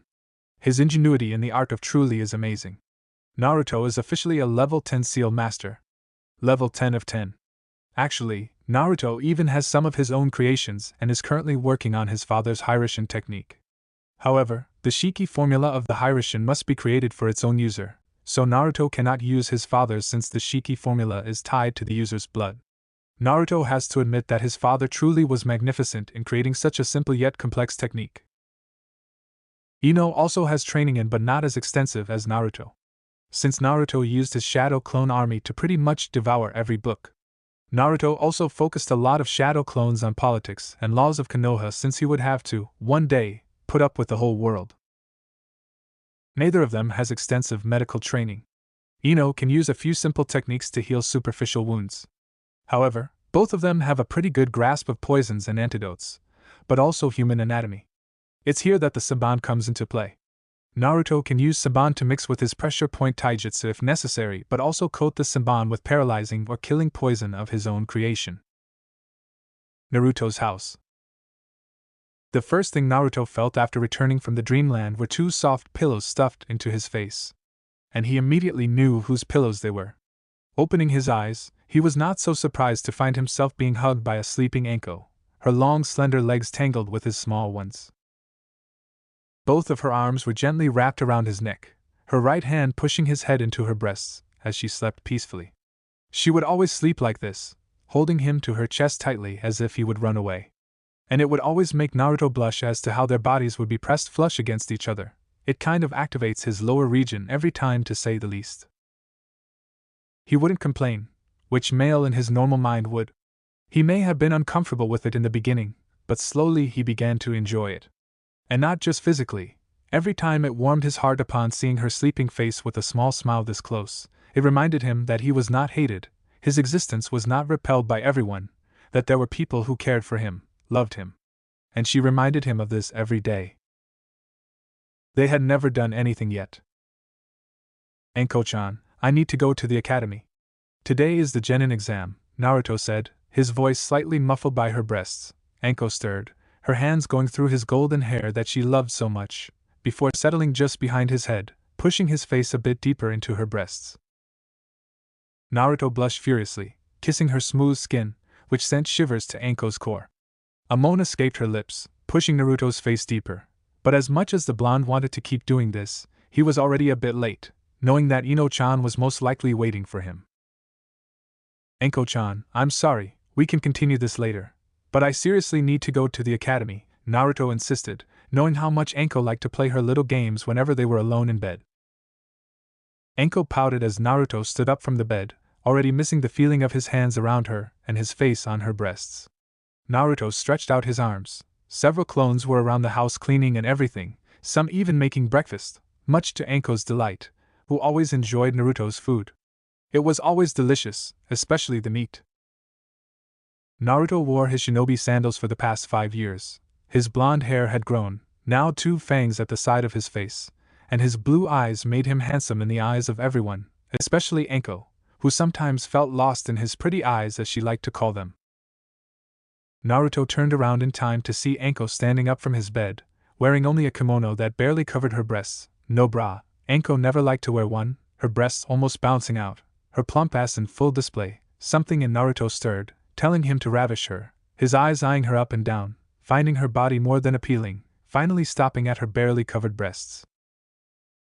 Something Anko quite enjoyed, before purposely leaning her head forward, giving him a clear view of her cleavage. It took all his willpower to turn around and act as if nothing was happening, that his cock wasn't rock hard, feeling uncomfortable against his britches. Sitting down to eat rice with an egg, Naruto was eating a bit faster, knowing he was a bit too late. Anko ate her food slowly, savoring every bite. Soon Naruto stood up, heading towards the door before being stopped by Anko. Good luck, Naruto-kun, and if you do well, I might just reward you, she spoke in a husky tone against his ear, making Naruto shiver.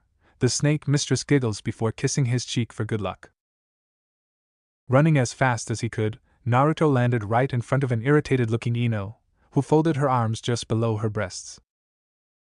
You're late, Ino said, annoyance seeping into her voice. It was unusual for Naruto to be late for anything, so for him to be late for the genin exams, she knew something must have kept him. I'm sorry, Ino-chan. It took a bit longer due to Anko-chan, Naruto said, rubbing his head in embarrassment. The blonde girl simply rolled her eyes, knowing of his relationship with the snake mistress. Letting out a sigh, they started walking towards the academy, not missing out on the dark looks from some of the parents. Since genin exams were today, some parents were already waiting for their children to come out of the academy with the ninja emblem on their foreheads. Naruto and Ino simply ignored the ignorance before walking inside through the front door and walking through the long hall. Naruto noticed there were more teachers around but soon figured it was because of the exams. Arriving in their classroom, Naruto noticed almost everyone was already there. The 2 blondes quickly found their place to sit. Naruto sat in the middle, Shika to his left, who high-fived him, and Ino to his right. Greeting Choji, Shino, and Hinata, who started stuttering, blushing, and playing with her fingers. The blonde sat on his chair. Sasuke was busy sitting at the far end of the class, looking outside through the mirror, probably brooding himself to death. Soon they heard shouting. Everyone braced themselves for the arrival of Sasuke's eternal fan, who blasted the doors open, her eyes looking around for her true love, but he simply ignored everyone, not that Naruto could blame him for this one. People like Sakura deserved a slap in the face every time they said something stupid. Ino shook her head, almost disappointed. They had been friends before, and a part of Ino knew she could have easily been like Sakura right now if Naruto wasn't there to set her straight. Ino didn't understand how Sakura could be so carefree today they would become genin, a profession with a 40% mortality rate for genin. She was thinking about how to impress a boy. Leaving out a tired sigh, she rested her head against Naruto's shoulder, who smiled at her, liking it. Hinata looked at them with sadness. Seeing them so close together, it was clear to anyone with eyes that they were more than simple friends, completely ignoring the concerned look from Shino. Soon Iruka-sensei walked inside with Mizuki, who had a creepy smile on his face for Naruto, who was a censor. He could feel the malice intent coming from him, and the blonde wondered if he should accidentally kill him. He was very annoying. Iruka put down a bunch of tests on his desk before he started talking. As he was talking, he suddenly felt a nudge on his arm from Mizuki, who pointed the finger at the class in front of them, who weren't paying attention except a few. No one is listening, Mizuki points out with a deadpan look. Iruka got irritated before deciding to use his big head no jutsu. Silence. The class immediately went silent. Iruka smirked with a puff of his chest. Works every time, he boasted, smiling. Naruto chuckled at his behavior. Mizuki started spreading the test to everyone. When he arrived at Naruto, instead of grabbing the one on top, he held the one on the bottom, something Naruto, Ino, and Shika noticed immediately. Good luck, Mizuki whispered with a snarky smirk on his face as he walked past Naruto. Ino was about to go there and beat his ass, and Shikamaru was just about to raise his hand, telling Iruka to check Naruto's test for anything wrong, but Naruto quickly shook his head at him. Naruto, with a simple hand sign, dispelled the weak-ass genjutsu. Smiling, he started answering every question. Despite that Shikamaru wanted to report Mizuki to Iruka once they became genin, no one messed with his friends. Can I please kill him? Kurama suddenly asked. That barely excuse for a shinobi was really irritating him, and he had been alive for 3,000 years by now. No, Kurama, just ignore the fool, Naruto replied mentally before finishing the test. Soon everyone was done with the test. The questions were way too easy, not to mention, out of 20 questions, you needed to answer only 2 to pass, which was a disgrace. Giving up the test, Iruka told them to go outside for their second exam. Walking in the training yard, there were several dummies with a bunch of targets on them, and a small arena for fighting. Alright now, for the second exam. I want each one of you to throw your weapon of choice at the dummies. Out of 30 targets, you only need to hit 3 to pass, Iruka announced to the whole class. Most of them just rolled their eyes. Everyone passed without much trouble except Sakura, who got only 3 out of 30. Ino got 17 out of 30, sending Sakura a sly smirk before walking up to Naruto, slightly pressing herself against his chest, his arm around her waist. Shikamaru got 11 out of 30, but that was mostly due to him saying that it was troublesome to hit more. Shino got 25 out of 30, earning surprised looks from many who didn't expect it, and a nod of acknowledgement from Naruto. Finally, it was Sasuke's turn, earning cheers from his fan club, mostly from Sakura. Ignoring them, Sasuke focused before throwing his kunai, hitting 29 out of 30. He clenched his teeth in anger, glaring at the last one he missed before walking away. Excellent, Sasuke, the best one so far, Iruka announced, writing down in a notebook. Naruto Uzumaki, he called. The said blonde was offered a set of kunai and shurikens from Mizuki, who had a creepy smirk on his face. Good luck, he whispered again before walking away. Naruto rolled his eyes, Kurama inside growling loudly. Grabbing the first one, he noticed it was made of rubber. Something like this could never stick. The blonde simply smirked before channeling his wind chakra. Throwing them, each one destroyed everything that landed. In the end, everyone was shocked, except Ino and Shikamaru, who knew that Naruto was strong. All targets. Naruto, you are the best so far, Iruka announced. Feeling pride for him, Mizuki clenched his teeth in anger. How? Soon everyone was done, starting with the third exam. Now you will have to fight Mizuki. If you can keep up with him for 5 seconds, you pass, Iruka announced, earning a deadpan look from the blondes. Ino's turn came, who made sure to kick his jaw hard enough to break some of his teeth, winning the fight. Everyone passed, and Sakura was able to fight just long enough to pass. Sasuke won the fight, but soon it was Naruto's turn. Finally, I get my hands on the demon, Mizuki thought. Naruto, seeing the twisted smile on Mizuki's face, decided to make him suffer. Taking his stance, his left hand fist and a bit away, while his right arm was forward and his hand open. Iruka got confused by Naruto's stance. He had never heard of such a stance.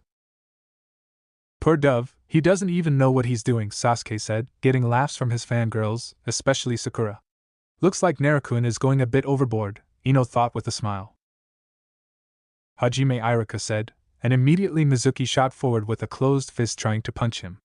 Naruto slightly grabbed his fist and turned to dodge. Seeing Mizuki stumble forward, Naruto hit his shoulder with a quick fist. What did you do to me? Mizuki enraged as he couldn't feel his left arm. I hit your muscles joint, your arm is useless. But how? How did you know where to hit? Irika asked. How in the world could Naruto be able to do that? Let's just say, I have read many medical books, Naruto said. You damn brat, you are going to pay, Mizuki said and pushed forward blindly. As he came close to Naruto, he simply smirked and whispered, you should have never tried to sabotage me. With a simple move, Naruto punched Mizuki's elbow from behind, breaking it. The blonde then attacked his knee from the right, with a powerful kick, breaking his left knee, before punching him, sending Mizuki crashing to the wall and leaving him unconscious, his arm broken and bleeding. His knee was almost ripped out, the skin torn apart, bleeding. The blood slowly dripped in the dirt. Naruto left the ring area with everyone staring at him. Cheater, the fangirls yelled. How can that dove defeat a Chunin? Sasuke thought, brooding in his spot. Irika gave everyone a 30-minute interval while he picked up and took Mizuki to the infirmary. Alright, since Naruto knocked out Mizuki, we are going to have the students fight in one-on-one while I observe, Irika explained, silently observing Naruto. While he knew Mizuki was unfair towards the blonde, the damage Naruto did was a bit too much. Yamanaka Ino vs Haruno Sakura, Irika called out. Hajime. I'm going to win, pighead. I will show that I deserve Sasuke's love, Sakura shouted towards Ino, who cringed at her words. I don't care about the emo, you can have him. I have found someone much better, Ino said, bored already of her ex-best friend. Since meeting Naruto, she had been wondering how she could have been so blind at the fact that she was basically doing nothing. Her becoming a kunoichi with little to no power would result in her dying somewhere. Sakura ran towards Ino for insulting her true love. Ino simply waited before grabbing her so-called fist, her right hand raised before punching Sakura in the stomach and kicking her away. Sakura fell in the dirt, immediately holding her stomach in pain, before crying out in pain. It seems befriending Naruto had good results for her, Irika thought, happy with his student. Irika picked Sakura up and did a quick check-up on her, and left her leaning against the wall waiting for her to wake up so she could pit against someone, since he didn't see her do much. After the taijutsu exam was over, everyone went inside the classroom while Irika called which student individually for the ninjutsu portion. Uzumaki Naruto, Irika called, and Naruto got up and made his way down the stairs and stood in front of the classroom facing Irika.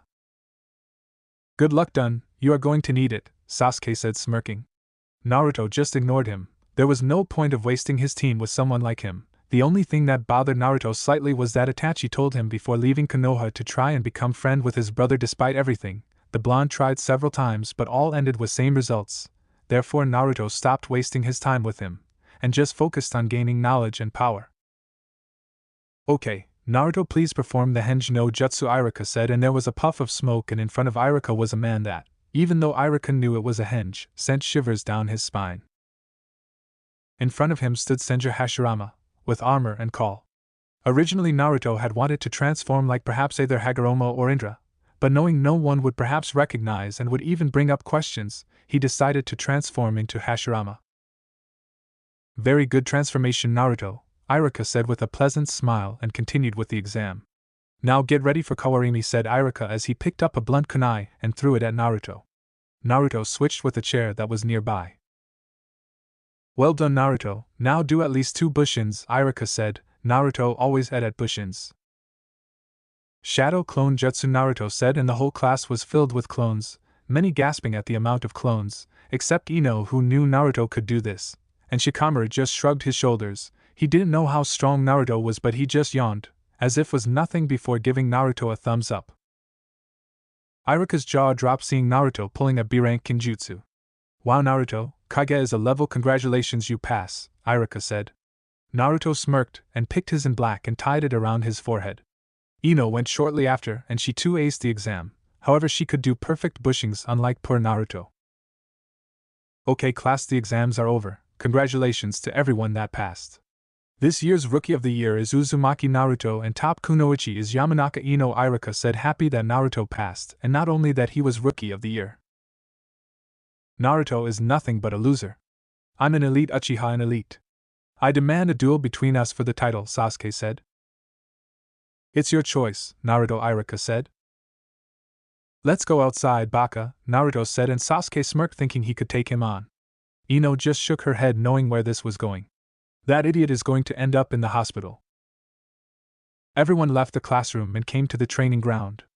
Naruto and Sasuke stepped inside the ring facing each other, each one doing half tiger seals signifying they were ready for battle. Now this is a duel for the title of Rookie of the Year, you can use anything. However, no crippling or killing strike was understood, Irika said. Getting nods from both of them, he said, Hajime.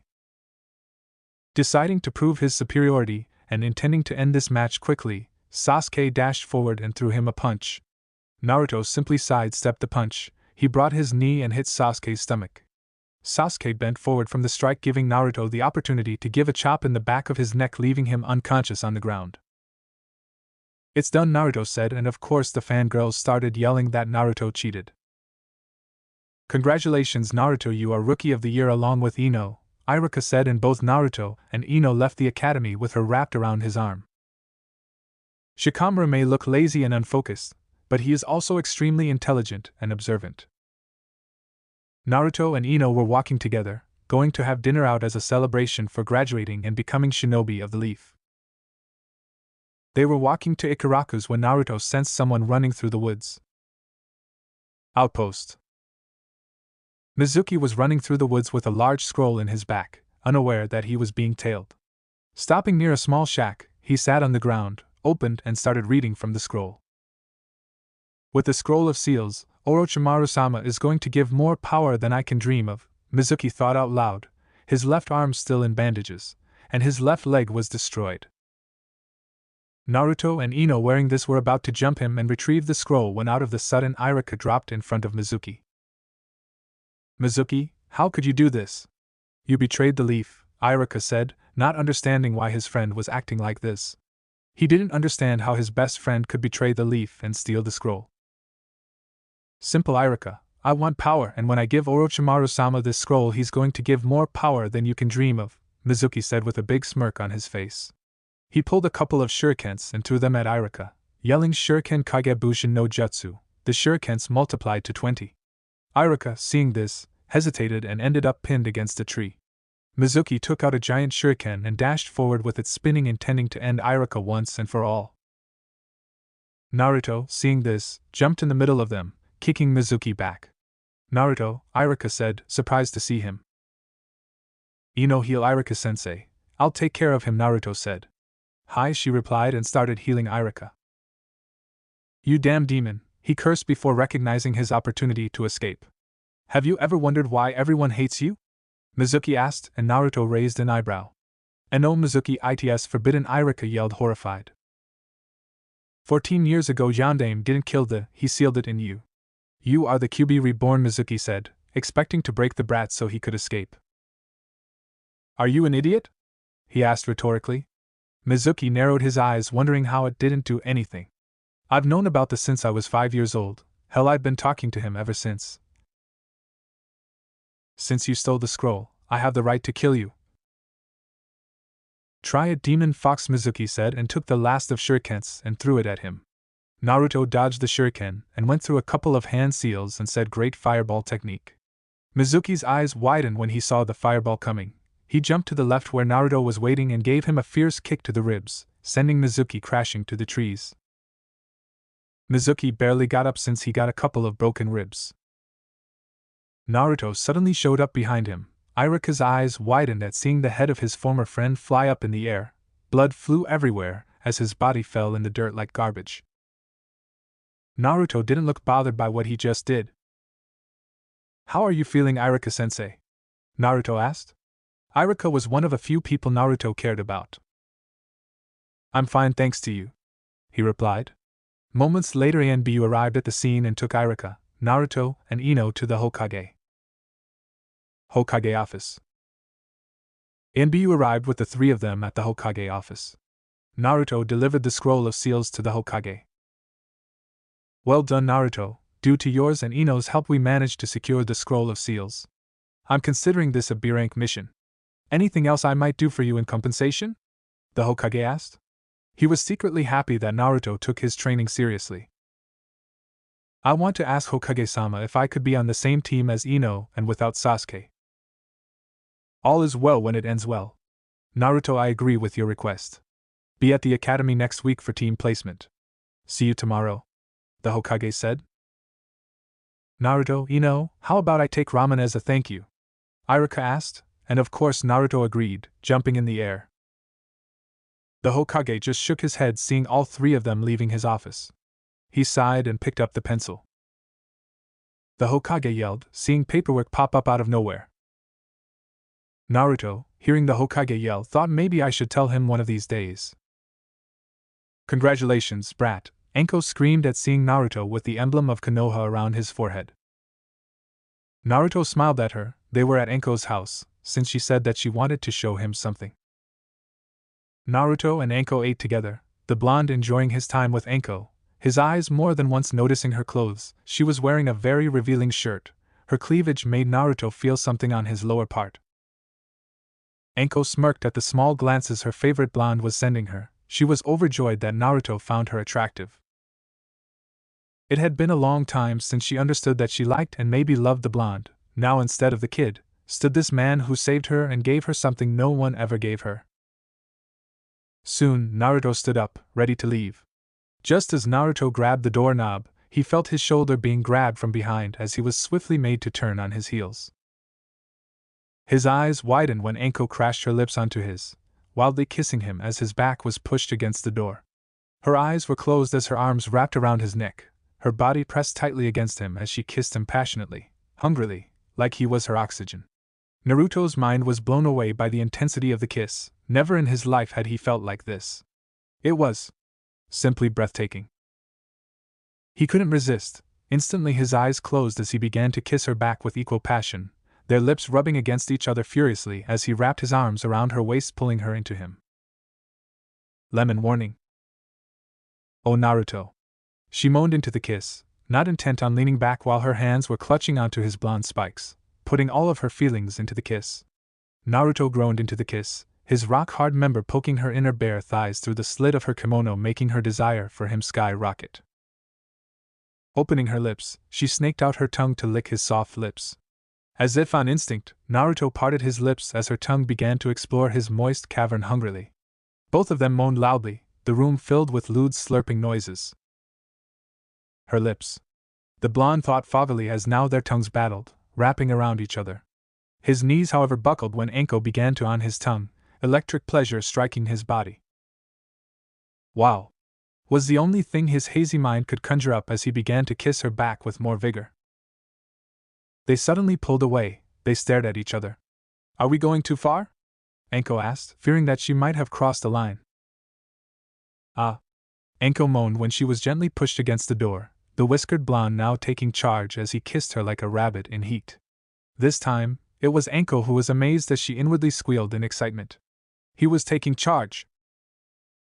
If a certain white-haired pervert would have seen them now, he could easily say this was one of the hottest kissing scenes he had watched in his life.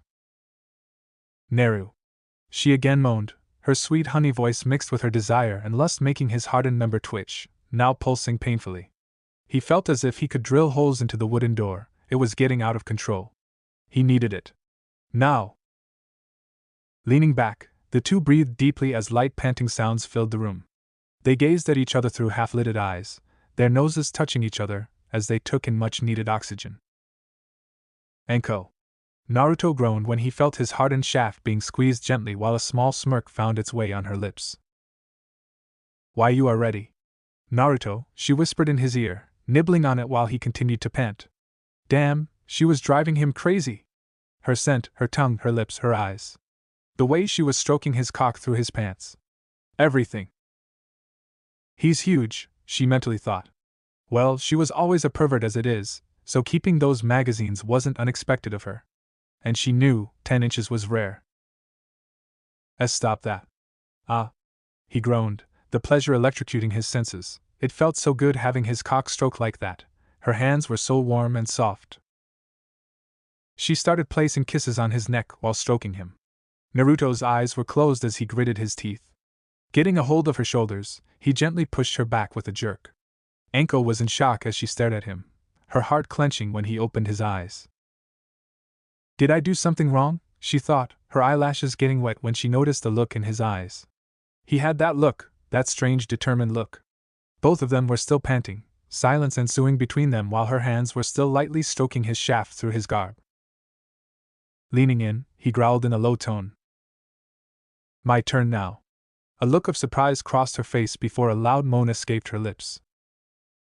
Oh. Now Naruto. He was kneading her right breast now, the whiskered blonde placing passionate kisses on her neck again. Anko closed her eyes as she leaned her head back, pushing out her chest more to give him more access. It felt so good, her breasts were always so sensitive. It feels so good, and Naruto. Do it. Do it more, she moaned, still stroking his cock while now both of his hands were kneading her breasts through the fabric of her revealing shirt. He continued to give her bite marks, licking over them sensually as her moans started to get louder. Grabbing hold of the edge of her shirt around her neck, he pulled it down as her firm and perky globes of flesh bounced out. Now cupping both of her bare breasts as he started to grind his meat pole against her wet region. Oh my God! Naruto. Them. Her breathing was even more heavier now while lust had completely overtaken the blonde as he started to nibble on her ear. Going down, he placed several butterfly kisses on her neck, now sporting several bite marks while his hands continued to grope her breasts. They are so soft. And my hands keep sinking in them. He involuntarily thought as Anko squirmed under his touch, her eyes closed as her whine moans continued to fuel his desire.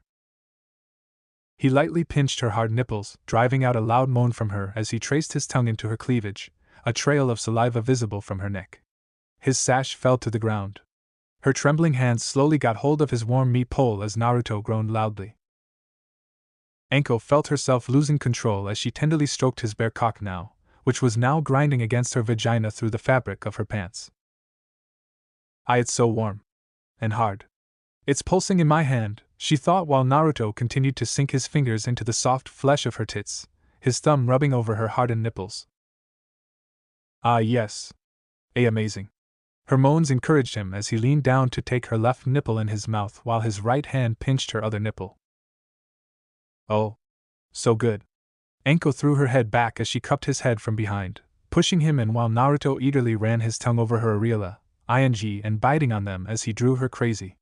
His hands would easily slide over her sweaty breasts as he continued to knead her right tit while onto her left nipple like a baby. Her breasts are addicting. I love them. He mentally added, now a quarter of her breasts, taking as much into his mouth as he could, biting the soft skin as he furiously devoured her delicious tits. Now Naruto.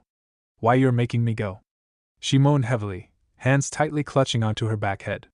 Stopping his breast he leaned upwards to take her luscious lips into another hot kiss, making her moan in ecstasy, his right hand roughly groping her right breast while he continued to grind his bare cock against her wet lower region.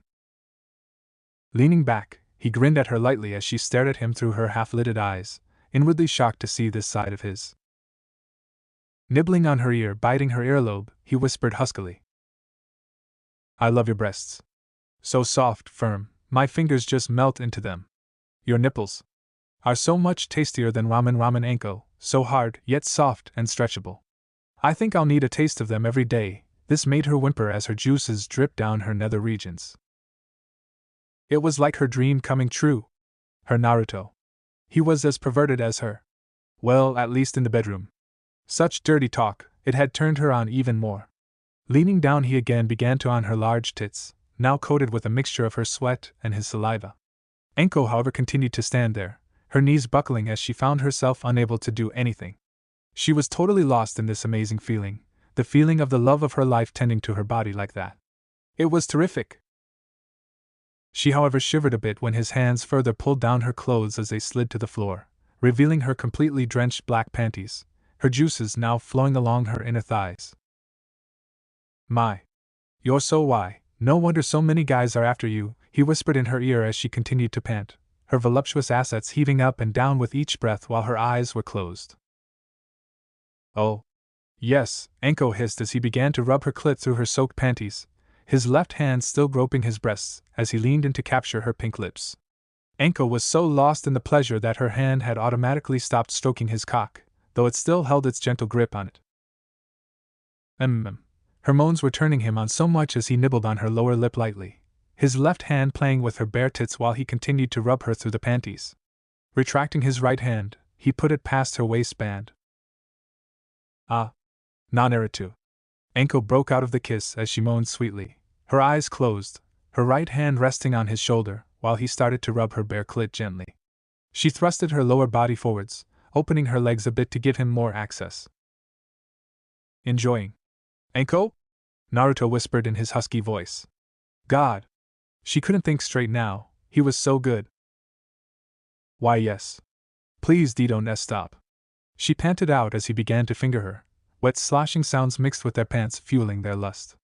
The whiskered blonde, however, suddenly stopped making her whimper while he bent on his knees, his left hand reluctantly leaving her breasts as he pulled her panties down, his warm and wet tongue trailing circles around her belly button making her giggle a bit. He then gently probed his tongue in her belly button, resulting in her squirming a bit. Leaning down, Naruto noticed her clean-shaved pussy. Anko shuddered in anticipation as she gazed at him. Naruto took a whiff of her scent. It was intoxicating as his shaft was painfully hard now. But he controlled himself, he had to give her pleasure, she had done so much for him. "I hope you," he muttered with a small hazy smile before leaning forward, giving her pinkish and wet pussy lips an experimental lick. "Ah." Anko moaned loudly as her knees buckled. Naruto had a surprised expression on his face as he tasted her love juice. "Wow. I actually like it," he mentally spoke before grinning lightly, licking his lips. "Naruto. More. Lick me more," she pleaded while panting, a sheen layer of sweat covering her body giving it an ethereal glow. Smiling softly at her, he again leaned forward as he began to lap up her juices hungrily, making her moan uncontrollably. "Oh my. Kami. It feels so," she whimpered, her hands now resting gently on his back head as she pushed him a bit deeper, not wanting this feeling to end. She was just about to come anyway. Naruto, however, shoved his tongue deeper into her clit, while Anko clutched his blonde locks. "Naruto. I'm coming," she moaned loudly this time, pushing his head in more deeper as she closed her thighs. Her moans got louder as she experienced the best orgasm of her life, her mind getting lost in the euphoria. Naruto leaned back, the tip of his nose as well his lips dripping with her honey juices, a confused expression on his face. What just happened? He thought, licking her fluids off his lips as he lifted his head to notice the dreamy smile on Anko's face. "Anko-chan?" he asked in concern, now standing up after noticing how her body was trembling a bit while she continued to pant. Anko slowly opened her eyes to see him staring at her in worry. Right then, she couldn't help but love this man more. He was just perfect to her. "Oh, Naruto," she moaned, now softly cupping his cheeks with her shaking hands before leaning in to capture his lips in a chaste kiss. Naruto kissed her back, but still with a tint of confusion. "I ain't," he trailed when she grabbed his cock, a sly smile on her face. Turning him around, she pushed him gently against the door, giving him another heated kiss while her hands started to stroke his cock. Naruto groaned as she started to place soft, tender kisses on his neck before bending down. "Oh, don't you worry.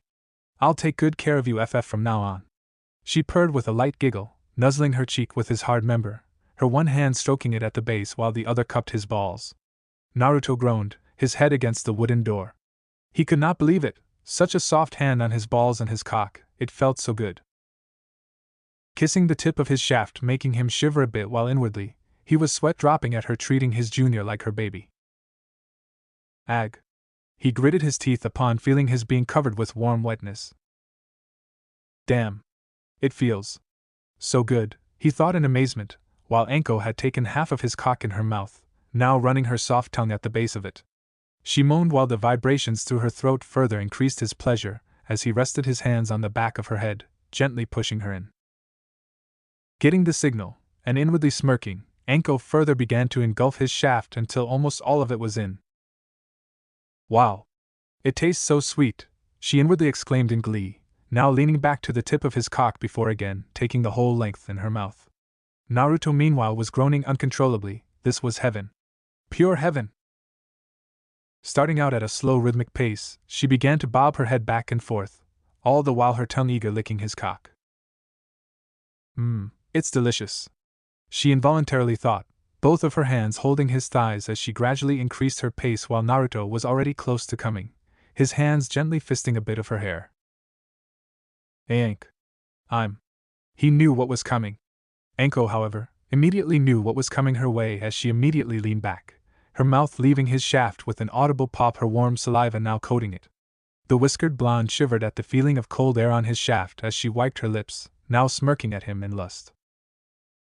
Why did you? Oh, Kami, he muttered, clenching his eyes shut at the heavenly feeling. So. How does it feel, Naruto? Anko asked with a light blush on her face, currently supporting the base of her breasts as she titted at him. His saliva-coated cock was currently in between her two globes of flesh, sliding in and out of her cleavage while her sweaty breasts engulfed it in a warm velvety embrace.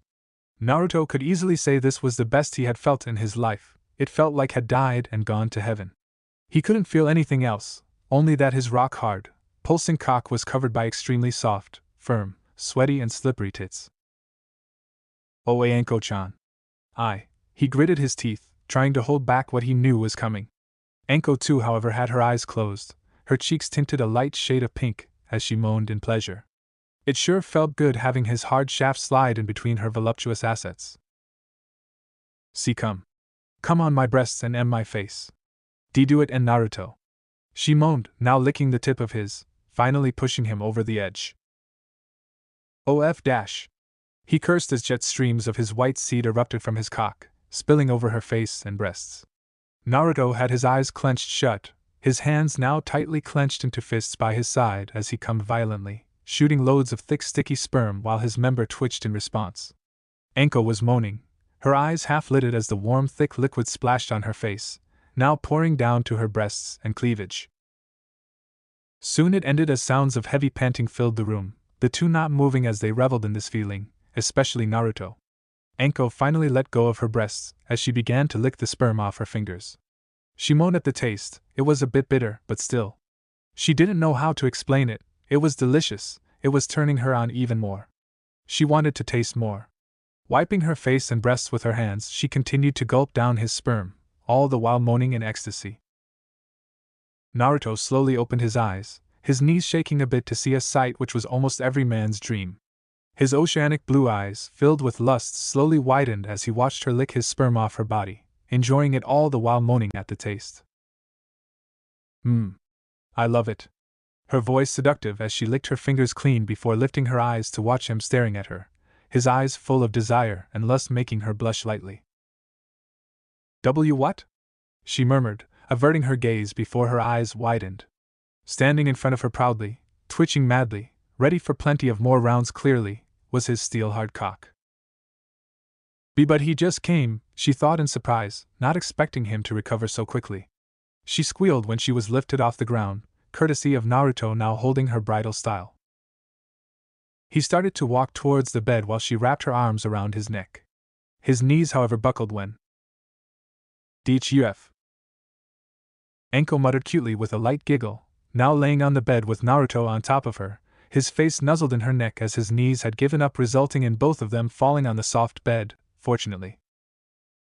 He lifted his head, now gazing into her eyes. Sorry. He muttered, making her smile as she cupped his cheek, smiling warmly at him, still panting a bit. I love you, Naruto. She spoke softly, gazing at him with a mixture of desire, love and lust. Naruto's eyes, however, slowly widened, now getting glossy as his foggy mind processed her words. Leaning down, he quickly captured her lips, kissing her passionately as she too instantly returned the affectionate kiss, lovingly sifting through his blonde locks. Anko moaned loudly when she felt his hardened member rubbing against her outer pussy lips, her lust skyrocketing when the blonde leaned back. Already? He asked while panting, whereas she instantly nodded. Both kept gazing into each other's eyes as he pushed his member gently against her pussy lips. Anko relaxed herself, moaning idly as she slowly took in his member. Naruto too groaned as he felt warm and wet tightness engulf his cock, as if completely hugging him tightly, to never let it go. Oh. Keikami. Neru. She moaned, now panting heavily as he slowly slid completely inside of her, both of them reveling in this marvelous feeling. Gee gosh. So good, the whiskered blonde muttered as he clenched the bed sheet tightly while Anko too couldn't believe how good it felt having him inside of her. And Naruto. Move. She panted as he slowly pulled his cock out until just the tip of it was inside her before slowly moving. He gradually began to increase the pace, making sure that she was comfortable while Anko could only moan at the wonderful sensation. Faster. She moaned as he began to go faster, his hands now grabbing a hold of her waist as he started to slam into her, wet sloshing sounds being produced. Why yes. So good and Naruto. Anko moaned loudly as she too began to move her hips, matching his motion. Amazing. It feels. I never thought it would feel so good, she thought, her breasts bouncing up and down due to the motion while Naruto continued to slam into her, going as fast as he could as he tightly held her waist. Oh. So good. Why yeah, keep it going. Oh and Naruto. Anko continued to moan loudly as she wrapped her thighs around his waist, locking him in. Beads of sweat rolled down Naruto's face as he continued to ram into her, her tight slippery insides squeezing his shaft every time he hit her deep inside. So tight Anko. He muttered, now panting while she continued to moan, not being able to stop herself, her hands currently clutching the bed sheets tightly. Loosening his hold over her waist, he leaned forward to place both his hands on the bed beside her on both of her sides, taking her lips in another passionate kiss as their tongues dueled wildly with each other. Anko moaned loudly when he began to go even deeper than before, wet sloshing sounds combined with her sweet voice filling the room. Ah. So good. Keep going. Ah Naruto. Amazing, she couldn't stop moaning, the pleasure was out of the world, indescribable. Her whole body was going numb, the feeling of his manhood sliding into her womanhood, filling it like that, was overwhelming. Each time he thrust back in, her body would twitch due to a bolt of pleasure. Naruto, however, was panting, sweat dripping down his chin as he continued to rock her, displaying his stamina while Anko just laid there, completely under his mercy. Opening his eyes just a bit, he watched the lustful look on her face, the way she was biting her index finger to keep from moaning way too loudly, the way her breasts were bouncing up and down. It awoke somewhat the animalistic side of him. Damn. He growled, further increasing the intensity of his thrusts as he leaned down to take her left nipple in his mouth, ing on it wildly. Ah. And Naruto. Anko wrapped her arms around his head, holding him tight while her thighs too were firmly locked around his waist. The whiskered blonde, however, groaned when he felt her wet inner walls clench his cock while the vibrations from his throat further increased her pleasure as he continued to on her nipples. Why yes. Oh on them. Bite them Naruto. She exclaimed in pleasure, arching her back to give him more access to her chest when Naruto lightly bit on her nipple making her mewl softly. The traced his tongue on the border of her areolas, creating a suction due to his ing while his teeth tantalizingly grazed with her sensitive nipples. Anko, however, was in a whole new world, where she could see nothing, hear nothing, speak nothing, all she could do was feel something heavenly surging through her body. Oh. Ah. And NAR. She didn't know what she was speaking, or even what was going on. She had completely lost control over her senses. Grunting, Naruto encircled his arms around her waist before gently pulling her up with him, while her arms automatically wrapped around his neck, her eyes closed while her mouth was open as she panted. Completely lost in the bliss. Naruto, however, miraculously had some control over his body and his mind as he again squinted his eyes open. Tilting his head, he straightaway probed his tongue into her mouth, exploring her moist cavern while her tongue dueled with him slowly. Ha! Ha! Nah! Rido! She panted through the heavy make-out, their tongues visible as they danced around each other, fluids dripping down while he kept his around on his lower back. Naruto, however, groaned when her walls began to clench around his manhood. I think. She couldn't speak properly, both of them now gazing at each other through half-lidded eyes, however immediately understood, he was close to after all. However, he suddenly remembered her nonchalantly saying, back in the month, that she'd like to try a particular position someday. She seemed to like it. She had shown him the position in that Raigake of hers, much to his embarrassment, fulfilling her purpose. Well, no better time than now, he thought with a light smirk before suddenly stopping, their panting sounds filling the room while Anko had her face buried in his shoulder, breathing deeply. She couldn't say anything as the pleasure was still numbing her senses, just being held limply in his arms. Naruto, however, grinned lightly as he tightened his hold on her waist, before rotating her body around his such that her back was facing him, now their slippery fluids allowing him do this with ease. Anko still had her eyes closed, breathing deeply while her arms hung limply by her sides. Enjoy, Anko-chan, he whispered, making her moan a bit as he again started thrusting into her, as hard as he could while her body bounced on his manhood.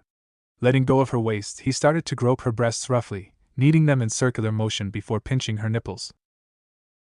Ah! Ha! She moaned loudly, lifting her arms to wrap them around his neck behind her while he continued to play with her tits, and biting on her neck. And Naru. Keiki, kiss me, she somehow managed to say while he gladly accepted as she turned her head. Both of them crashed their lips into each other, kissing each other like crazy as he continued to slam into her from below, his hands groping her tits. It was too good. Their pleasure meter skyrocketed when her lips left his with an audible pop as she moaned loudly. I see coming.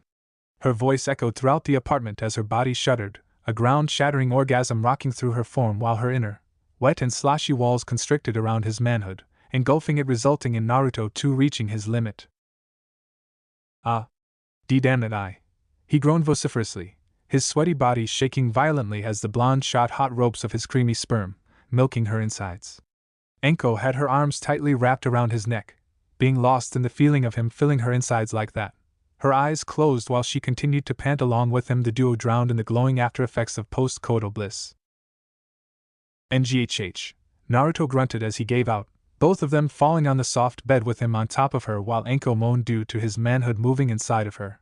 Her arms were still wrapped around his neck while his face was nuzzled into her neck, both of them recovering from the amazing world they had just experienced and discovered. Finding himself getting back his senses as the cold air grazed his body, making him shiver, he pulled out of her, making her moan in what seemed to be disappointment. With somewhat unsteady balance, he pulled the covers over them before laying beside her, hugging her tightly to him.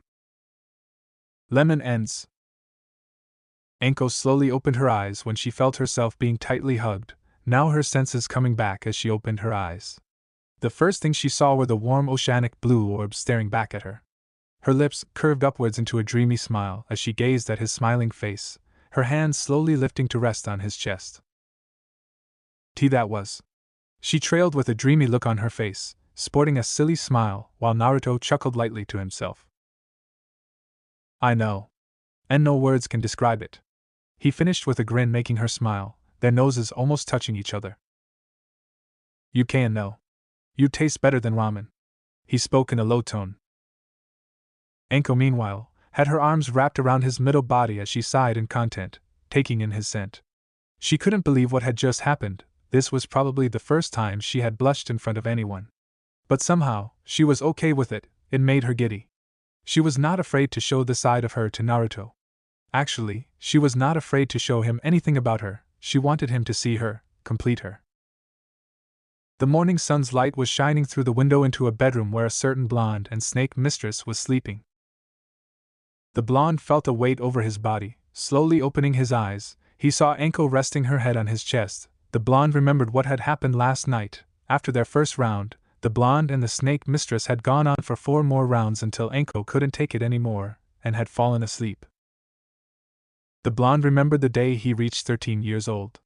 He got a surprise visit from Hashirama. At first, the blonde had thought the man wanted to talk about Naruto's plan, but instead, the wood user had explained to Naruto about the act of mating and that sort of thing. Without saying much, Hashirama had found it harder to talk about it than he had originally thought. By the end, he knew fighting Madara was much more fun. Naruto had asked if he was perhaps still young, despite knowing that by the law, the moment someone becomes a shinobi, they're considered adults, and someone can marry the moment they reach 16 years old. Not really, Naruto, because you live in a village as big as Konoha. The age of marriage had moved up to 16. When I grew up, people died young. Therefore, in order to have alliances or just more people to fight, the moment you reached 13 years old, you were considered as ready to marry and have children, Hashirama explained with a slightly grave tone. He slowly got up from his bed, gently moving Anko away, leaving a pillow for her to rest her head, and rubbed his eyes in an effort to get rid of the sleepiness that lingered in them. He then slowly turned his head towards the calendar that hung on the wall next to his door. I hope I get Ino on my team, Naruto said as he finished getting dressed and went to the kitchen to make himself some breakfast. He wanted Ino and Shikamaru or Choji on his team. Shino wasn't bad, but he was just too quiet for his taste. Kiba didn't know how to shut up, and every word he spits out was idiotic. Ino liked him, and Naruto had to admit she had grown quite beautiful. Her will to train wasn't bad, with a slight push, and she might become a powerful kunoichi in the near future. He finished preparing his breakfast. It was a simple breakfast, only eggs and bacon. He still loved ramen a lot, but he decided to choose something else for breakfast to spice things up. Once he finished eating his breakfast, he placed the dishes in the sink and rushed out the door eagerly. Today is the day, huh? He heard a voice from behind him. Before he could turn his head, 2 arms spread from behind around his chest. His head hit 2 very soft pillows, her fingers touching his well-defined abs, a moan escaping her mouth near his ear. Naruto felt himself getting a bit hard. Good morning, Anko. Have you slept well? Naruto asked innocently with a small smirk on his face. I have never slept so well. Usually, I wouldn't let you go before I have you one more time, but it is a bit late, and my job is calling, she spoke with a husky tone. See you later, Anko, Naruto said, preparing to leave. Still, Anko turned him around before crashing her lips on his. Her tongue forced her way into his mouth, dominating him, exploring everything. Naruto squeezed her well-developed chest, causing a moan to escape her mouth, his thumb caressing her nipple as she parted her lips, her eyes dark with lust. Later. As Naruto ran across the rooftops, and after a few quick minutes passed, he arrived at the door to the academy. Let's see how this goes. Let's just hope Sakura and Sasuke are not in my team, Naruto said, with a bit of annoyance in his voice. He walked into the building and quickly made his way to the classroom. Once he entered, he saw the famous Uchiha. He was sitting at the middle desk in the middle seat, just brooding away like the emo he was. The other person was Naruto's best friend, Shikamaru Nara. He was sitting at the desk in the back top of the classroom in the middle seat, and also, like the lazy person he was sleeping. Naruto made his way to the seat next to Shikamaru and sat down to wait for everyone to come in. After an hour or two, all the kids that graduated the exam entered the classroom and took their seats. Ino soon came sitting right next to Naruto, greeting Shikamaru, who was sleeping, much to her annoyance, and Choji, who offered chips. When it came to Naruto, Ino gave him a small kiss on the cheek, much to the surprise of everyone and annoyance of every Naruto fangirl. Seeing the display of affection in front of her, Hinata felt her heart breaking. Had Naruto chosen Ino, she wondered. Not noticing Shino looking at her reaction before turning his eyes at the center of the class. Soon after that, Irika came into the room and gained everyone's attention quickly. As you all know, everyone in this classroom right now has passed the graduation exams yesterday. It was an honor to be your teacher and teach you all the basics of becoming a ninja, and so now I'll announce your teams, Irika said as he grabbed a stack of papers and started to list the teams. He started announcing the teams, soon reaching Team 7. Alright, I'll announce the members of Team 7. They will be Sasuke Uchiha, Sakura Haruno, and Choji Akimichi. Your Jonin sensei will be Kakashi Hatake, Irika said as he read the paper that held the names for Team 7. Ha, in your face, Ino. Pig Sasuke on my team, Sakura said as she turned around and faced Ino while making a face at her. Shut up, useless. I don't even like the emo, Ino said, annoyed, turning to look at Naruto before resting her head on his shoulder. His arm sneaks around her waist. Ino felt a jolt passing through her body. His hands felt good. Earning a snort from Shikamaru, who looked away. If you're done, ladies, I'll continue, Irika said, a little annoyed at the two girls. Alright, Team 8 will have Kiba Inuzuka, Hinata Hyuga, and Shino Aburame. Your Jonin sensei will be Kurina Yuhi, Irika said as he started listing teams off again. You've heard that, Akamaru, we have a Kunoichi sensei. I hope she's hot, Kiba shouted, looking up at Akamaru, who, instead of barking in agreement, shook his head at his owner. Team 9 is still in service, so I'll skip to Team 10. Team 10 will have Naruto Uzumaki, Shikamaru Nara, and Ino Yamanaka. Your Jonin sensei will be Asuma Saratobi, Iruka said as he finished listing off the teams. Naruto and Shikamaru looked at each other before high-five. Naruto turned to look at his blonde friend. Ino looked shocked. She was in the same team as Naruto, the one she had fancied for so long. Naruto noticed her feelings were skyrocketing. A blush had crept on her cheeks. Ino, this is awesome, you, Shikamaru. Naruto was interrupted when Ino suddenly jumped on his lap, capturing his lips on a lustful kiss. Grinding her body against his, Naruto felt her breasts against his chest. Her tongue forced her way into his mouth. A moan escaped Ino's lips. Naruto put his hands on her ass cheeks, causing her to moan louder. Ino felt her body engulfed in flames, the desire, the lust, unbearable anymore. What do you think you're doing?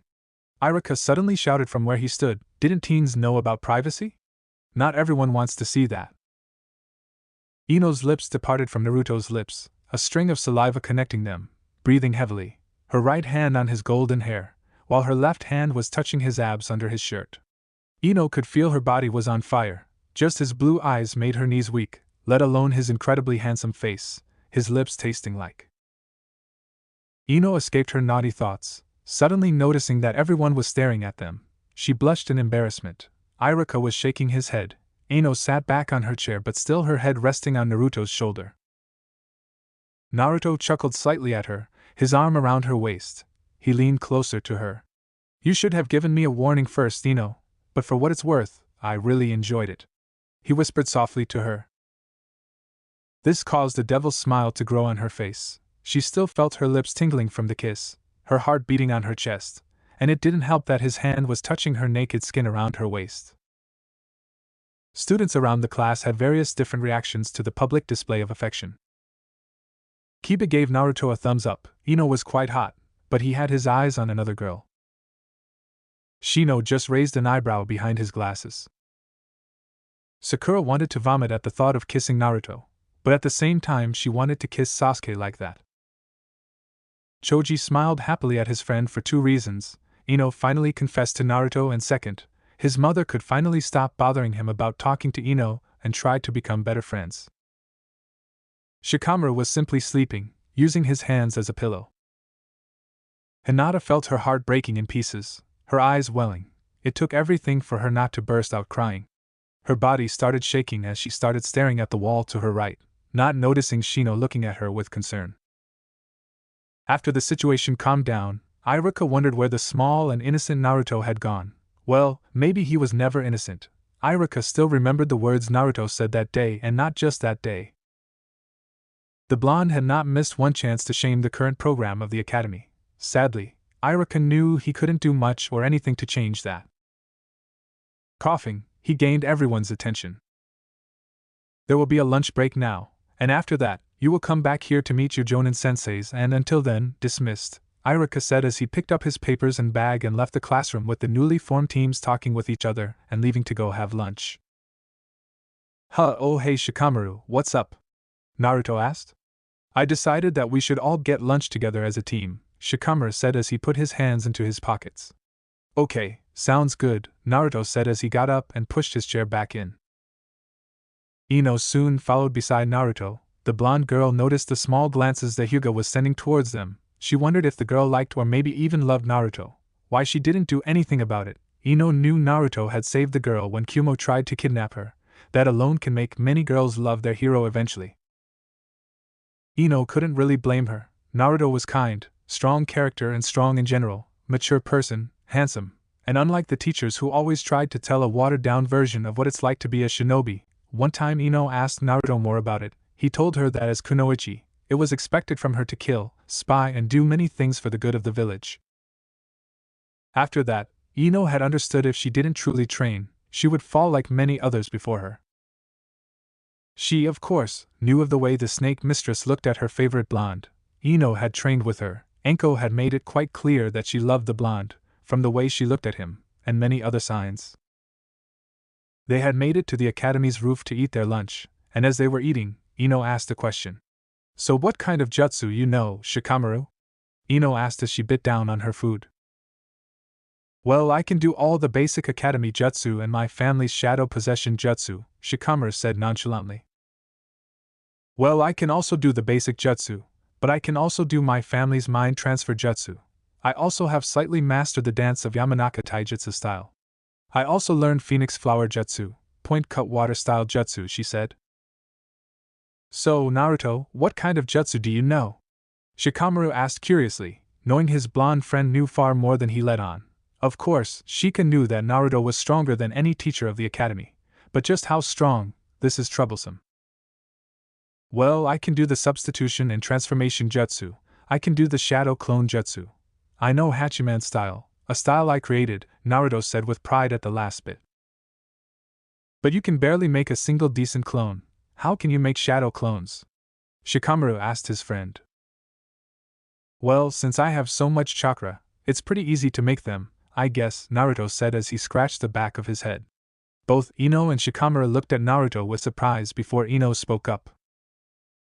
Well, it's close to the time we meet our sensei, so let's head back, Ino said as she packed her stuff up. Once Naruto and Shikamaru packed up, the three went back to the classroom to meet their new sensei and begin their journey as ninja.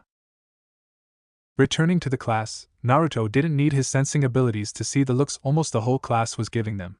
Many girls were glaring at Ino for stealing Naruto or whatever, while many boys were glaring at Naruto since it was no hidden secret that Ino was one of the most beautiful girls in the whole academy. Some would say it is Hinata instead, but that part is just a matter of taste. Sitting down, the blonde noticed Sasuke was sitting at his usual place, brooding himself to death perhaps. As he looked at the center of the class, he thought of Kiri. The bloody revolution was still going on. He thought of a way to make sure to have contact with the army against Yugura, mainly Mei Terumi, who was the leader. Naruto figured he could kill Yugura. With that he would gain the support of Kiri and the Three-Tails Turtle on his side. The blonde wondered what Itachi was doing. It had been a year since he got his last message from his big brother. I hope you're well, Naruto-kun. I don't have enough time to write a longer message so that it will be short. As you asked, the Sannin Tsunade was indeed in the land of tea. I told her about the eyes, she agreed after I showed her the scroll of the Hokage. It will take 1 week, but it will be worth it. A shark is loyal, an immortal who can't die, 5 hearts replacing each other, an old doll of the sand, an explosive guy and a masked man pretending to be a dead man. Take care of yourself, little brother. Naruto had found himself surprised to realize that someone could actually be immortal. He wondered if there were any drawbacks to that. When it came to the masked man, the blonde knew who that one was. His father had told him about the masked Uchiha who attacked the village. The blonde didn't know who he was and didn't care. Once he got his hands on him, he would have wished that he was actually dead. The door opened. Naruto escaped his thoughts, seeing a guy with a beard, a cigarette in his mouth, followed closely by Kurinai. Team 10 in Training Yard 10. Within 30 minutes the man spoke. Kurinai called out her team. Seeing their sensei, Kiba stood up and yelled, "Our sensei is so hot!" Earning a growl from Akamaru, a tick mark from both Asuma and Kurinai. Naruto stood up, followed by Shika and Ino, leaving to reach Training Yard 10. Training Yard. Reaching the training yard, Naruto focused his attention on the only other person present in the training ground. While the outward appearance of his sensei wasn't giving away much, the chakra of the person before Naruto was something he thought he should be able to place. Seeing that he had the attention of all 3 students standing before him, Asuma decided to begin. Welcome Team 10. I think we will start with introductions before starting with our schedule for today. I will begin, and then you will proceed to introduce yourselves. My name is Sarutobi Asuma. I like casinos, playing games and walking around, and I dislike disrespect and laziness. Here Naruto could see his sensei not so subtly looking at Shikamaru. My hobbies include smoking and training. My dream is to serve Konoha to the best of my abilities. Saying that, Asuma pulled out a pack of cigarettes, grabbing one. Seeing that his teammates weren't too keen on taking the initiative, Naruto decided to start. My name is Uzumaki Naruto. I like studying, forests, animals and training. My dislikes include arrogance, overconfidence, people who can't see the difference between water and the glass holding the water, and ignorance. My hobbies are training and reading.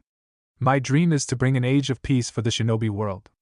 After finishing, Naruto looked towards his teammates to see who would continue.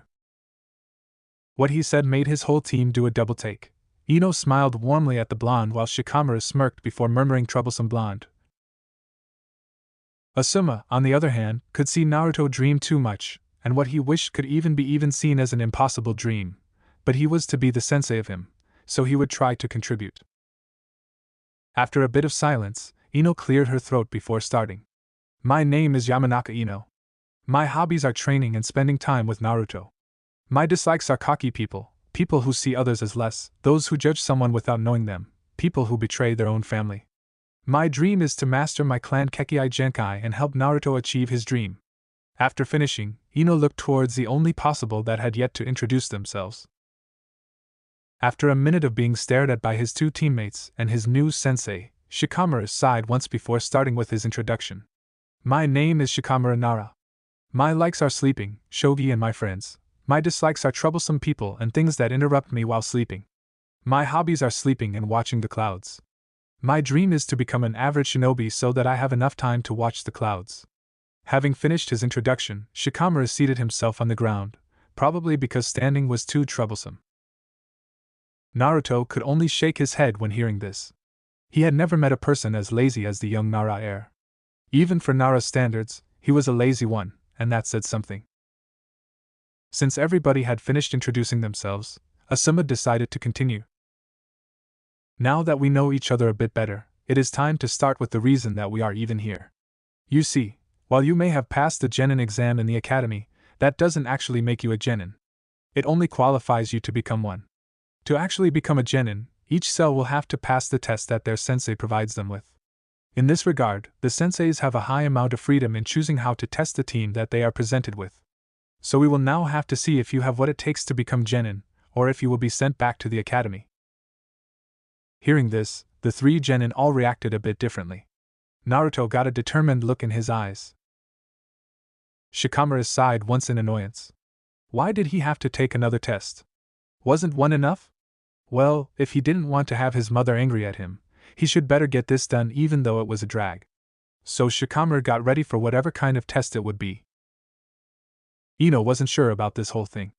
While she had trained incredibly hard with Naruto and Anko, she wasn't as confident in her abilities as she would like to be. However, she knew that failing this test was not acceptable, so gaining a resolute stance, Ino awaited further instruction. Seeing his students' expressions made Asuma internally smile before continuing. This test is rather easily explained. You are to retrieve a scroll from a small hut somewhere in this forest. This scroll then needs to be taken back to this point undamaged. I will be defending the hut, and trying to get back the scroll should you manage to extract it. Understood? Seeing no questions needed to be answered, Asuma started the test. Very well. Start.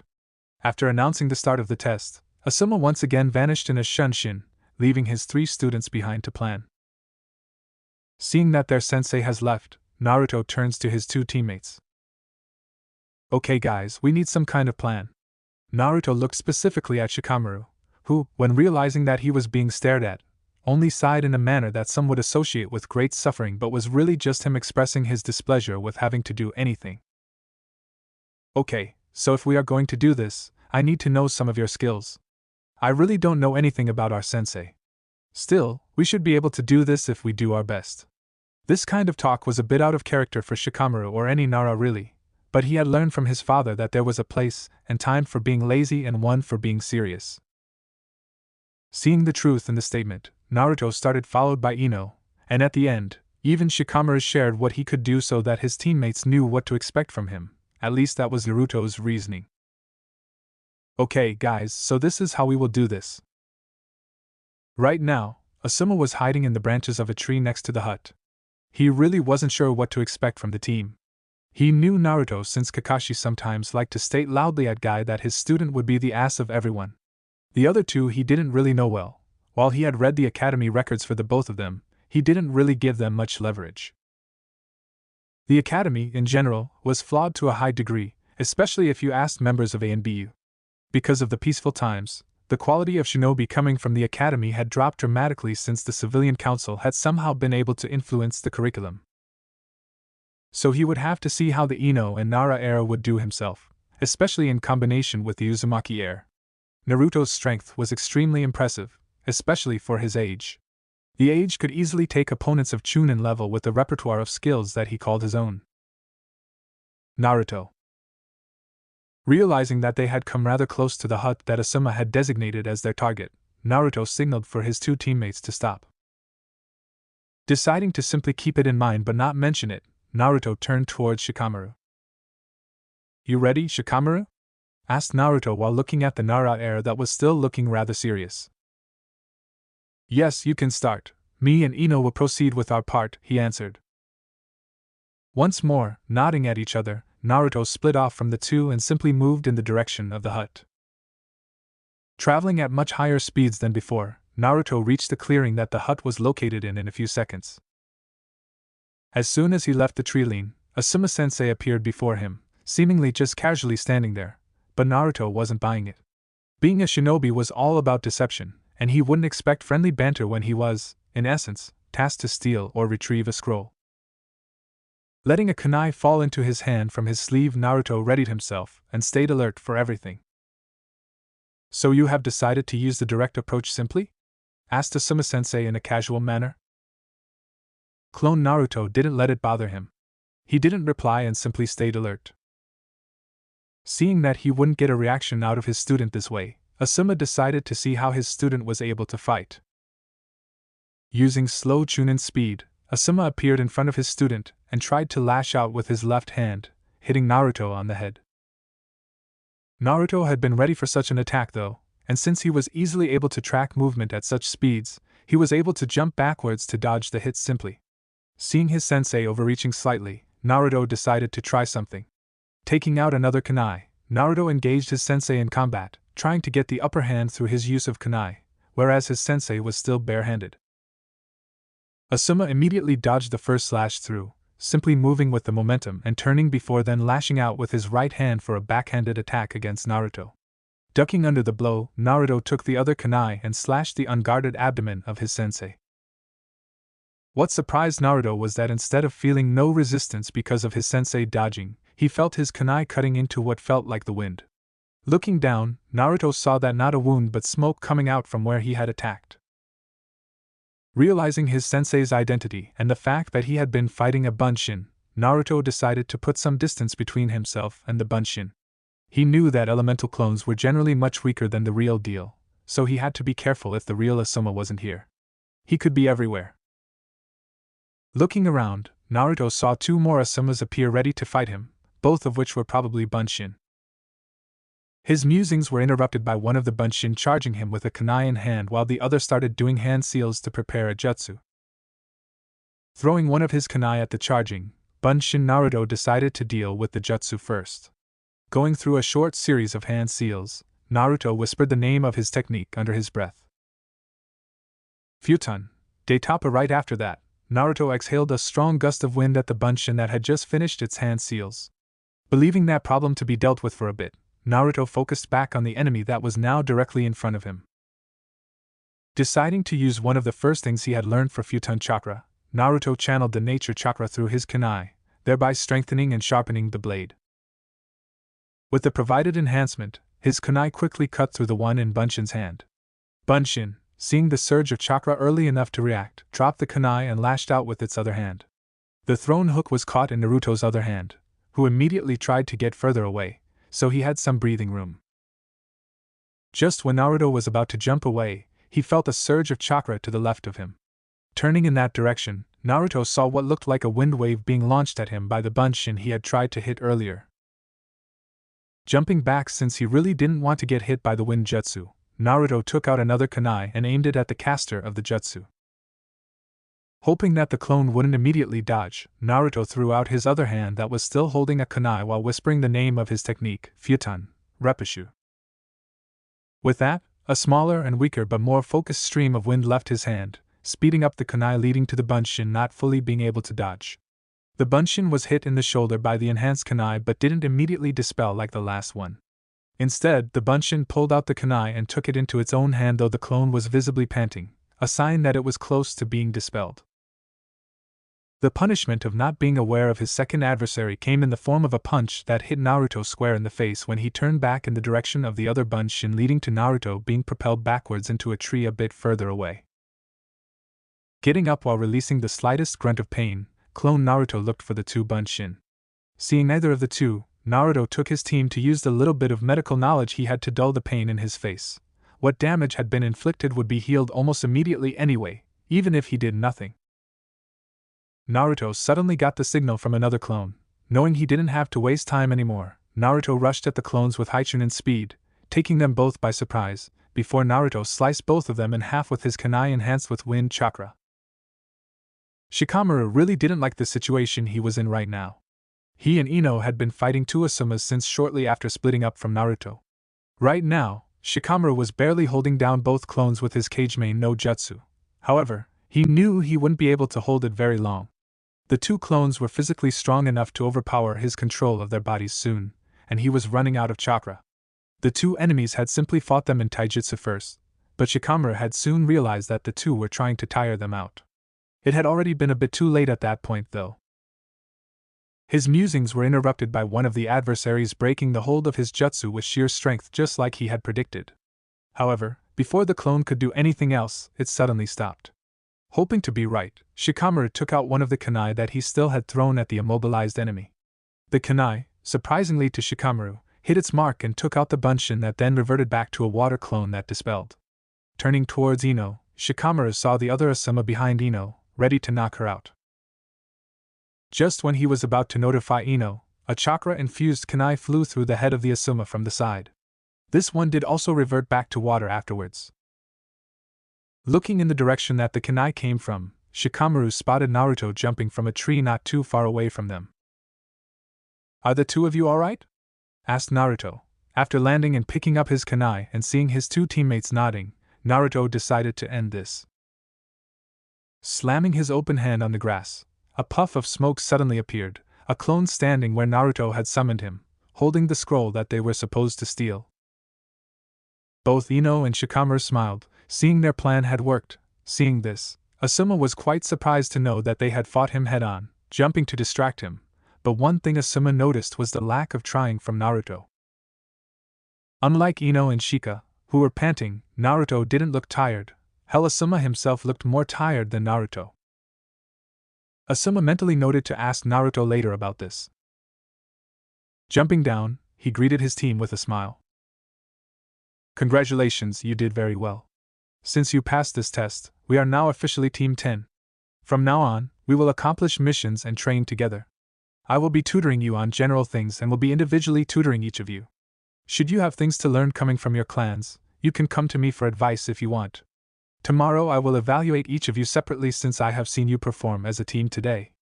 After that, we will see how exactly we proceed. Meet me here at 7 o'clock sharp tomorrow." After saying this, Asuma left the training ground in a basic shunshin. Looking towards his two teammates, Naruto said, "I will see you tomorrow, Shika." After executing a small bow towards his team before leaving. After saying their goodbyes, Shikamaru also left the training ground. Ino followed Naruto since they needed to talk about something. While all this happened, the real Naruto reached a house. Knowing what was inside, the blonde walked inside. In front of him stood something that belonged to him more than anything else. He was a genin now so that he could pass the blood seal left by his father and mother. "Tusan, it seems the name Yellow Flash might return soon. It's been over 3 months since Team 10 was officially recognized as a team." When Asuma claimed he was going to make his genins the greatest ninjas in Konoha, he wasn't joking. As a result, he had developed a training schedule for them to follow in between missions. They will complete at least 2 D-rank tasks every day on weekdays in order to meet their quota of receiving a C-rank assignment in the future.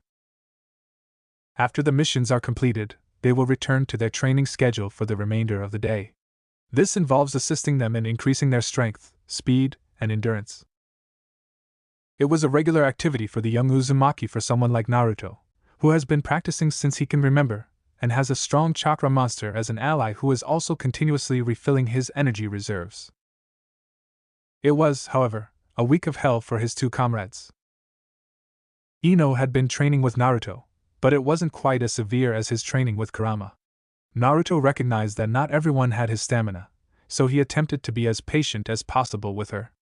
Of course, she progressed with time and became the stronger kunoichi that she is today. Shikamaru, on the other hand, was having some difficulty with his physical powers. He, like Ino, had little stamina, but he had the lowest when compared to her. Asuma had made it his particular duty to assist Shikamaru in improving and expanding his jutsu arsenal. In combat, the more jutsu learns, the more choices he has. It would be a pity to leave Shikamaru behind when it comes to his elemental training, especially since Asuma already understood Naruto's inclination for fire and wind and Ino's love for water. Shikamaru was given a chakra paper by Asuma, who instructed him to channel his chakra into it. Surprisingly, the paper disintegrated to dust, demonstrating Shikamaru's affinity for the earth. Water is usually a Naruto's affinity because of its soothing and calming qualities, which explains why their shadows move so freely and they seem to be so relaxed most of the time. However, in other situations, a person's elemental affinity might be dependent on their own nature. Shikamaru's calm demeanor suggests he has an affinity with the earth. Asuma was pleased with the fact that his team's nature transformations are well balanced. Lightning is the only affinity that isn't present. Shikamaru was handed scrolls focused on the fundamentals since he still has to understand the basics. Before he could learn any jutsus, he needed to learn how to channel his earth chakra. Naruto received a few scrolls based on the new wind jutsus. The majority of the jutsus are C rank or above, and Asuma believed Naruto could manage the jutsu's strength and chakra needs since he was already a proficient wind-style user. Tower of Hokage. Team 10 is currently in front of the Hokage, with Iraka and another Chunin standing alongside him. They just concluded their first D-rank mission of the day, and the elderly Hokage was ready to give them another. The task was simple: capture Tora, the daimyo's wife's cat. Tora has a habit of running away, thus it was a classic pain-in-the-ass mission for new genins. She has proved to be very tough to trap, and once caught, she has a habit of scratching the living daylights out of a genin's face. Ino was the unlucky one, as she was dazzled by the cat's cuteness and wanted to touch her immediately. However, the unfortunate lady failed to notice the cat's stinging claws and injured a large piece of her lovely face. When Tora sprang free from Ino's grasp, Naruto swooped in and captured her before she could go. Tora, to everyone's astonishment, did not struggle in the Uzumaki's grip, surprising his friends and enraging Ino even more. Tora seemed to be fairly calm and nice when it came to Naruto. She even purred deeply in his arms while licking his whiskered face. Asuma reasoned that it may be because of his whisker markings, which make him seem like a cat. Tora was seized from Naruto's loving hug by Daimyo's wife as soon as they arrived at the Hokage Tower. "Oh, my sweet cat. You have been a very naughty girl, haven't you? But don't worry, Mummy will make sure you will never do it again," the daimyo's wife says, but she seems to be squeezing the life out of the poor cat in her supposed affectionate hug. I understand why the cat runs away so frequently, Naruto reflected, his face mournful. Humph. That cat is receiving what she deserves. But damn. I can't help but feel sorry for her now, Ino reflected, a half-satisfied smirk on his face. And here I was thinking the cat was simply a pain in the ass, but apparently she just wanted some space, Shikamaru reasoned, his eyes sympathetic. Team 10 then returns their focus to the ancient Hokage as the daimyo's wife departs with a tearful Tora, begging for Naruto to rescue her. Congratulations, Team 10. Another successful assignment in your record. Now, if you desire for another mission, we do have numerous requests: babysitting a lord's kid, repainting the fences of a merchant's home, or... Hiruzen's speech was cut short by Ino's irritated scream. No. With all due respect, Hokage-sama, these missions are a total bogus. Babysitting? Fence painting? Capturing a fugitive cat? I thought we were ninjas, not babysitters, said Ino after being struck in the head by an embarrassed Asuma. Asuma could only mutter, "Language, young lady." I agree with Ino, Hokage-sama. Not that I don't understand why we're performing these missions since we're still fresh genin, but don't you think we've done enough D ranks to earn us at least a C rank mission, don't you think? Naruto sought to emphasize Ino's remarks in a courteous way. Hiruzen questioned, "What do you think, Asuma-kun? Do you believe your kids are ready for a C rank?" "Well, in the last 3 months, we've finished 79 D ranks," Asuma said. "They usually require at least 50 D ranks to achieve a C rank, which they have, and I can safely state that they are ready. Not to brag, but I taught them well, and they are a really skilled set of young shinobis," Asuma added proudly. I'm very good then." Hiruzen agrees. Hokage-sama, are you sure? While I have no doubts about their talents or Asuma training, they are still quite young for a mission beyond the village. Irika expressed worry about his former pupils. "They'll have to do it someday, Irika," Hiruzen tells the scarred Chunin, "and I believe Asuma-kun will keep them safe." "Don't worry, Irika-sensei, I swear we'll be cautious," Naruto adds confidently, as if to assuage the terrified Chunin's fears. "Now I have one C-rank mission for you to do," Hiruzen says as he pulls out one mission scroll. The mission is requested by the Wasabi family, from the land of tea, and it is about the annual Todoroki Shrine race, which will begin in 2 days, and it will take at least a day to arrive in the land of tea. Hiruzen informed me. Naruto inquired, "Who are we escorting?" Hiruzen just said, "I don't know." Ino inquired, "What do you mean you don't know, Hokage-sama?" "They have a dedication ceremony at the Great Todoroki Shrine once every 4 years in the neighboring nation of the Land of Tea, and we've received a request to escort the runner, who will participate in the race that will be held there. But an assailant from the opponent's side attacked the messengers before they arrived here," Hiruzen explained. Asuma inquired, "Assailant? Were they able to identify them?" "The messengers weren't sure, but they thought it was a shinobi," Hiruzen said, "but if that's the case, this task might be raised to an A rank if you see any." Shikamaru said, "Forgive me, Hokage-sama, but I still don't comprehend this task." "You should acquire the specifics straight from the Wasabi family's head, Jirocho," Hiruzen said, "and I encourage you to go immediately for the Land of Tea, since time is of the importance." "Yes, Hokage-sama," Team 10 agreed, bowing respectfully. Asuma advised his staff, "I'll allow you guys an hour to go home and gather all the basics you need for a 1-week excursion, then meet me at the village gate when you're done." Hiruzen wishes them all the best of luck. 1 hour later, the village gate. Naruto was the first to arrive, followed by Asuma, who is presently having a smoke beneath the shade while resting against a tree. As the two waited for the rest of their team to arrive, Asuma decided this was the perfect opportunity to finally speak with his blonde pupil. Asuma abruptly said, "What are you not telling me, Naruto?" "Asuma-sensei, what do you mean?"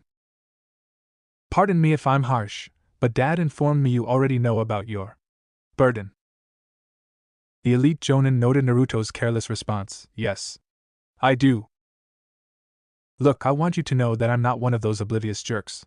I actually like you, kiddo, and even I can tell the difference between a prison and a prisoner, but I only see you as Naruto. And don't tell the others, but I think you're my second favorite student," Asuma confessed with a warm smile.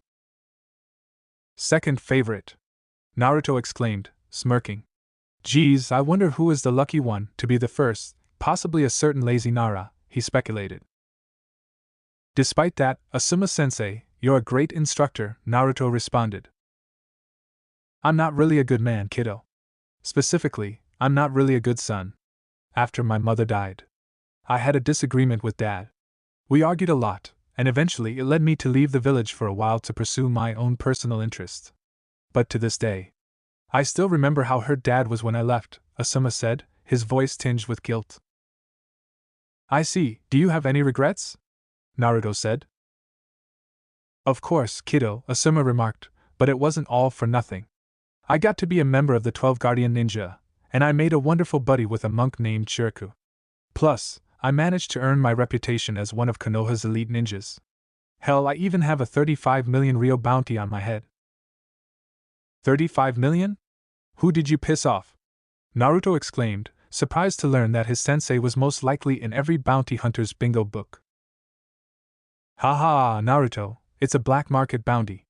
Plus, I've made a lot of enemies over the years, so it's anyone's guess who put it up right now. But I'm a bit proud, huh? The more I'm worth, the more badass I am, right?" Asuma stated with a smug grin. With a deadpan expression, Naruto said, "Why do I believe that bounty could get you murdered someday?" With a laid-back tone, Asuma remarked, "Oh come on kiddo, you're just being worried." "We're here! We're here! Sorry we're late!" exclaimed Ino, panting, as she and Shikamaru approached the village gate. With a heavy groan, Shikamaru muttered, "Apparently our mothers won't stop worrying us about the potential hazards beyond the village. What a nuisance." "Well, you're here now, so that's all that counts. The land of tea is a one-day journey, but let's see if we can get there sooner." "Let's go," Asuma stated as he led his group out of Konoha's gates. "Yeah! Finally! A mission outside the village!" said Ino, relieved that they had finally left their home. Shikamaru muttered tiredly, "Troublesome, it's going to be a long week." "Are you thrilled, Naruto-kun? This is our first trip out of the village," Ino said of her blonde companion. "You bet," Naruto teased his lover, "and don't worry, I'll keep you all safe, and I'll personally make sure to keep you warm at night." Ino blushed profusely as a result of this, pondering how he can keep her warm. "You need to quit hanging out with Anko, kiddo," Asuma advised, knowing how insane she could be at times and how much she enjoyed the torture. "She's not that bad after you get to know her." "Very well," Naruto said. Since becoming a genin, he and Anko have shared a bed every night.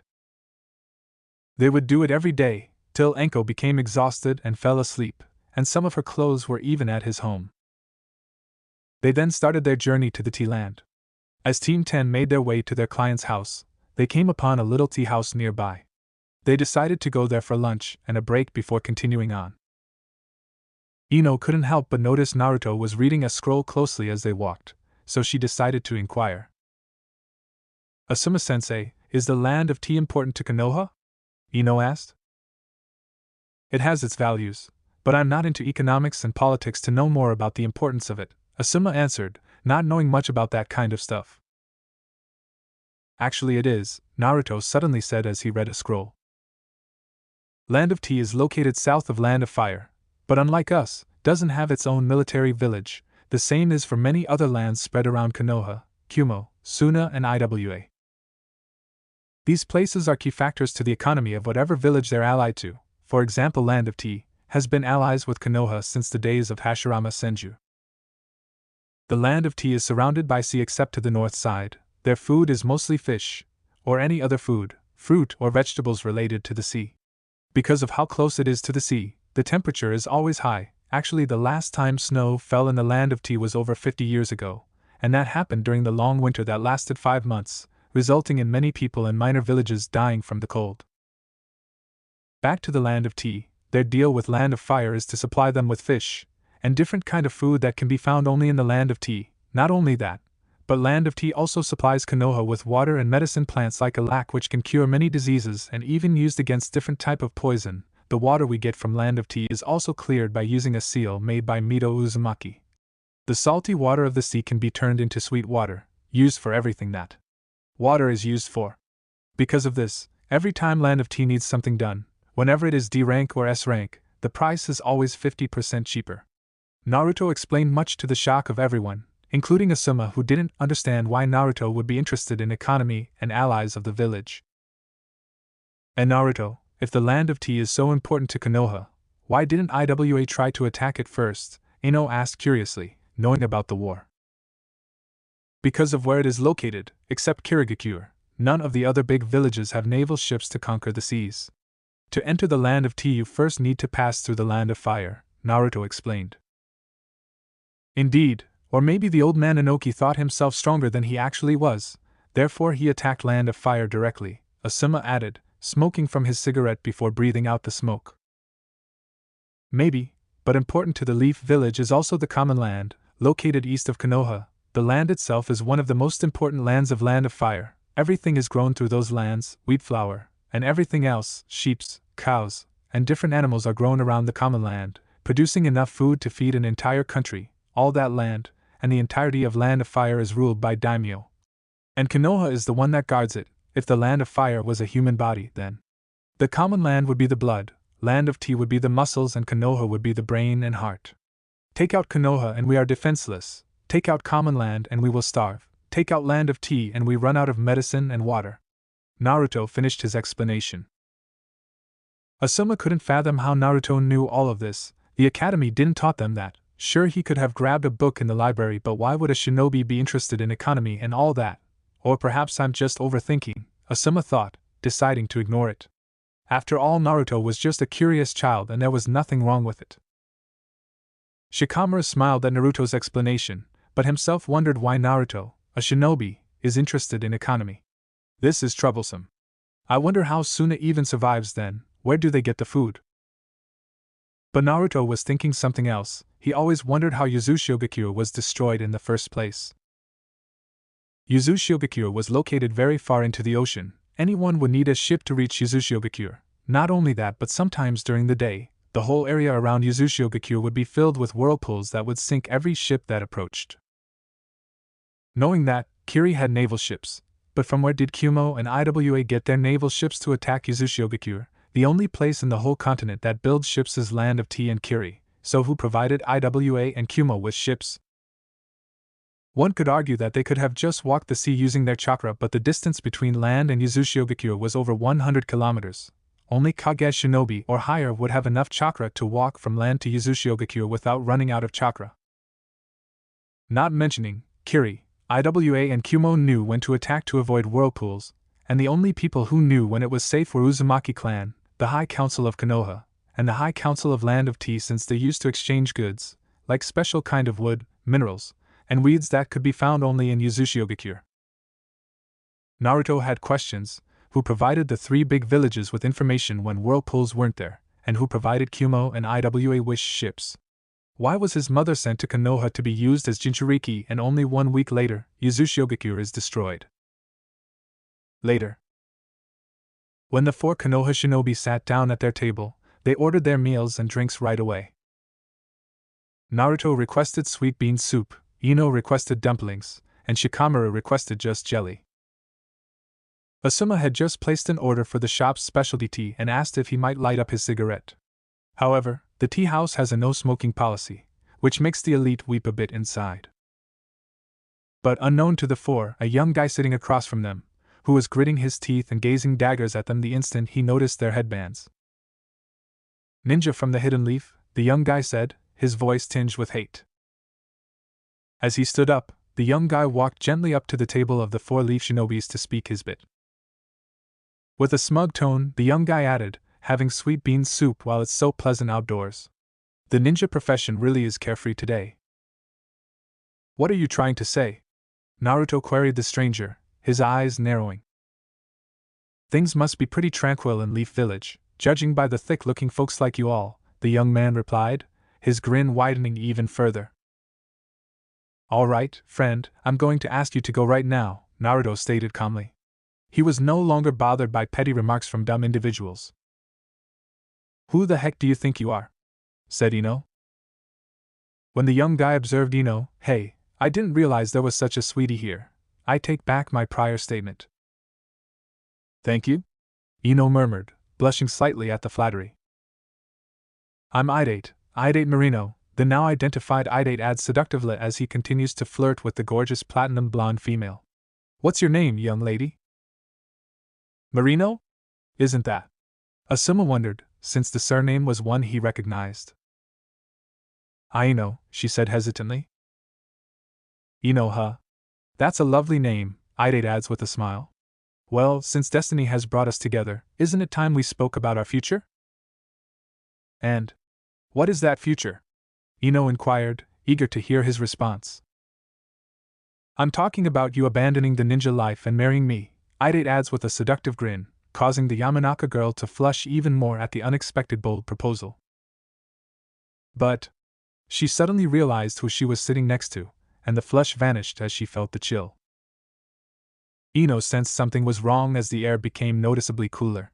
Even Asuma and Shikamaru felt it, but couldn't figure out where it originated from. Then they realized Naruto was surrounded by a massive shadow, and a little trace of his killing intent was being discharged. However, the blonde was able to maintain his composure, else he would have risked wrecking the lovely tea house. "Yeah, I dare, was it? I may not seem so, but I am a reasonable guy," So I'll give you 10 seconds to walk away from Ino before I chop your balls off and throw them down your mouth and make you swallow them, Naruto stated calmly. Oh my gosh, is Naruto-kun jealous?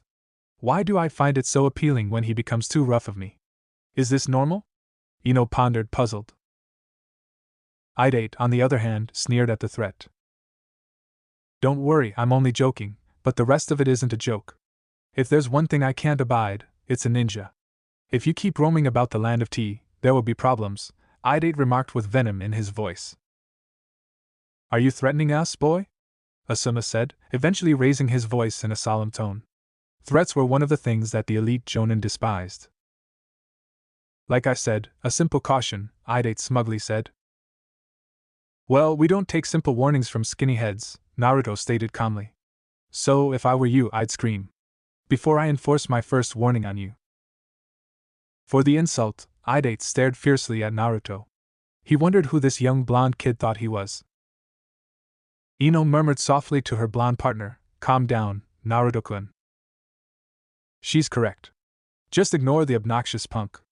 We don't have time, Shikamaru replied, his voice bored. I'll do it once. Whoa. Where did he go? Naruto exclaims as he discovers Idate has disappeared totally. Huh. Gone? Ino said, stunned by Idate's speed. There is no way. I was completely oblivious to it. I'm not sure whether I'm rusty or that child is simply very quick. Asuma pondered. Sigh. And here I was expecting to at least punch that jerk in the face, Naruto said, dejected. With a loving grin, Ino remarked, "Ah, Naruto, you're so sweet when you're jealous. Don't worry, you know you're the only one for me." The waitress then arrived with their orders and handed them their bill. But to their surprise, she offered them 2 bills. As she walks away from the table, the waitress replies, "I'll collect them when you're done." Wait. Why 2 bills? Asuma said. Yours and your young buddy who just departed, who stated you guys would pay for him, the waitress said. That son of a bitch, said Ino. Naruto, can you locate him? Shikamaru begged his blonde closest buddy. Naruto stepped out of his chair and knelt on the ground, saying on it, I know where he is, but he's traveling fast. We need to get moving immediately if we want to catch up. From what I can see, he's fairly far away, Naruto said solemnly. That no-good jerk. He thinks he can make a fool out of us, Ino exclaims, her eyes bright with rage. Let's go catch him so I drown in the sea. Not until I burn him and rip him up into shreds, Naruto exclaims, returning the wicked grin with her own. They also exchanged a little evil chuckle, which made Shikamaru's palms sweat as he worried about his blonde colleague's violent inclinations. Shikamaru sighed tiredly. I knew this was going to be a lengthy assignment. The Genin 3 then hurried out of the tea house, leaving just their Jonin instructor to pay the bill, which he grumbled under his breath. I'm afraid we have to go now, ma'am. My pupils can be a bit eager at times. Thank you very much for the dinner. I'll leave the money here on the table, Asuma remarked as he walked slowly to where his students left, believing that this wasn't a pressing matter and that he could take his time. Area of forest. As the Genin 3 hurriedly pursued the ninja-hating Dain and Dasher, Asuma walked after them at his own leisurely pace. That person has tremendous speed. He must have spent years training his legs to be able to cover this distance in such a short amount of time, Naruto observed. Shikamaru inquired, who the heck is he anyway? It doesn't matter, Ino said, we're definitely going to catch up to him. Idate was speeding through the forest like there was no tomorrow. Stupid ninja. I'll be miles away from those losers before they can even get started, Idate stated, smugly. However, as he continued to run at maximum speed, he stumbled on a rope and was sent plummeting from a cliff, unaware that his pocket knife had dropped from his grasp. Before hitting the ground, he was able to halt his fall by colliding against a tree limb. All the speed in the world won't help if I don't keep an eye on where I'm going, Idate scolded himself. Idate then leaps off the limb and lands on his feet on the ground. He didn't understand, however, that he was surrounded by 2 enraged Genins and 1 bored Genin. I agree, But that will not be important. Once I break both your legs, Ino said, releasing part of her murderous fury. Idate glanced up and saw the furious platinum blonde girl on his left, Shikamaru on his right, and Naruto in front of him, standing on a tree limb. He was totally encircled. You have a lot of audacity to piss these two off, but it was because of you that I had to run, so now you piss me off, Shikamaru grumbled. Did you honestly think you could get away with it? We're ninjas, whether you like it or not, and we were trained to catch punks like you, so I hope you're ready for what's coming next, Ino said, cracking her knuckles and indicating that she's about to beat the living hell out of the dasher in front of him. Idate clenched his teeth, knowing that there was only one thing he could do now to rescue himself. Idate shouted, "I'm sorry!" as he knelt and bent his head in humiliation. Huh! said the Genin 3, startled by the unexpected show of timidity. They then leapt off their limbs and landed near Idate. I had my wallet stolen and was at a loss, and then you guys stepped up, and I didn't know what else to do, Idate said, almost pleading for mercy. Are you kidding? All your money? Ino inquired, her voice tinged with sorrow. Why didn't you just say ow? Naruto yelped in agony as something landed on his head, but he caught it before it went to the ground. It was a pocket knife, to be precise. What is this? Naruto wondered, staring at the knife in awe. When Idate lifted his head off the ground, he discovered it was his prized pocket knife. And it's being held by someone other than him. Don't touch it. Give it to me. Idate's timidity morphed into rage as he hurriedly attempted to reclaim Naruto's pocket knife. Naruto, on the other hand, had quicker reflexes than the idiot runner and was able to evade all of his frantic clutches, which finally evolved into violent blows. Hey! Quit it! I'm warning you! Naruto exclaimed angrily, in between dodges and blocks, in response to Idate's unexpected hostility. All of this for a useless pocket knife? Naruto is growing more enraged with the older boy in front of him. Who is he to be enraged by him? That is mine. Give it back or I'll. Idate couldn't complete his statement before being knocked out cold by a swift haymaker punch from the Uzumaki. Naruto Kyuen? Said Ino, stunned by the unexpected knockout strike. What? The jerk went insane and attacked me because I was carrying his pocket knife. Nice workmanship, however, Naruto observed as he examined the apparently custom-made weapon. Maybe that's why Idate was so desperate to have it back. Alright, we accomplished what we came for, right? We hunted him down, and you struck him in the face. Can we go now? Shikamaru said, his voice bored. Yeah, Asuma-sensei isn't far away, and he's on his way to the Wasabi family's property right now, so let's go catch up with him, Naruto remarked. Ino said, what are you planning to do with the pocket knife? I'm not a thief, even if I really enjoy the handle's design. But I'm going to leave him a letter. Something to remind him what will happen if he crosses us again, Naruto stated with a wicked grin that gave both Ino and Shikamaru shivers. Asuma-sensei is correct, Naruto-kun. You really need to quit hanging out with Anko, Ino added, her face flushed with the realization that her boyfriend's girlfriend has a negative influence on him. Anko shouldn't hear you say that. She's a lot of fun to be around, Naruto replied. Later. Idate had a black eye and a severe headache when he awoke. The last thing he recalled was the blonde ninja guy punching him in the face because he was clutching his. Where has my knife gone? Idate saw his pocket knife close by. Its blade protrudes from the ground downward. Idate promptly got up and rushed to get it, but then he saw the carved written message next to the knife on the ground. Hello, Idate. Please accept my apologies for accidentally touching your valuable knife. I had no idea you were so strange about it. Maybe you have it to keep yourself company. Fortunately for you, I'm not a thief. But you mocked the Shinobi title, cheated your way out of your bill, and flirted with my girl. Putting that aside, since you like issuing simple warnings, I'll offer you mine.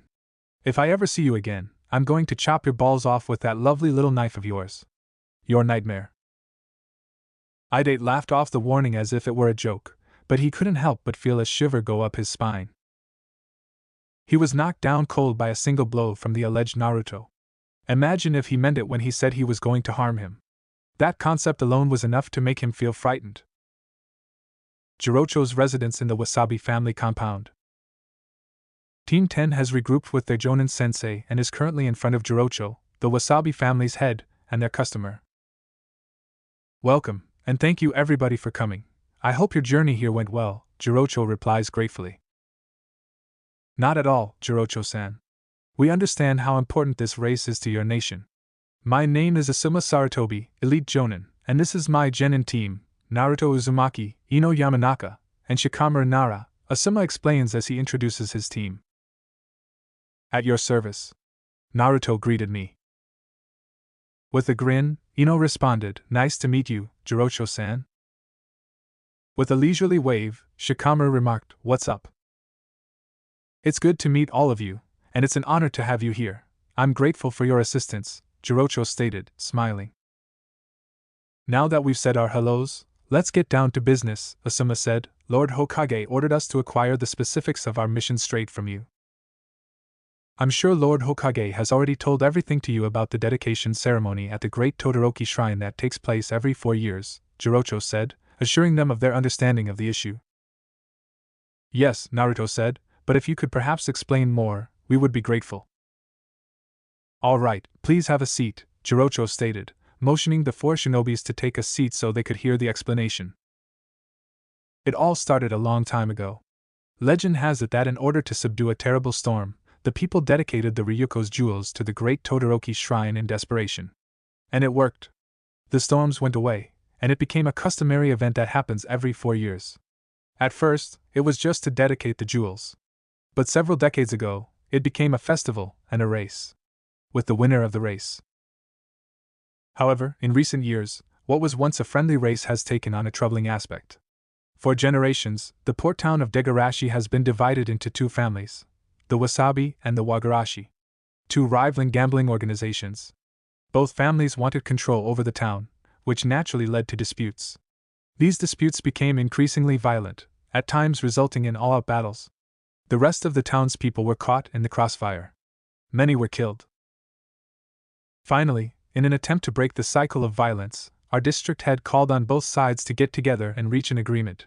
From now on, control of the town will be chosen by competition rather than street brawls, Jirocho revealed. What kind of competition is it? Ino inquired. The race is held every 4 years at the Great Todoroki Shrine dedication ceremony. 4 years ago, the Wagarashi won easily by hiring Shinobi, and we've recently learned that they've hired Shinobi again this year. That's why we sent out messengers to the Hidden Leaf Village with a request for assistance. But they were ambushed and attacked, Jirocho said, his voice sad. I implore you all, Jirocho said as he bowed down to the 4 shinobi in front of him.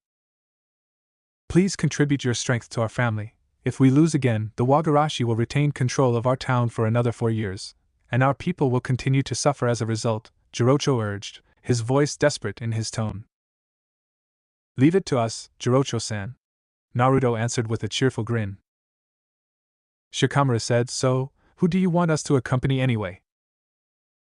Jirocho smiled and clapped his hands, Excellent, so you'll accept the job then. The Wasabi family's selected runner emerged from the sliding door beside them. Yes, boss, you called for me? Said the runner, who happened to be Naruto's current least favorite character, Idate Marino. Team 10 was taken aback when they discovered that the familiar punk who had tricked and fled from them was the same guy they were supposed to protect. When Idate pointed his finger at Naruto, he cried out in terror and rage, Why you? Naruto was taken aback, but when he recalled his vow to Idate when they left ways in the jungle, his smile transformed into an evil grin. Hello, Idate. I thought I made myself plain. Now, where's your knife? Naruto said, his deadly intent for Idate revealed by his wonderfully calm tone. Idate could only gulp. Oh, so you all know each other? That makes things a lot simpler, Jirocho replied, smiling. That may not be the case, Ino sighed, her goal having just become a lot more difficult. Degarashi. Naruto and Idate are presently strolling along Degarashi Street. To clear the air between the two, Asuma believed it would be a good idea. He just hopes that Naruto does not murder the person he is supposed to protect. Boss Jirocho is a very important guy around here, Idate grumbled, and he shouldn't have to drop his head to ninjas like you. It takes a large man to bend his head to another. I have nothing but respect for Jirocho-san, but I'm having problems not murdering you. But I'm still a shinobi on duty, and whether I like it or not, I still have to escort your crappy ass, Naruto remarked, his voice tinged with hate. Idate screamed at the younger blonde lad next to him. Fine. Believe me. If I wanted an escort, it would not be some snot-nosed runt like you. For the sake of my assignment, I'm going to pretend you didn't just call me that. I'm still your bodyguard, Idate, Naruto responded angrily. Idate merely sneered, humph. Sigh. Look.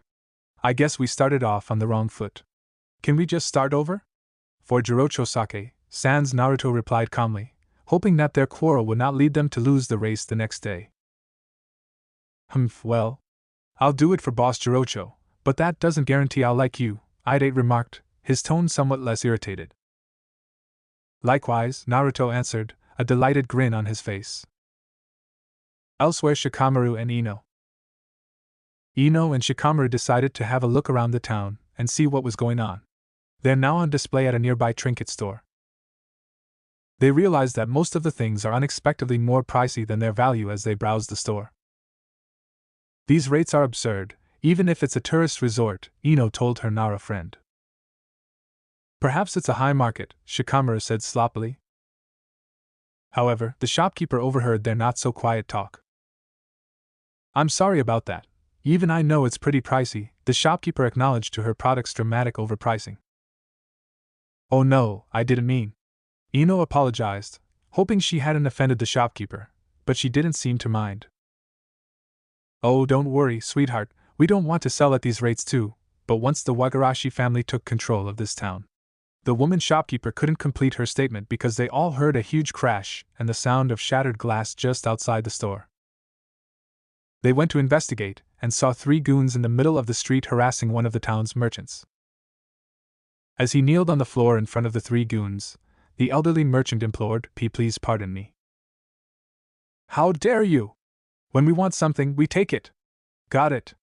You wouldn't even be in business if it weren't for the Wagarashi, said one of the goons, who was later shown to be a Wagarashi family member. I know. Only it's that. To take it without paying for it is. The elderly merchant reasoned, but he was ignored. You don't understand it, do you? Boys, go steal his things while I give him a lesson, the alleged leader said, ordering his 2 goons to plunder the shopkeeper.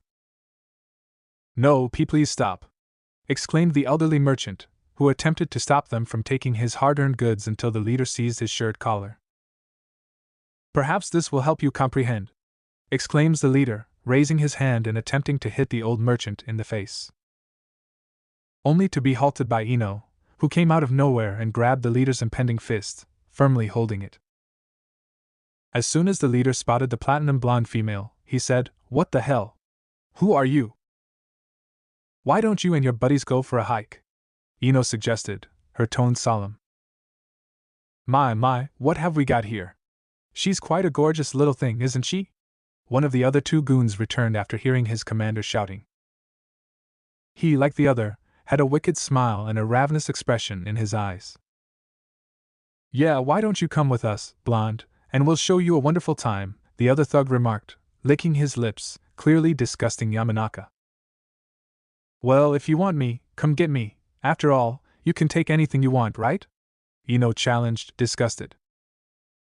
Please get her out of there. These individuals are from the Wagarashi family, and they are dangerous, particularly to a little girl like her, implored the lady shopkeeper to Shikamaru. Don't worry, she'll be all right. It's them who should be concerned, Shikamaru replied, a confident grin on his face. You asked for it. Get her, boys, shouted the commander to his 2 companions. The woman shopkeeper instantly hid her face behind her hands.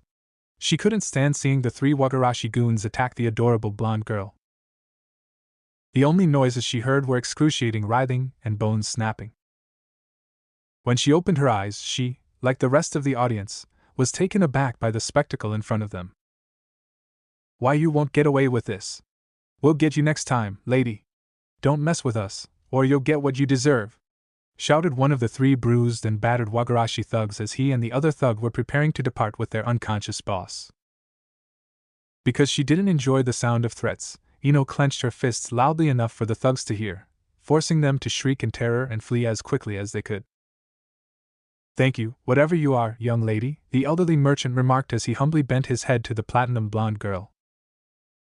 "Look at those guys running.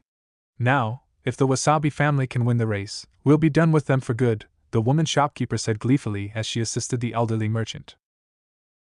"Are you all well, Ino?" Shikamaru said, concerned about his buddy. "Don't worry, Shika," Ino remarked confidently. "Those creeps aren't even worth breaking a sweat." The guest room at Jirocho's residence.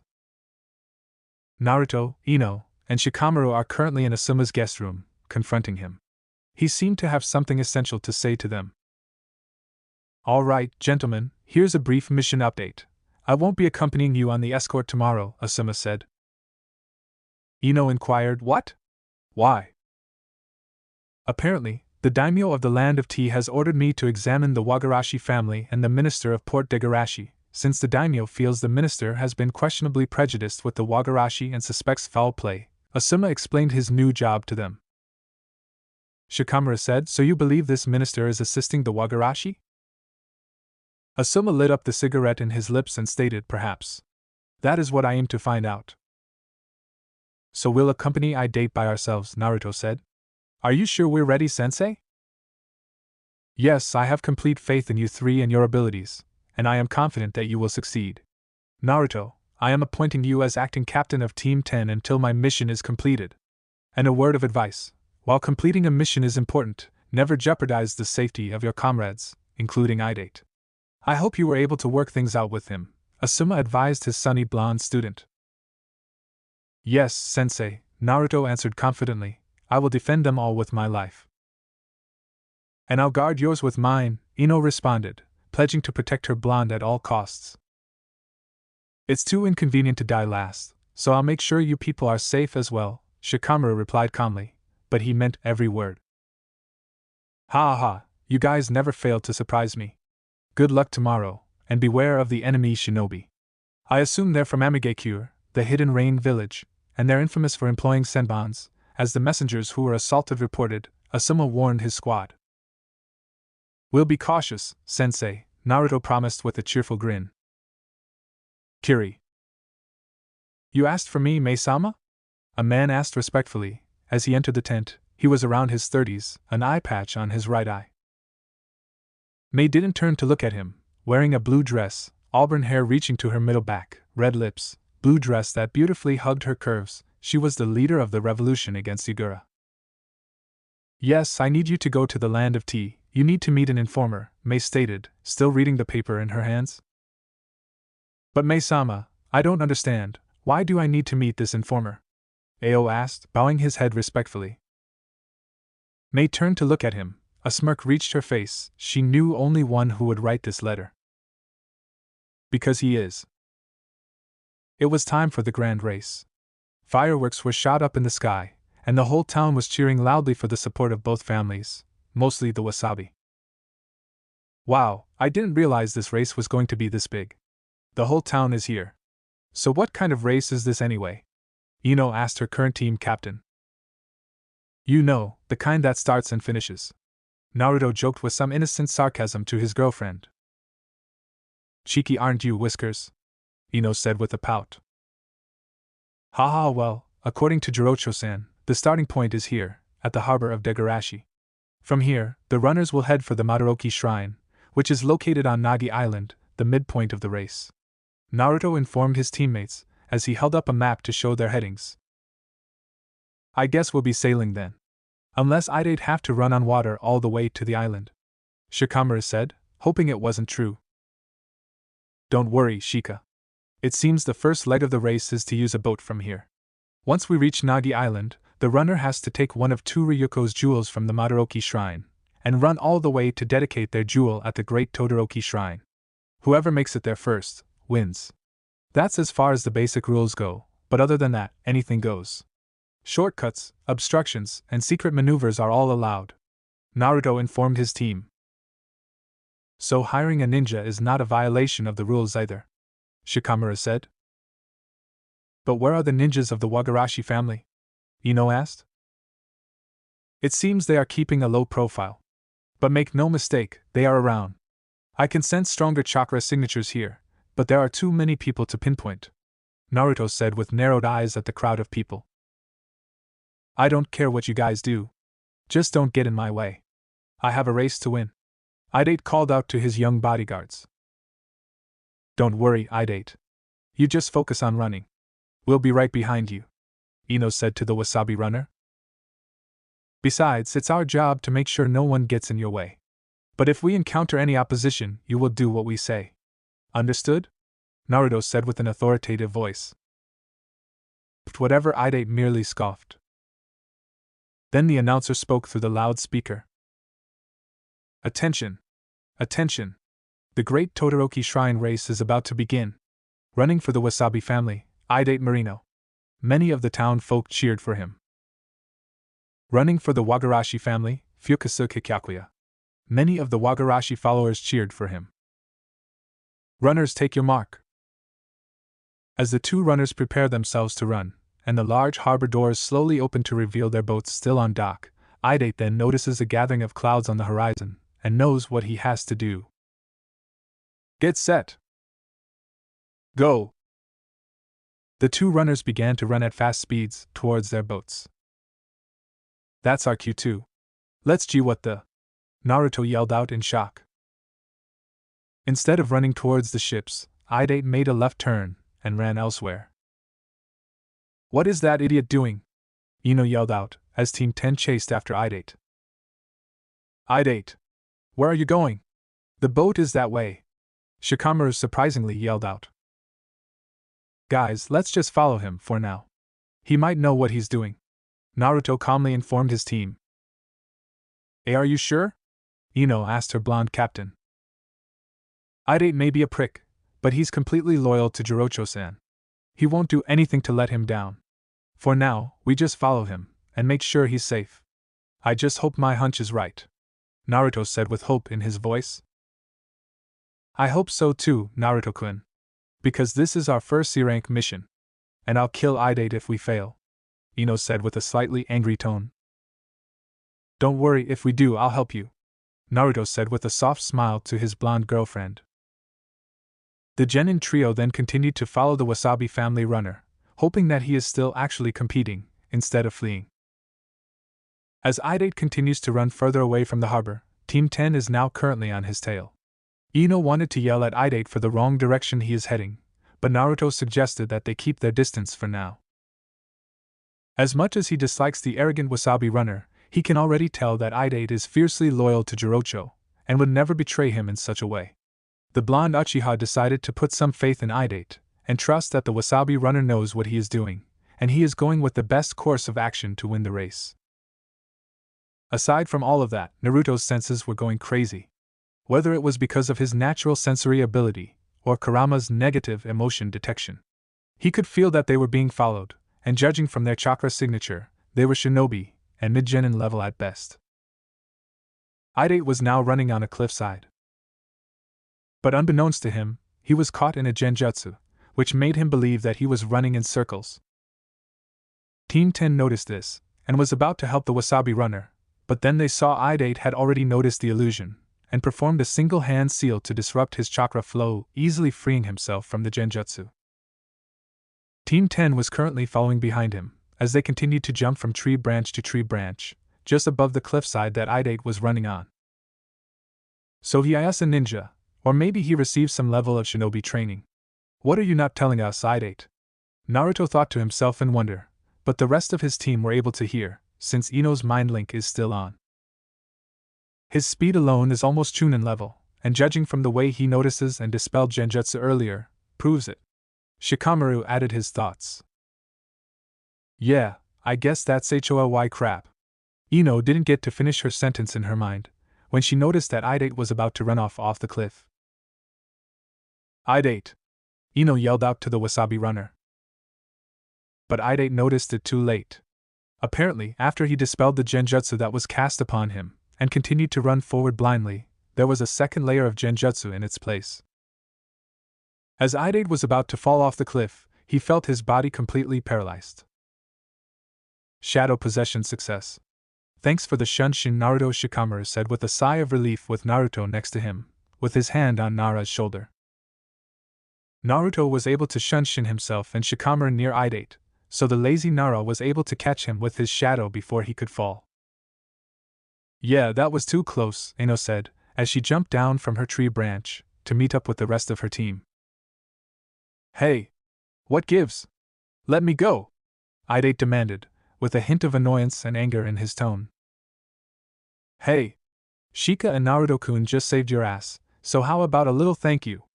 Ino yelled out, trying to defend her teammates' actions. Yeah, right, like I would give my thanks to ninja like you, Idate said with an arrogant and disgusted expression on his face. Why, you're lousy. Ino was about to yell for the insult, but she was interrupted by her blonde paramour, who finally decided that he had enough with the wasabi runner's attitude. Enough. Listen here, Idate. You were caught in a genjutsu, which means the shinobis of the Wagarashi are not too far behind us. Instead of escorting Fukazuki to the Todoroki shrine, they were sent to eliminate you. Now I have been very patient with you. Very patient. But you almost got yourself killed, which could have jeopardized our mission and the race. So I want you to tell us what you are planning now, or I'll have Ino go through your mind. And I don't care how long it takes, Naruto said with a serious tone. Look, I don't need your help, okay? The only reason you saved me is because you are bound by duty, Idate said with an annoyed scoff. And I don't care. Tell us your plan. Now, Naruto ordered with the same serious tone, and glared heavily at the wasabi runner. Where are we going? What happened to Port Degarashi? Shikamaru asked, as he too wanted to know what Idate's actual plan is, as he releases his shadow possession on the wasabi runner. What about it? Forget the port. I'm heading north from here, Idate stated clearly. You are? So does that mean it is faster that way? Ino asked. That's right, Idate said with a smirk. How do we know we can trust you? Naruto said with narrowed eyes. That's the problem with you ninjas. You can't trust anything, can you? Idate yelled out for the mistrust. You haven't really given us a choice, did you? You conned us when we first met, and it looked like you ran away when the race started, Shikamaru said with a bored tone. I am not running away. Look! At this time of the year, there are some pretty strong seasonal winds blowing hard across the sea. Back at the starting point, I noticed the clouds. I can see the wind blowing towards us. On top of that, at the port to the north, there's an ocean current that flows directly to Nagi Island, Idate explained. So you weren't running away this whole time. You were just using a shortcut, Ino said, trying to summarize the actual plan. That's what I was saying. You need to use this more a little right here, Idate said mockingly, as he pointed his thumb to his head, indicating his brain. Nevertheless, I suggest you be more transparent with us in the future. The shinobis of the Wagarashi are currently on our tail, and it's best that we travel together, Naruto suggested, but it sounded more like an order. Whatever. Just try to keep up, Idate said, as he turned to continue to head north. Team 10 and Idate continued to head north to the second harbor at full speed. Idate explained to them that a local fisherman there is more than willing to help the Wasabi family by providing his fastest boat to them. Naruto notices the level of admiration and respect the fisherman spoke of Jirocho, and how much the Wasabi had done for the local folks of the land of tea. He realizes that the stakes of the race are more impactful than he thought. This beautiful land should not have to suffer any more under the heels of the Wagarashi. Even if he still doesn't like Idate as a person, he will ensure that he wins the race no matter what. Too many good people are depending on it. The fisherman's boat. As they sailed through the clear seas, Idate had a look of worry on his face. Even if he doesn't doubt his speed to win the race, nothing is certain. Especially when shinobis are involved. He gritted his teeth in anger and frustration, and decided to ask his bodyguards the question that he always wondered. Why did guys want to become a shinobi anyway? Idate asked out of the blue. What do you mean? Shikamaru asked in return, not knowing what it really meant. What does it sound like? I'm asking, what made you guys decide to wake up one day, put on some stupid headband and become a disposable soldier to your village? Idate asked harshly with a bit of venom in voice. Hey! We are not disposable, you jerk! Ino yelled out to the disrespectful runner. Every shinobi is disposable. I mean, you guys are just genins, and yet you say things like you've seen it all. You are not even chunin yet, so how would you know that you are not disposable, huh? Idate yelled out in return. Is that why you hate shinobis? Is it because you didn't get to become a chunin? Naruto asked with a monotone voice, as he continued to steer the boat. What? Idate asked with surprise in his voice. I remember now, why your name is so familiar to me. I have a lover who works in the torture and interrogation corp in Konoha, and she mentioned she works under two higher-ups. Inoichi Yamanka, who is Ino's father, and Ibiki Marino, the head of TI. I assume he's a relative of yours, Naruto said, as he finally put all the pieces together of Idate's true identity. What did you say? And my brother is alive? Idate asked in disbelief, as he always thought that his brother had died in an explosion. Yes, he is, Idate.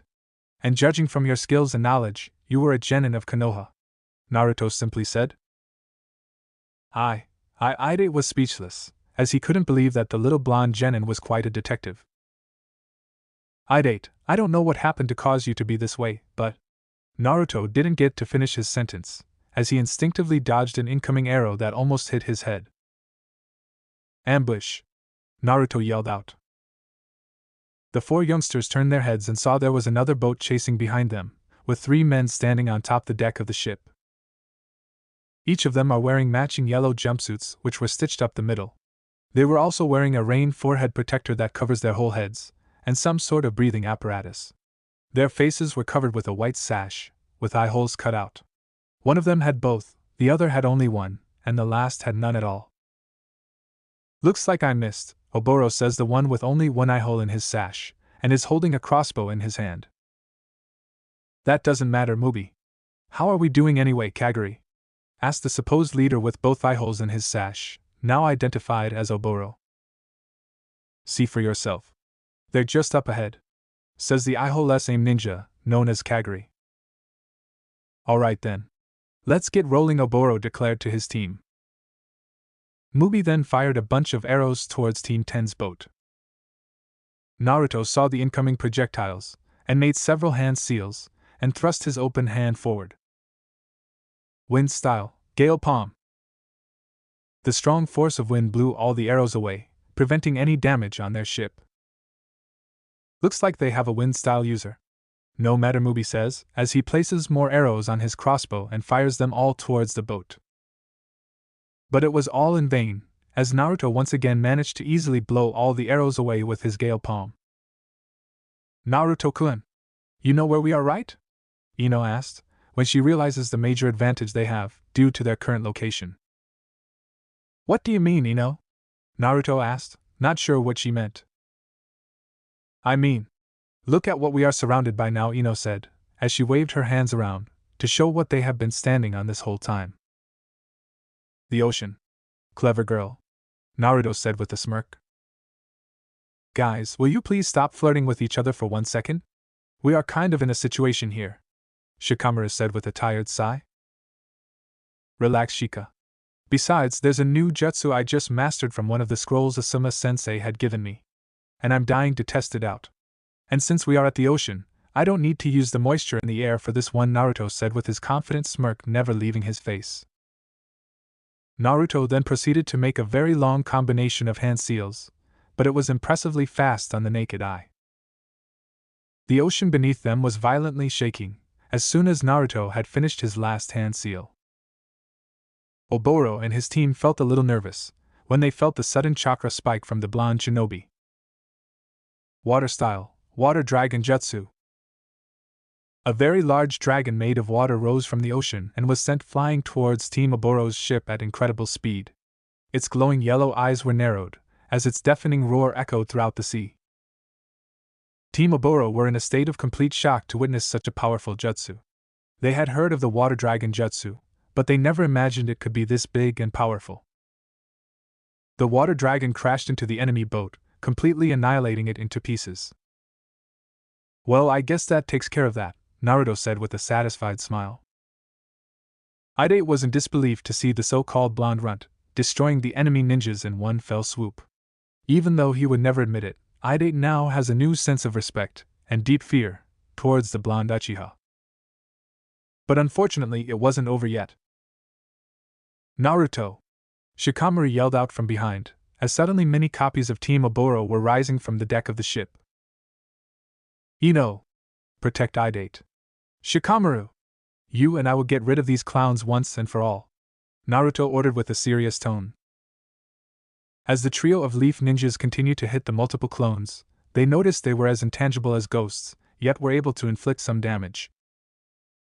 These are Haze clones. Hitting them is a waste of time. Naruto. These things are practically the standard clone jutsu. The only difference is, we can't hit them to dispel them. The real ones are probably hiding somewhere among them, Shikamaru informed his team leader, as he continued his assault to find the real ones. Can you find them, Naruto-kun? Ino asked, as she blocked an incoming kunai that was thrown at her. Yeah, I just need a second. Naruto tried to kneel down to use his sensory ability, but could not, as Team Oboro kept attacking him as soon as he let his guard down. You better stay close to my side, Idate, Ino said to the wasabi runner. No way. Why would I want any help from a bunch of ninjas? Idate stubbornly yelled out, as he still despises all ninjas from his core. Look around you, asshole. Beggars can't be choosers, Naruto said to Idate in annoyance, but then he saw one of the AIM ninja was about to pounce on Shikamaru. Shikamaru! Behind you! Naruto yelled out.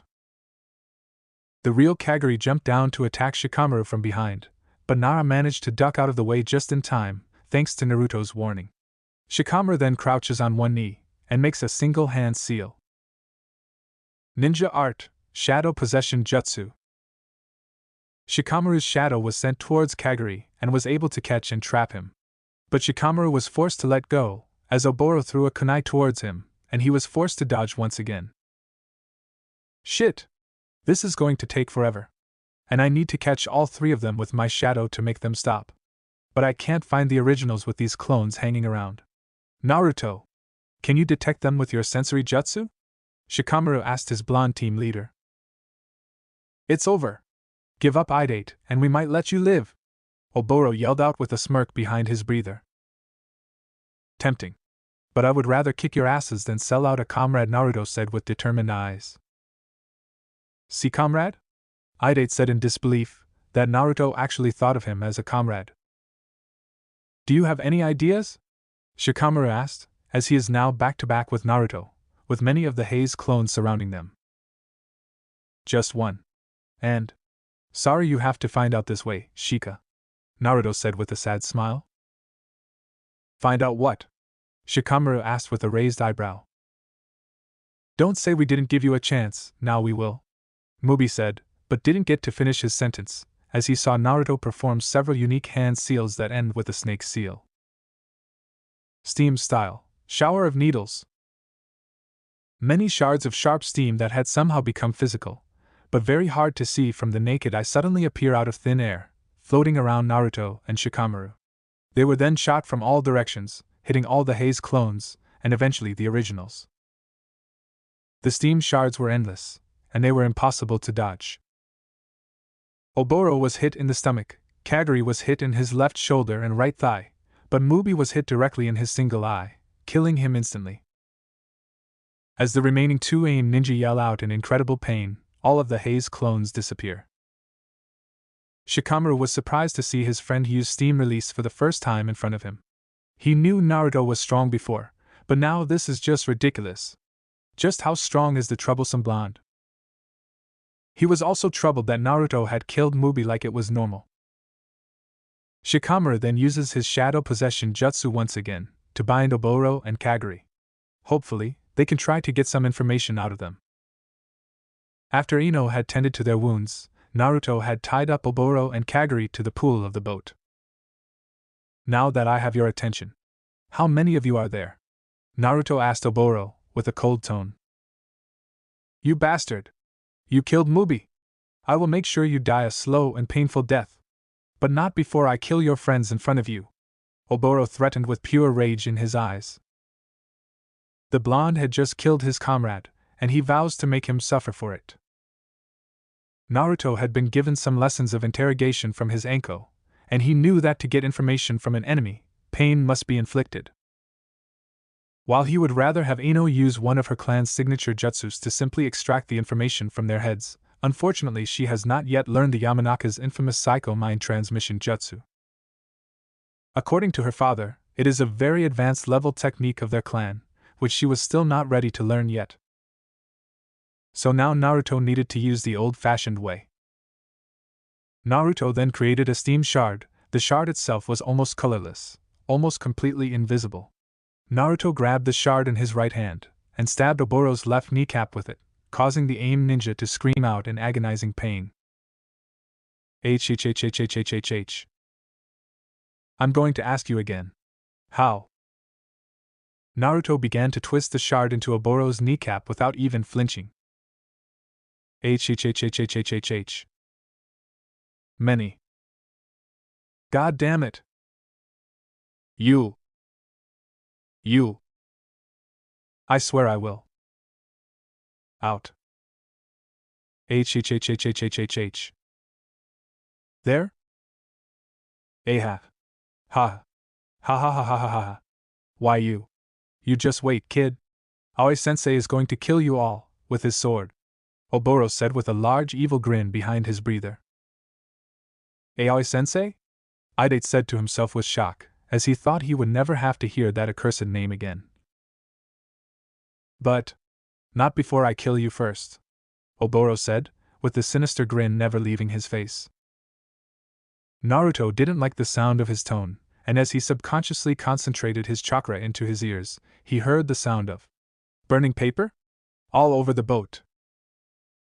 Get off the boat. Now! Hearing the fear in his voice, Ino, Shikamaru, and Idate immediately ran to the edge of the boat. Ha ha ha ha, see you in hell, Blondie! Oboro yelled out in satisfaction. Team 10 managed to jump out of the boat in time, before it was completely destroyed in a fiery explosion, courtesy of the many paper bombs Oboro and his team managed to place when they first attacked. Oboro and Kagari were no doubt killed in the explosion, but the shockwave of the blast had managed to separate Team 10 from Idate. Nagi Island. Idate was able to swim all the way to the island, but he could not locate his ninja bodyguards anywhere. While he would not admit it to himself, he really hopes that they survive the explosion, and soon find their way back to him. The race was still far from over after all. As he climbed up the rocks to drag himself away from the unforgiving sea, he felt a shadow of a man standing over him. The man that was standing before Idate gave him nothing but a smug grin. Long time no see, Idate, the man says with a cocky tone. Why you? Aoi Rokusho. You son of HH. Idate didn't get to finish his sentence, as he was grabbed by his hair, and was thrown very hard on the rocky surface. Now is that any way to treat your old sensei? Really, how many times do I have to teach you to never trust anyone? The man now identified as Aoi says, as he reaches for the heavy umbrella on his back, and begins to beat Idate with it. Such a fool you are. Naruto, Ino and Shikamaru managed to swim all the way to the sandy shores of Nagi Island. They could still see what was left of their burning boat from afar, that is currently sinking to the bottom of the ocean. Are you guys alright?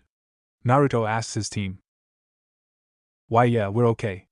Shikamaru responded, as he panted to regain his breath. Wait, where's Idate? Ino asked, as she looked around to see no signs of their fourth member. It looks like we were separated during the explosion. Hang on, I'll try to find him, Naruto said, with worry in his voice. Naruto then knelt down, and placed his index on the sandy ground, and closed his eyes to concentrate. The island was vast, and he could detect many small chakra signatures gathering at the Madoroki shrine. They are probably the villagers who came all the way to support their runners, when they arrived to collect their Ryuko jewel, and head straight to the Todoroki shrine. Naruto then detected 2 chakra signatures that were near them. One he recognizes as Idate's, but the other had high Chunin level chakra, and a strong sense of malice. The young Uchiha managed to combine both his natural sensory ability and Kurama's negative emotion detector.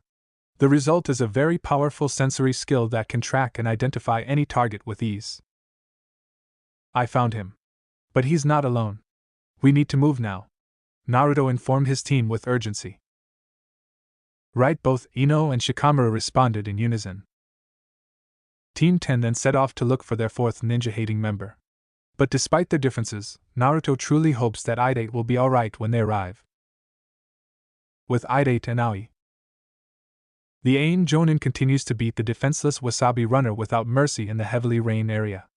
Idate had bruises all over his face, and senbons all over his body.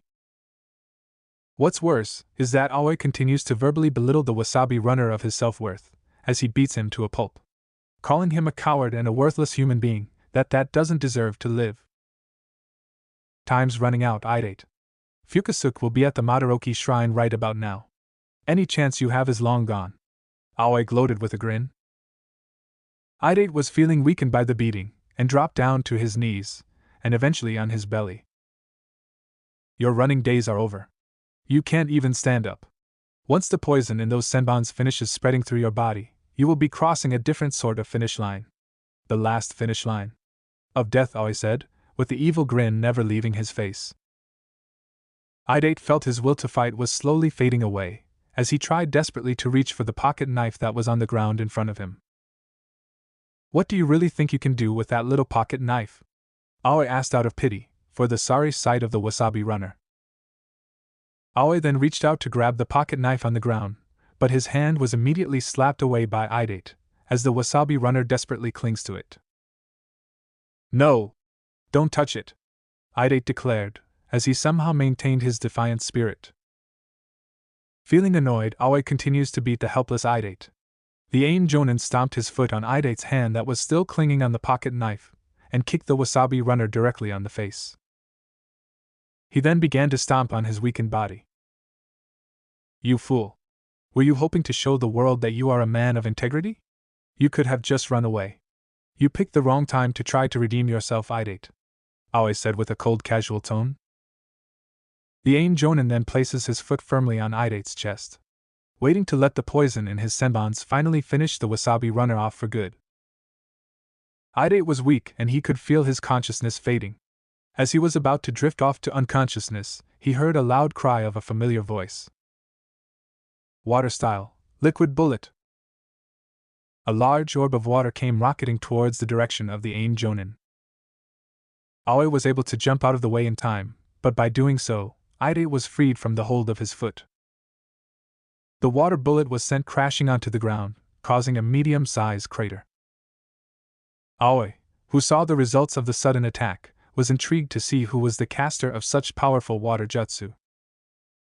Idate!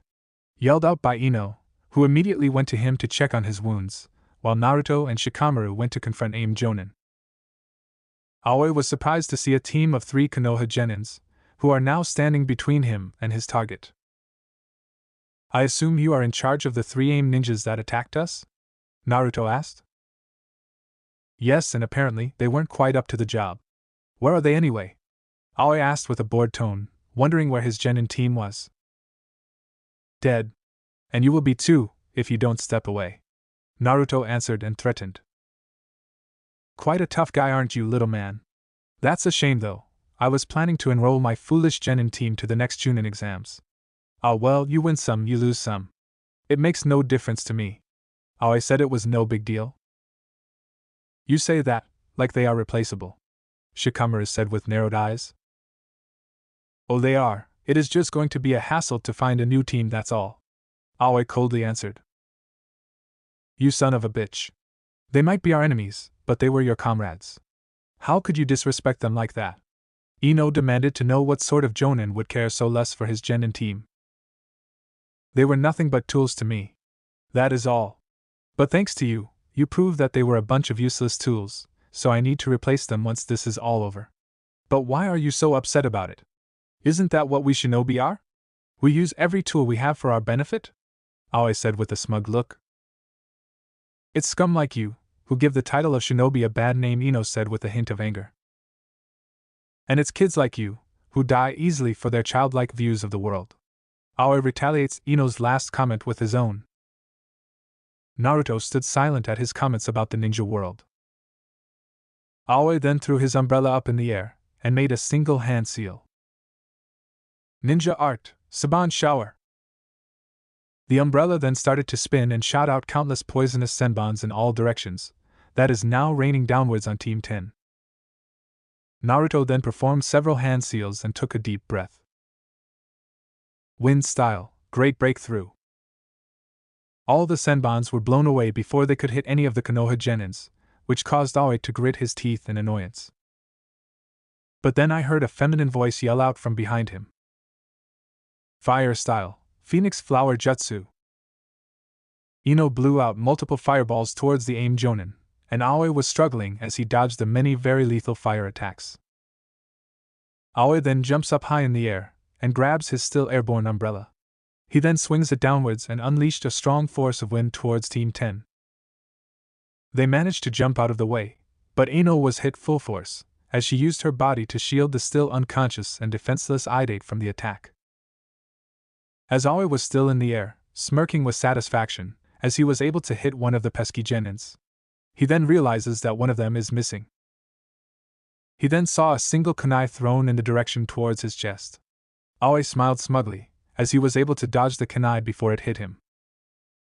But as the kunai passed by him, he saw a paper attached on the ring of the handle, causing his eyes to widen as he realized what it was. Boom!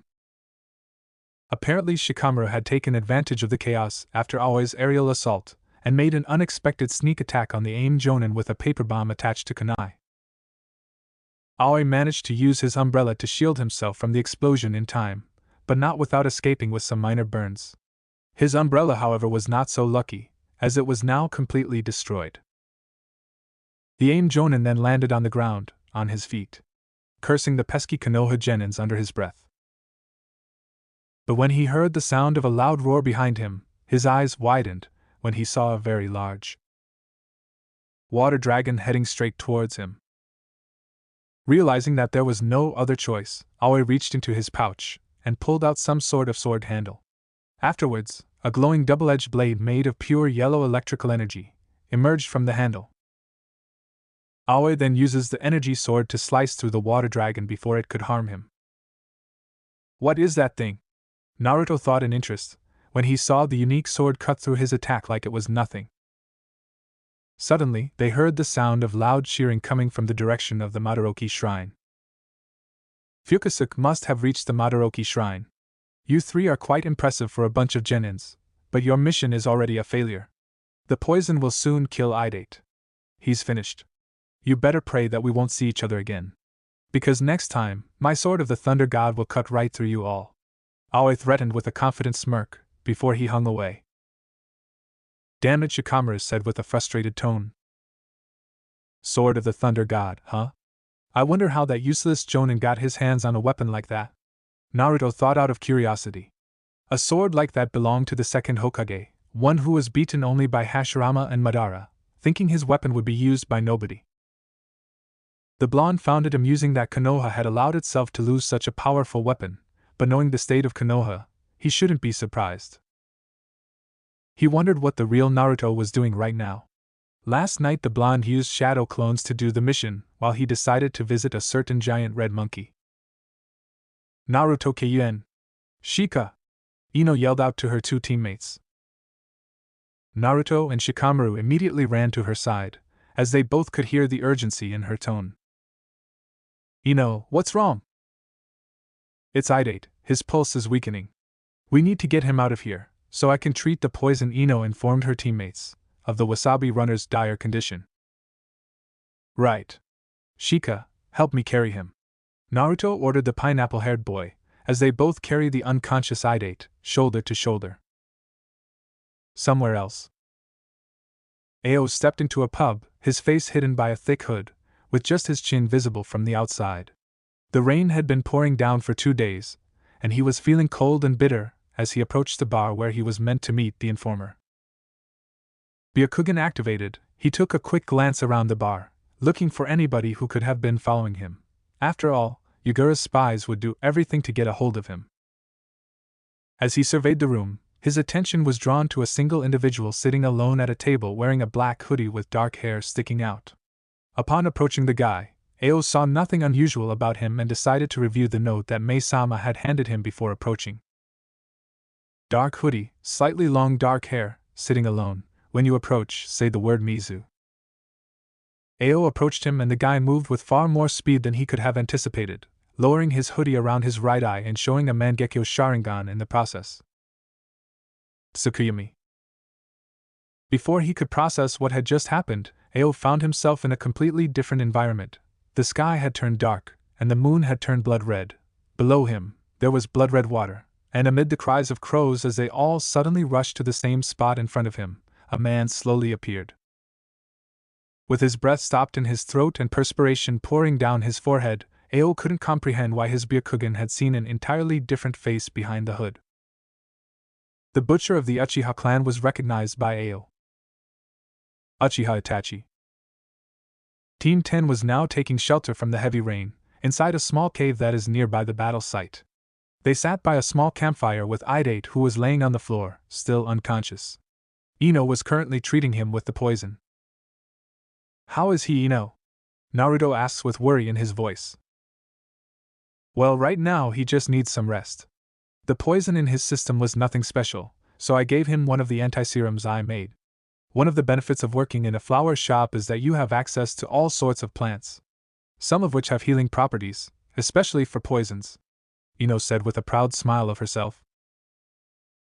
Impressive, Ino. You actually make a very cute nurse. Remind me to get you a nurse uniform when we get back, Naruto said, as he tried to tease his girlfriend. Which worked brilliantly, as Ino was now blushing red. Bibaka. Why would you get me that? Ino demanded to know, with a heavy blush never leaving her face. Like I said, you make a very cute nurse, Naruto said with a teasing wink, which caused the platinum blonde to get flustered. Bibaka. Stop it! Ino yelled out, as her face was turning vermilion red. She knew Naruto was just messing with her, but she can get so easily flustered when it comes to her dear whiskers. This is not the time, Naruto. Especially when I'm around. I thought we talked about this, Shikamaru said with a deadpan look. They made an agreement to never have weird couple moments when lazy Nara is present. Ha ha ha, I'm just joking around, guys. Relax. But since we are still waiting for Idate to wake up, let's discuss who we are dealing with. Naruto turned to a more serious and authoritative tone. The AIM ninja we fought is a Jonin, but according to his chakra level, he has only mid to high Chunin level reserves. That's not even at Ebisu team's level, and that is saying something. Naruto informed, as he was able to gather enough information on the umbrella-wielding ninja from the short fight they had. We didn't see him perform many ninjutsus either, which is odd for a supposed elite ninja. So whether, if he is still keeping his true power to himself, or he mostly relies on his weapons. Like the umbrella and that laser sword, for example. Shikamaru added in his analysis as well. Yeah, he called it the Sword of the Thunder God, right? I have never seen anything like it. It cut through Naruto-kun's jutsu like it was nothing. Ino added in, as she recalled what the unique sword could do. So we can only assume that his is able to repel any ninjutsu attacks. Shikamaru summarized. I could trap him with my shadow, but his reflexes are too quick, and his senses are really sharp, judging from the way he was able to dodge your liquid bullet and block my attack with his umbrella. But lucky for us, that thing is already out of commission, leaving only the sword. Shikamaru informed me. Maybe we can attack him simultaneously, from 3 different directions. He only has one sword after all, and he can't block all our attacks at the same time, Ino suggested. It's not just any sword. Idate finally spoke up, as he slowly sat up. He finally regained his consciousness, and managed to overhear Team 10's strategy meeting, regarding the AIM Jonin that had beaten the living crap out of him. You're up. That's good, but take it easy, Ino said, with relief in her voice. What do you mean, Idate? What is that sword? Shikamaru asked. It is the Raiji no Ken, the Sword of the Thunder God. The great sword that was wielded by the second Hokage himself. And as long as Aoi has it, he is unbeatable. Idate informed Team 10 regarding the legendary treasured weapon of Konoha. Unbeatable my ass, Naruto thought. The first time he had thought of him as weak and didn't try to use much force. Next time they met, Naruto made sure to beat him, not just beat him, but humiliate him. How do you know this, Idate? And how do you know that I'm ninja? Shikamaru asked with narrowed eyes, feeling the wasabi runner is still not being honest with them. Idate remained silent, as he turned his head to look down on the floor with shame. Idate, we can't help you, if you can't tell us the truth. Naruto asked, with narrowed eyes, his tone cold and slightly commanding. His name is Aoiro Kusho. He was my academy sensei when I was living in Konoha. One day, he betrayed the village, and became a jonin of Amigakure, the Hidden Rain village. Idate had finally identified the mysterious AIM ninja. And what does this have to do with you? Naruto asked. But Idate remained silent after the question. He just couldn't bear the shame and guilt. What happened, Idate? Ino asked softly. I helped him betray the village. Idate finally admitting his biggest regret. You helped him? Why? Ino asked out of shock. It wasn't like I planned it, okay. Idate yelled out defensively. If there is one thing he doesn't want to see himself as, is a willing traitor like Aoi.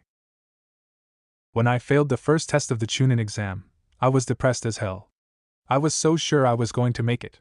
But I couldn't even pass the first test. All because my big brother, Ibiki, gave a stupid question in the end. Until this day, I have absolutely no clue what the answer is. I didn't know what to do. Idate began to explain how it all happened. But then, Aoi approached me. He told me there was another way for me to become Chunin aside from the exams. All I have to do is do exactly what he tells me. Idate recalled the turning point of his biggest mistake. And let me guess, he wanted you to steal something, Naruto assumes. Why yes. I managed to retrieve the items Aoi told me to collect. The scroll of sealing and the Raiji no Ken. After I gave them to him, Aoi finally told me the truth. That I actually stole the items, and I am now considered a rogue ninja. I didn't know what to do. Aoi told me to come with him to Amigakure and become a Chunin there. It's either I stay and be locked up for the rest of my life, or go with him. I was completely trapped. He said to me, if you ever want to survive in this world, you mustn't trust anyone. Ever since then, I never returned to the Hidden Leaf village again. I guess that is why I hate shinobi so much. Because they are nothing but liars and thieves. And I am one of them. Idate had finally admitted a simple truth about himself. Idate. That wasn't your fault. You were used and lied to by someone you were supposed to trust, just like our friend, Shiho, was, Ino said, trying to send out some words of comfort to the wasabi runner. While Naruto, on the other hand, wondered if the security in Konoha was so bad that someone like Idate could steal a powerful weapon like the Sword of the Thunder God. Not only that, but it belonged to the second Hokage, for crying out loud. You don't understand. It was my fault. I was a complete idiot. An irresponsible kid who can't do a single thing right. But then, Boss Jirocho found me. He believed in me, when I couldn't even believe in myself. He was the one who gave me this pocket knife, and taught me that a blade is never meant to harm others, but peel fruits. Idate said, as he looked at the pocket knife in his hand, with some tears starting to fall from his eyes. Even though he knew I was no good, he still trusted me. He put his faith in me. And now, look what I have done. I failed. I am worthless. Everything I do goes wrong. Aoi was right, I have no right to live. Idate broke down crying before his bodyguards, who in turn couldn't help but feel sad for him as well. Naruto then walks forward and knelt down in front of Idate. He then places his hand on Wasabi Runner's shoulder and begins to speak. Failure is not the end, Idate. It is when we give up, it is how it all ends. I know what it feels like to feel worthless, Idate. To feel that you don't matter. That nobody would care if I just disappear. To be all alone. I have known that feeling since I was 4. But like you, I found people who believed in me too. And I would do anything for them, just like you would do the same for Jirocho-san. They are our precious people. And because they are precious, we cannot give up. They are the ones who gave us our strength, and we have a duty to use that strength for their sake. Because they are the things that are worth living for. Worth fighting for. And right now, I believe in you, Idate. So use my strength as well. And I hope you can believe in us too. Because you are our comrade, and we don't leave our comrades behind. Naruto said with his signature bright smile. And Naruto Idate was completely speechless. The blonde boy was absolutely right. He was truly inspired by his words, which both Ino and Shikamaru shared the same feeling. To them, and the rest of Rookie 9. Despite his slow, fading hatred of all shinobis, Idate knew he could trust Naruto. The blonde Uzumaki truly seemed like someone that is worth believing in. I don't care what it takes, I will carry you there if I have to. This race is far from overdate, Naruto said with determination in his eyes. But Idate had some concerns, but was interrupted by the blonde Uzumaki. Jirocho-san is waiting for you, right? So let's not keep him waiting, Naruto said with an enthusiastic tone and a soft smile. Hearing that Jirocho is without a doubt waiting for him at the Madaraoki shrine was enough to give the Wasabi runner a lot more motivation to carry on. I'll do it. But I will need your help, Naruto-san. Idate with the same determination in his eyes. Haha, please, there is no need for formalities. Let's go win this race, Idate, Naruto said with a smile, as he offered his hand to pull the Wasabi runner up, which Idate gladly grabbed it with. Naruto then began to carry Idate piggyback style, as he ran through the heavy rain to the Madaraoki shrine with Ino and Shikamaru behind him. Naruto had carried Idate all the way to the Madaraoki shrine along with Ino and Shikamaru behind them. They had to climb through a very long flight of stairs, but thankfully Naruto was a stamina monster. But unfortunately for his teammates who do not share his incredible endurance, was now panting from exhaustion as they couldn't keep up with the blonde Uzumaki. They were almost too late, but luckily the arrogant Wagarashi runner, Fukazuka, decided to take his sweet-ass time to rest, and prematurely celebrate his victory. But as soon as the heavy rain finally stopped pouring, Fukazuka finally began to make his way to the Todoroki shrine with his Ryuko jewel. When Idate arrived at Madaraoki, all of his supporters happily cheered his name out, and were glad that he didn't run away like they thought he would, including Jirocho, who gave his young henchman a grateful smile. Idate was still wounded from always beating, but thanks to Ino's homemade healing ointment, he was able to take his Ryuko jewel and run all the way to Todoroki, with Team 10 behind him. Naruto's words were still echoing in Idate's mind. The young Uzumaki was able to do the one thing that the Wasabi runner had been struggling with for a long time: to finally trust in himself and others again. And if he couldn't do it for himself, then he should do it for the people that are precious to him. And he refuses to fail Jirocho, when he was the one who gave him his second chance in life. Bridge to Oyuzu Island. Fukazuka was now approaching a large wooden bridge that was being held by ropes that would lead him straight to the Todoroki shrine on Ozu Island. Beneath the bridge was a deep river with strong currents. Falling in will definitely drown a normal person. I just have to cross this bridge, and I'm on Ozu Island, Fukazuka said with a victorious smirk. But then Aoi came out of nowhere next to him, surprising the Wagarashi runner. Well then, get moving, Aoi said with a bored tone. Apparently, Idate has made it to the Madaraoki shrine already, Aoi said, with a hint of worry in his eyes. He what? Fukazuka said out of disbelief. Yes, looks like I might have underestimated his little genin bodyguards, Aoi said with narrowed eyes. He refuses to be outdone by a bunch of kids. You incompetent fool! You said you took care of him, Fukazuka yelled out. I thought I had, but now is not the time to discuss it. Hurry up and cross the bridge, Aoi ordered with a frustrated tone. Useless ninja! You are completely worthless, Fukazuka said with a scoff, but his arrogance had greatly offended Aim Jonin. Aoi then grabs Fukazuka by his throat and starts choking him. If there is one thing he hates, it is being disrespected by trash like the Wagarashi runner.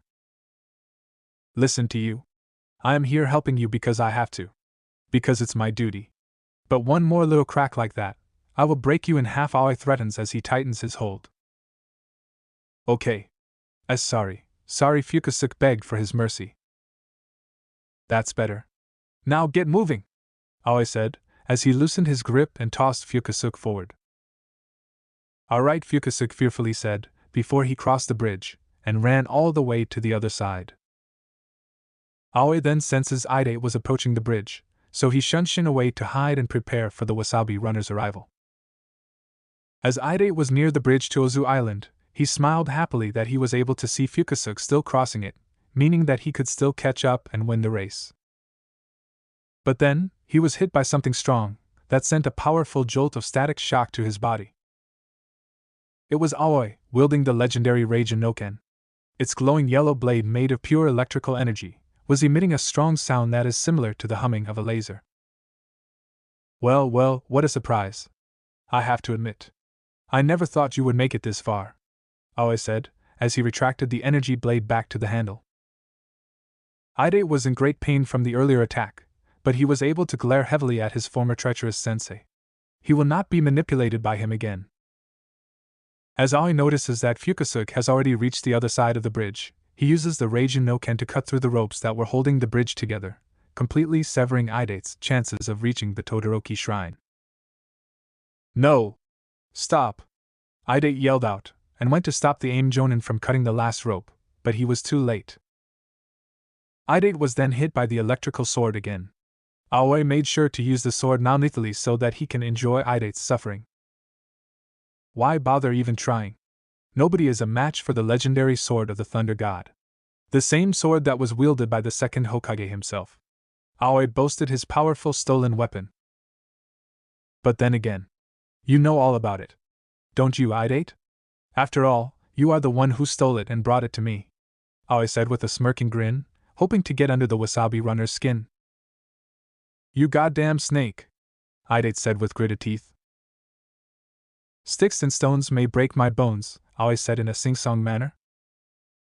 But then he heard someone yelling from behind him. Then try this on for size, asshole. Naruto had finally arrived, and threw a single wind-enhanced shuriken towards Aim Jonin. Naruto then made a couple of hand seals, as the shuriken was still in midair. Shuriken Shadow Clone Jutsu. The single wind chakra-enhanced shuriken then turned into hundreds, causing the Aim Jonin's eyes to widen. Aoi saw this and panicked a bit. What kind of genin is capable of such skill and power? Not only the little blonde Konoha ninja was able to perform such powerful jutsus, but the supposed Aim Jonin couldn't even detect his presence before he yelled out. Aoi then tries his best to dodge all the extremely sharp projectiles, but his body was suffering from many cuts, as some of the shurikens were able to land a hit on him. He then used the Raijin no-ken to create some sort of electrical barrier around him, to block the rest of the shurikens. So the sword is capable of defense as well. Not bad, Tobirama Naruto thought. Not bad, kid. But like I said, as long as I have the legendary Raijin no-ken, I am unstoppable, Aoi said with a grin, but it wasn't enough to impress the young Uzumaki. You really should look yourself in the mirror before you call yourself unstoppable, Naruto said with a smirk, since even with the sword Aoi had many cuts all over his body. TSK, you can throw all your little tricks you want. It doesn't matter. This sword can cut through anything. It can even cut through chakra like it was water, Aoi said in a boastful manner, indicating that no ninjutsu attacks would work on him. Well, what do you expect? It was made from Tobirama Senju. After all, from all the Kages of Konoha, he was one who knew that sometimes you need to make the hardest choice for the greater good, Naruto said with a completely different tone, a tone that even the Jonin felt a shiver. Then you know it is futile to challenge me. So how about you run along, and let me finish my business with my old student here, Aoi said with a smirk. Here's my counter-offer, team.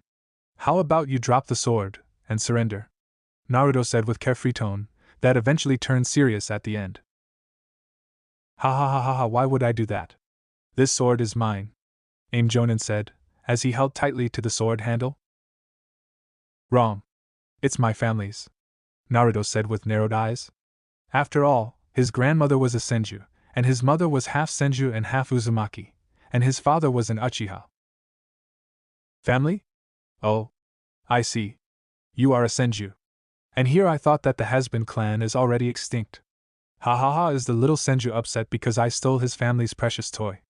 Aoi said with a mocking tone, but he then realized something that immediately put a large grin on his face.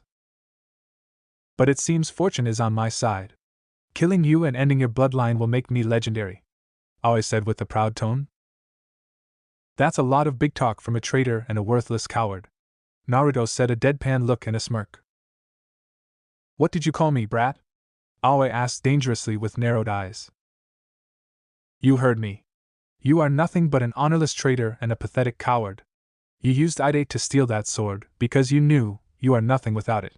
You rely on your tools more than your own power, because in reality you are nothing but an average shinobi. Naruto is practically roasting the AIM Jonin before him. Shut up, Aoi said angrily under his breath, believing the young Uzumaki is now walking on thin ice. You think killing me will make you legendary? Ha! What kind of legend will you have, Aoi? A slimy thief? An honorless traitor? A gutless worm? Naruto mocks with a carefree tone. The blonde Uzumaki really likes to rile up his opponents, especially when they make it so easy.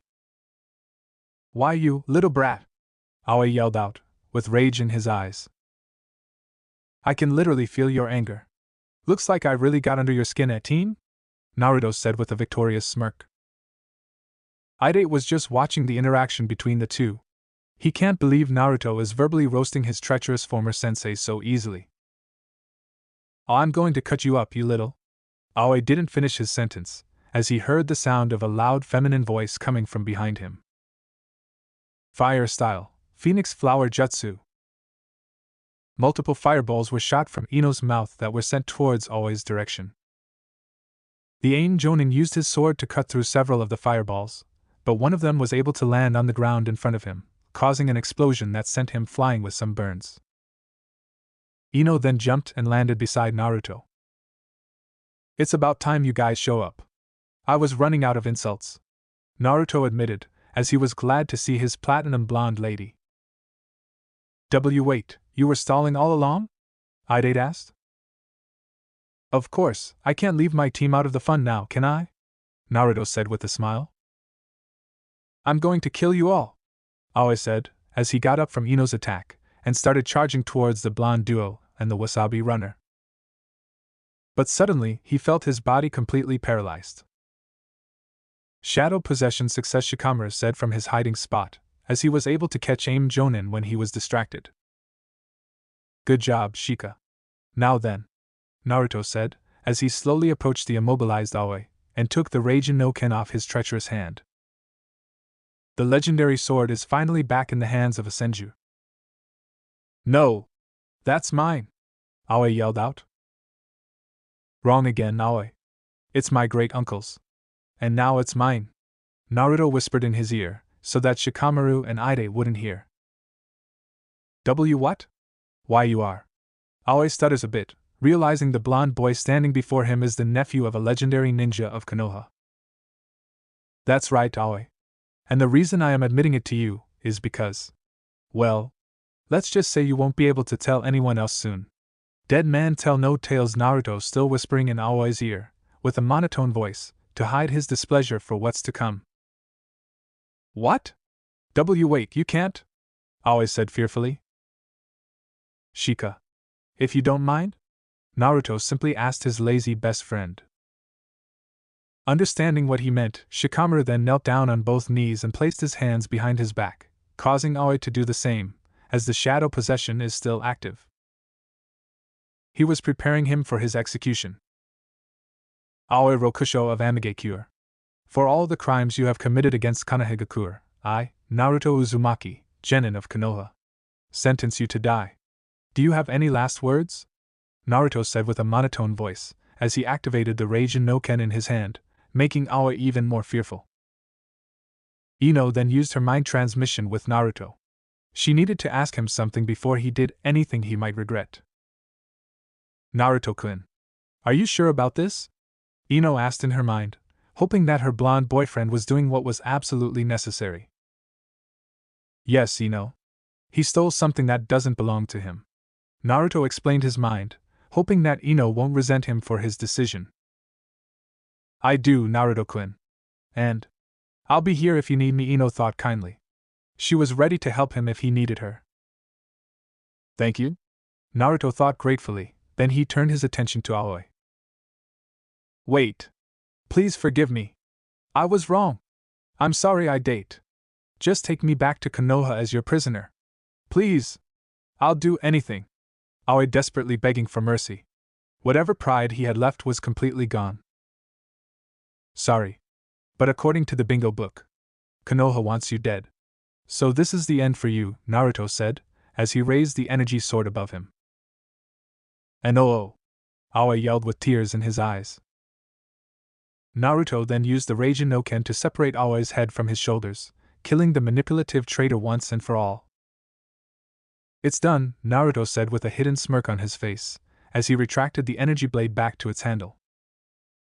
He wondered for a second what to do with the sword but decided to just give it the old Kage. After all, his mother's sword was superior to this one. You okay, Naruto? Shikamaru asked. Naruto looked at lazy Nara with worry. Yeah. Listen, Shika, Naruto didn't finish his explanation, as Nara beat him to it. Stop. We're cool, man. You don't have to worry about what I think. We're ninjas after all, Shikamaru said with a smile to his best friend.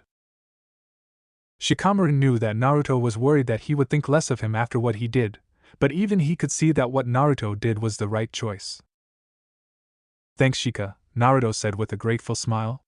He was truly blessed with a great team. As Idate sees the interaction between the genin trio in front of him, he couldn't help but be amazed by their close bonds with each other. Even if they are just teammates, they are also friends, and they will always look after one another. Seeing this made Idate realize something. His eyes widened, as he had finally found the answer. The answer to the question that has haunted him for many years. The 10th question, by his big brother Ibiki, for the first test of his Chunin exams.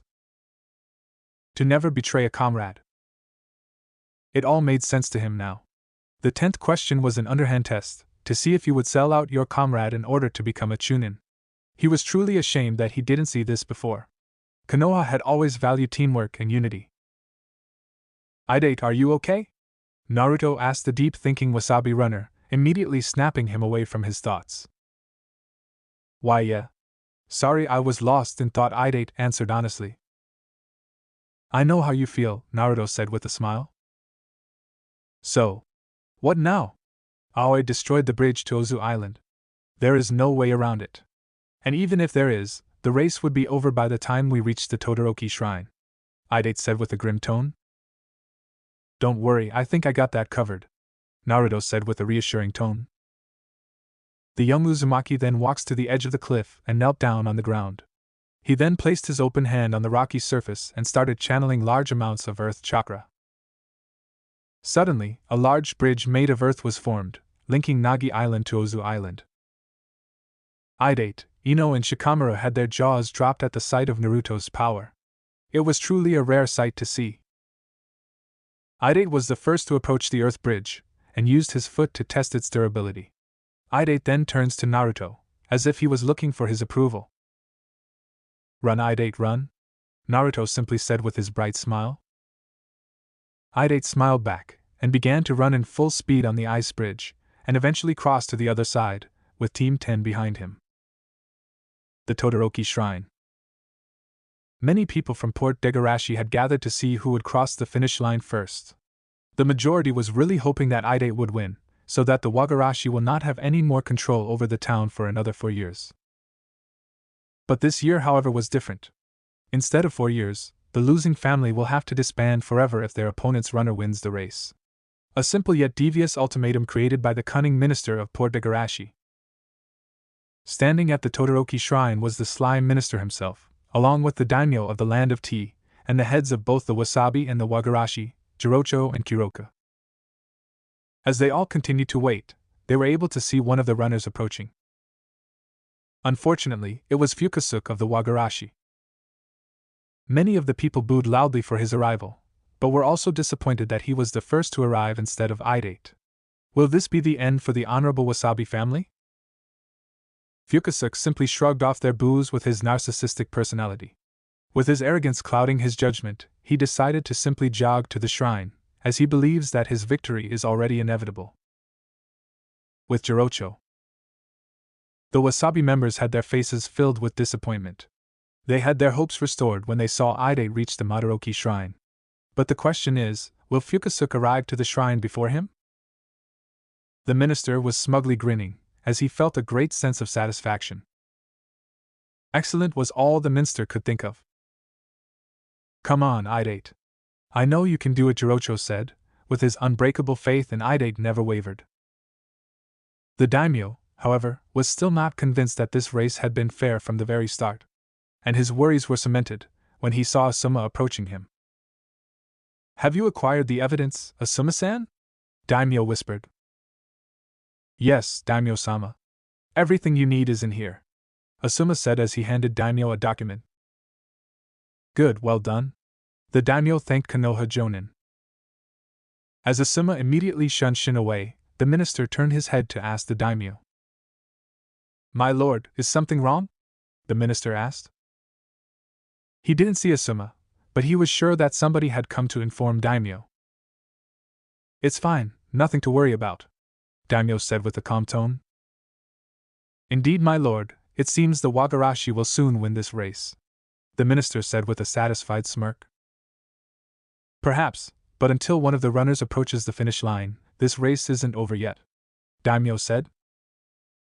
With the crowd. Hey, is that? One of the onlookers said, as he noticed something fast was approaching. It's Update from the Wasabi family. Here he comes! One of the onlooker yelled happily out loud. The large crowd of people cheered loudly out of joy for the Wasabi runner's arrival, as hope has been restored in their hearts. Idate ran in his full speed, as the crowd continued to give their undying support for the Wasabi runner. Idate, Jirocho said with happiness, of seeing his favorite young henchman arriving just in time. Fukazuka saw this, and a strong sense of fear was starting to build up in his head.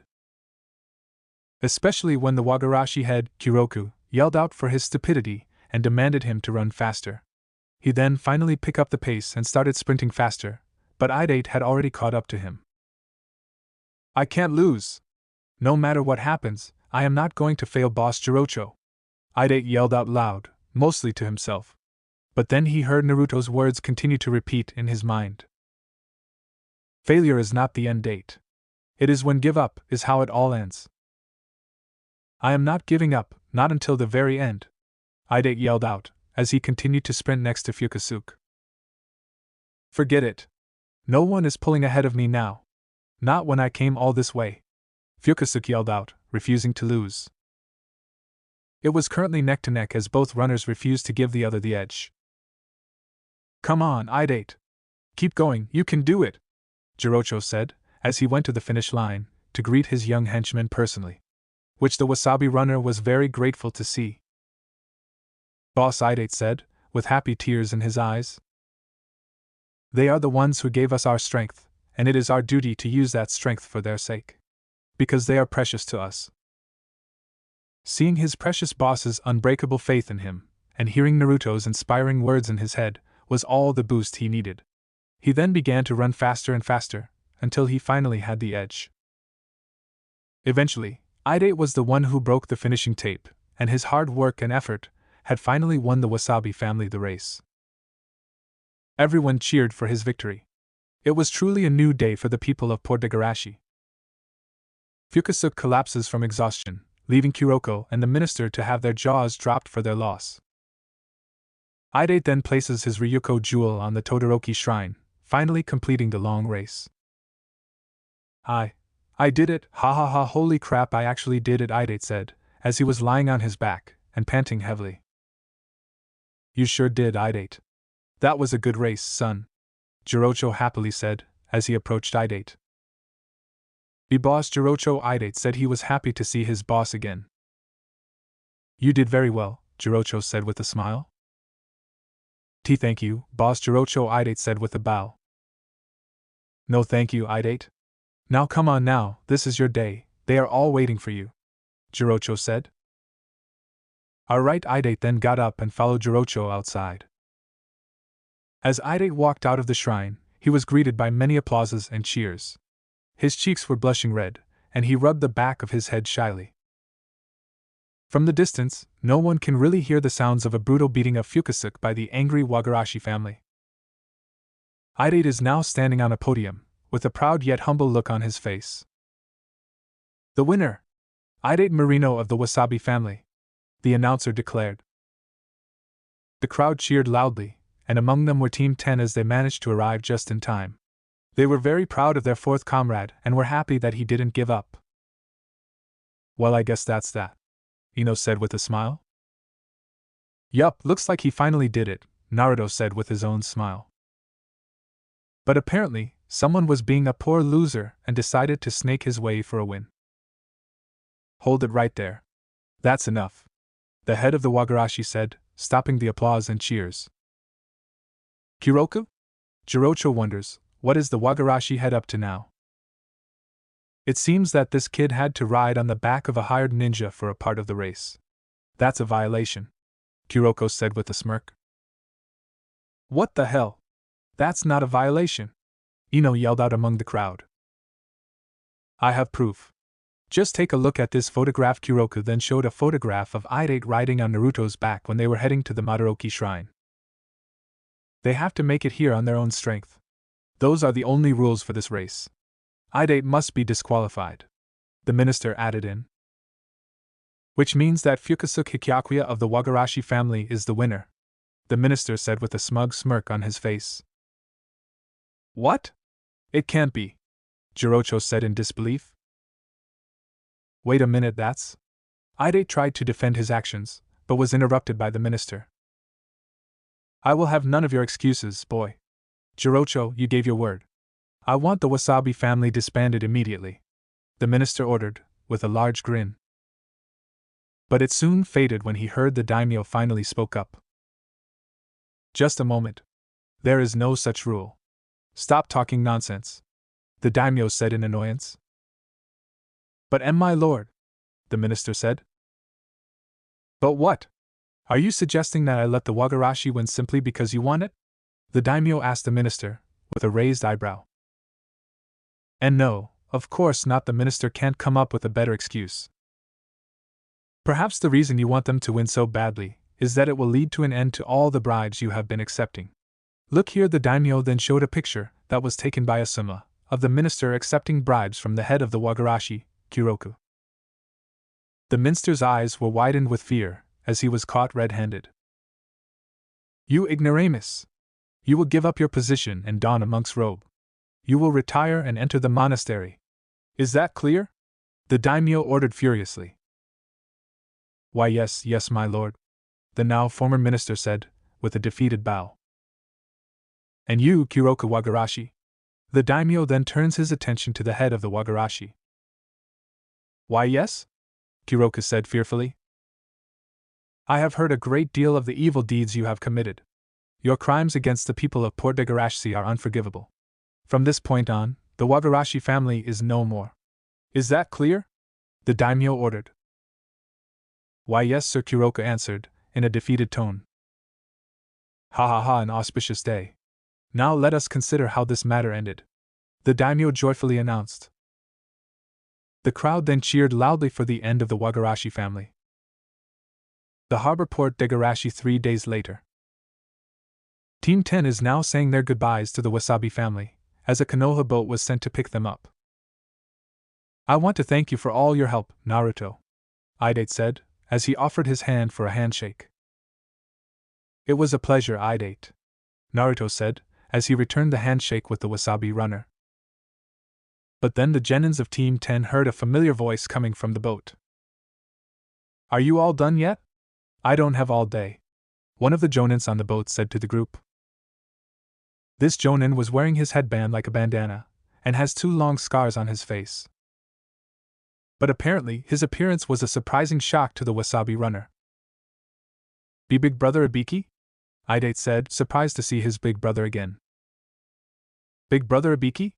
Team 10 said in unison. Oh, lighten up, Ibiki. My cute little team just wanted to say their goodbyes, that's all. Asuma coolly said, as he stood next to Ibiki, with a lit cigarette in his mouth. Well, like I said, I don't have all day. Plus, I left Anko in charge of TI while I was gone, so you can only imagine the amount of pain she will bring to the prisoners," Ibiki said, with an amused smirk on his face. "We better head home, otherwise there won't be any prisoners left," Asuma suggested. "All right," Naruto said nervously at the thought, as he and his team got on the boat. "Big brother," Idate called out, but was ignored. "Big brother, please wait," Idate called out once more. This was able to stop Ibiki from taking another step. "Who are you? Only one person called me that. And he died 3 years ago," Ibiki said coldly. "Big brother, I figured out the answer to the 10th question. I will never betray a comrade again. I'm sorry it took me so long. But I know what it means now, to trust others," Idate said with determination in his eyes. "I see," is all Ibiki could say. "I won't run away again. I will never give up. And I promise, I will make you proud," Idate said with the same determination, never leaving his eyes. "You better," Ibiki simply said, as he got on the boat, but was smiling for his long-lost brother. "You grown up well, little brother," Ibiki thought proudly. The boat was beginning to sail away from the harbor, but Naruto and Ino wanted to say their final goodbyes from the deck of the ship. "So long, Idate. I hope we will meet again someday," Naruto said. "Yeah, take care, Idate," Ino added in. "You got it. You guys come back anytime," Idate told the blonde pair. "Take care of yourself, Jirocho-san," Naruto said to the Wasabi family head.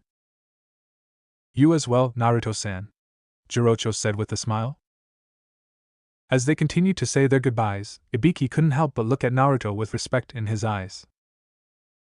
I can see why Anko, the so-called sadistic, blood-loving snake mistress, can be so fond of him. You really have a way with people, don't you, Naruto? Thank you for helping my little brother. Ibiki thought gratefully for the young Uzumaki. Naruto. Thanks again, Idate said as he was chasing the sailing boat. Next time we see each other, let's have a race. Just you and me, Naruto yelled out with a bright smile. You got it, Idate yelled back happily. The boat then finally left the port, and is now sailing straight to Konoha. On the boat with Team 10. So, what do guys think of your first C-rank turn A-rank mission? Asuma asked his genin team. It was cool. It was intense. It was troublesome. Ha ha ha, well, you all did great. I'm very proud of you three. I'm just sorry I couldn't be there with you guys though, Asuma said, feeling bad that he wasn't there to protect his team. It's okay, sensei. Besides, if it wasn't for you, the Wagarashi would have snuck the Wasabi's win away. Naruto tried to cheer up his sensei, who indeed did his part to ensure they accomplished their mission. Thanks, kiddo. But I think the daimyo would have done something nevertheless. He just needed more evidence. Besides, I hate detective work. So next time, I'm definitely fighting alongside you guys, Asuma said with a smile. Well, right now I just can't wait to get back home and have a nice long bath, Ino said with a warm smile, but Naruto saw this as another opportunity. Then maybe I'll join you, Naruto whispered in her ear teasingly, which caused the Yamanaka to turn vermilion red like before. Baka. Stop it! Ino whispered loudly back to her teasing boyfriend. But then again, she didn't really say no. Why? Why? Is this troublesome? Shika moaned in annoyance, why his best friend must like so much to flirt. Asuma chuckled in amusement, wondering where the future would take them. While all this happened, somewhere else. Itachi. As he walked to the tree with the whirlpool mark, the winds blew from behind. Turning around, he was met with a face he had not seen for a long time now. Naruto-kun, it is good to see you again, little brother, Itachi said warmly before much to his surprise. The blonde hugged him tightly, then Uchiha returned the hug before pulling away. It's good to see you, Itachi, I hope I'm not ruining anything for you, Naruto said, knowing they didn't exactly have a lot of time. Is alright, Naruto, I sent the message to Ao, and he gave me this, Itachi said, giving Naruto a piece of paper. Naruto read the information before burning the paper in his hands. Very well, this will be a good barging chip. And how is your right eye? Naruto asked concerned. Itachi just shrugged it off. Nothing, I have been much worse. He suddenly stopped talking as he looked lost in thoughts for a moment. I need to go to Naruto-kun. I hope you have made the deal with the leader of the Land of Tea, Itachi asked, and much to his relief, Naruto nodded his head. I did. Land of Tea is only allies to me. They will keep their alliance to Konoha until I say so, Naruto answered as, to his surprise, Itachi rubbed his blonde hair. See you later, little brother, Itachi said before his body turned to crows. Soon, big brother, soon. Earlier night. The leader of the Land of Tea was happily enjoying a tea when the door opened, revealing a masked shinobi. Who are you? Asked the leader, standing up, only now noticing that the guards weren't coming inside despite the shouting. The masked man said nothing before throwing a scroll at him. The old leader slowly opened the scroll, afraid it was some trap. Fully opening it, he started reading. Immediately his eyes widened, cold sweat rolled down his cheeks, his lips trembling. Immediately the man kneeled in front of him. What can I do for you, my lord? Naruto smirked behind the mask before giving his first order. Thanks a ton for watching, Shinobi Squad. I hope you had as much fun as I did putting this epic what if together. Make sure to smash that like button, subscribe, and hit the bell icon so you never miss a single twist in the story. Drop your thoughts, theories, or even wild ideas in the comments. I read every single one. And hey, if you're craving more awesome Naruto content, go check out the other videos on the channel. I've got plenty of heat waiting for you. Until next time, stay sharp, stay awesome, and remember, even a shadow clone needs love. Peace out, Shinobi.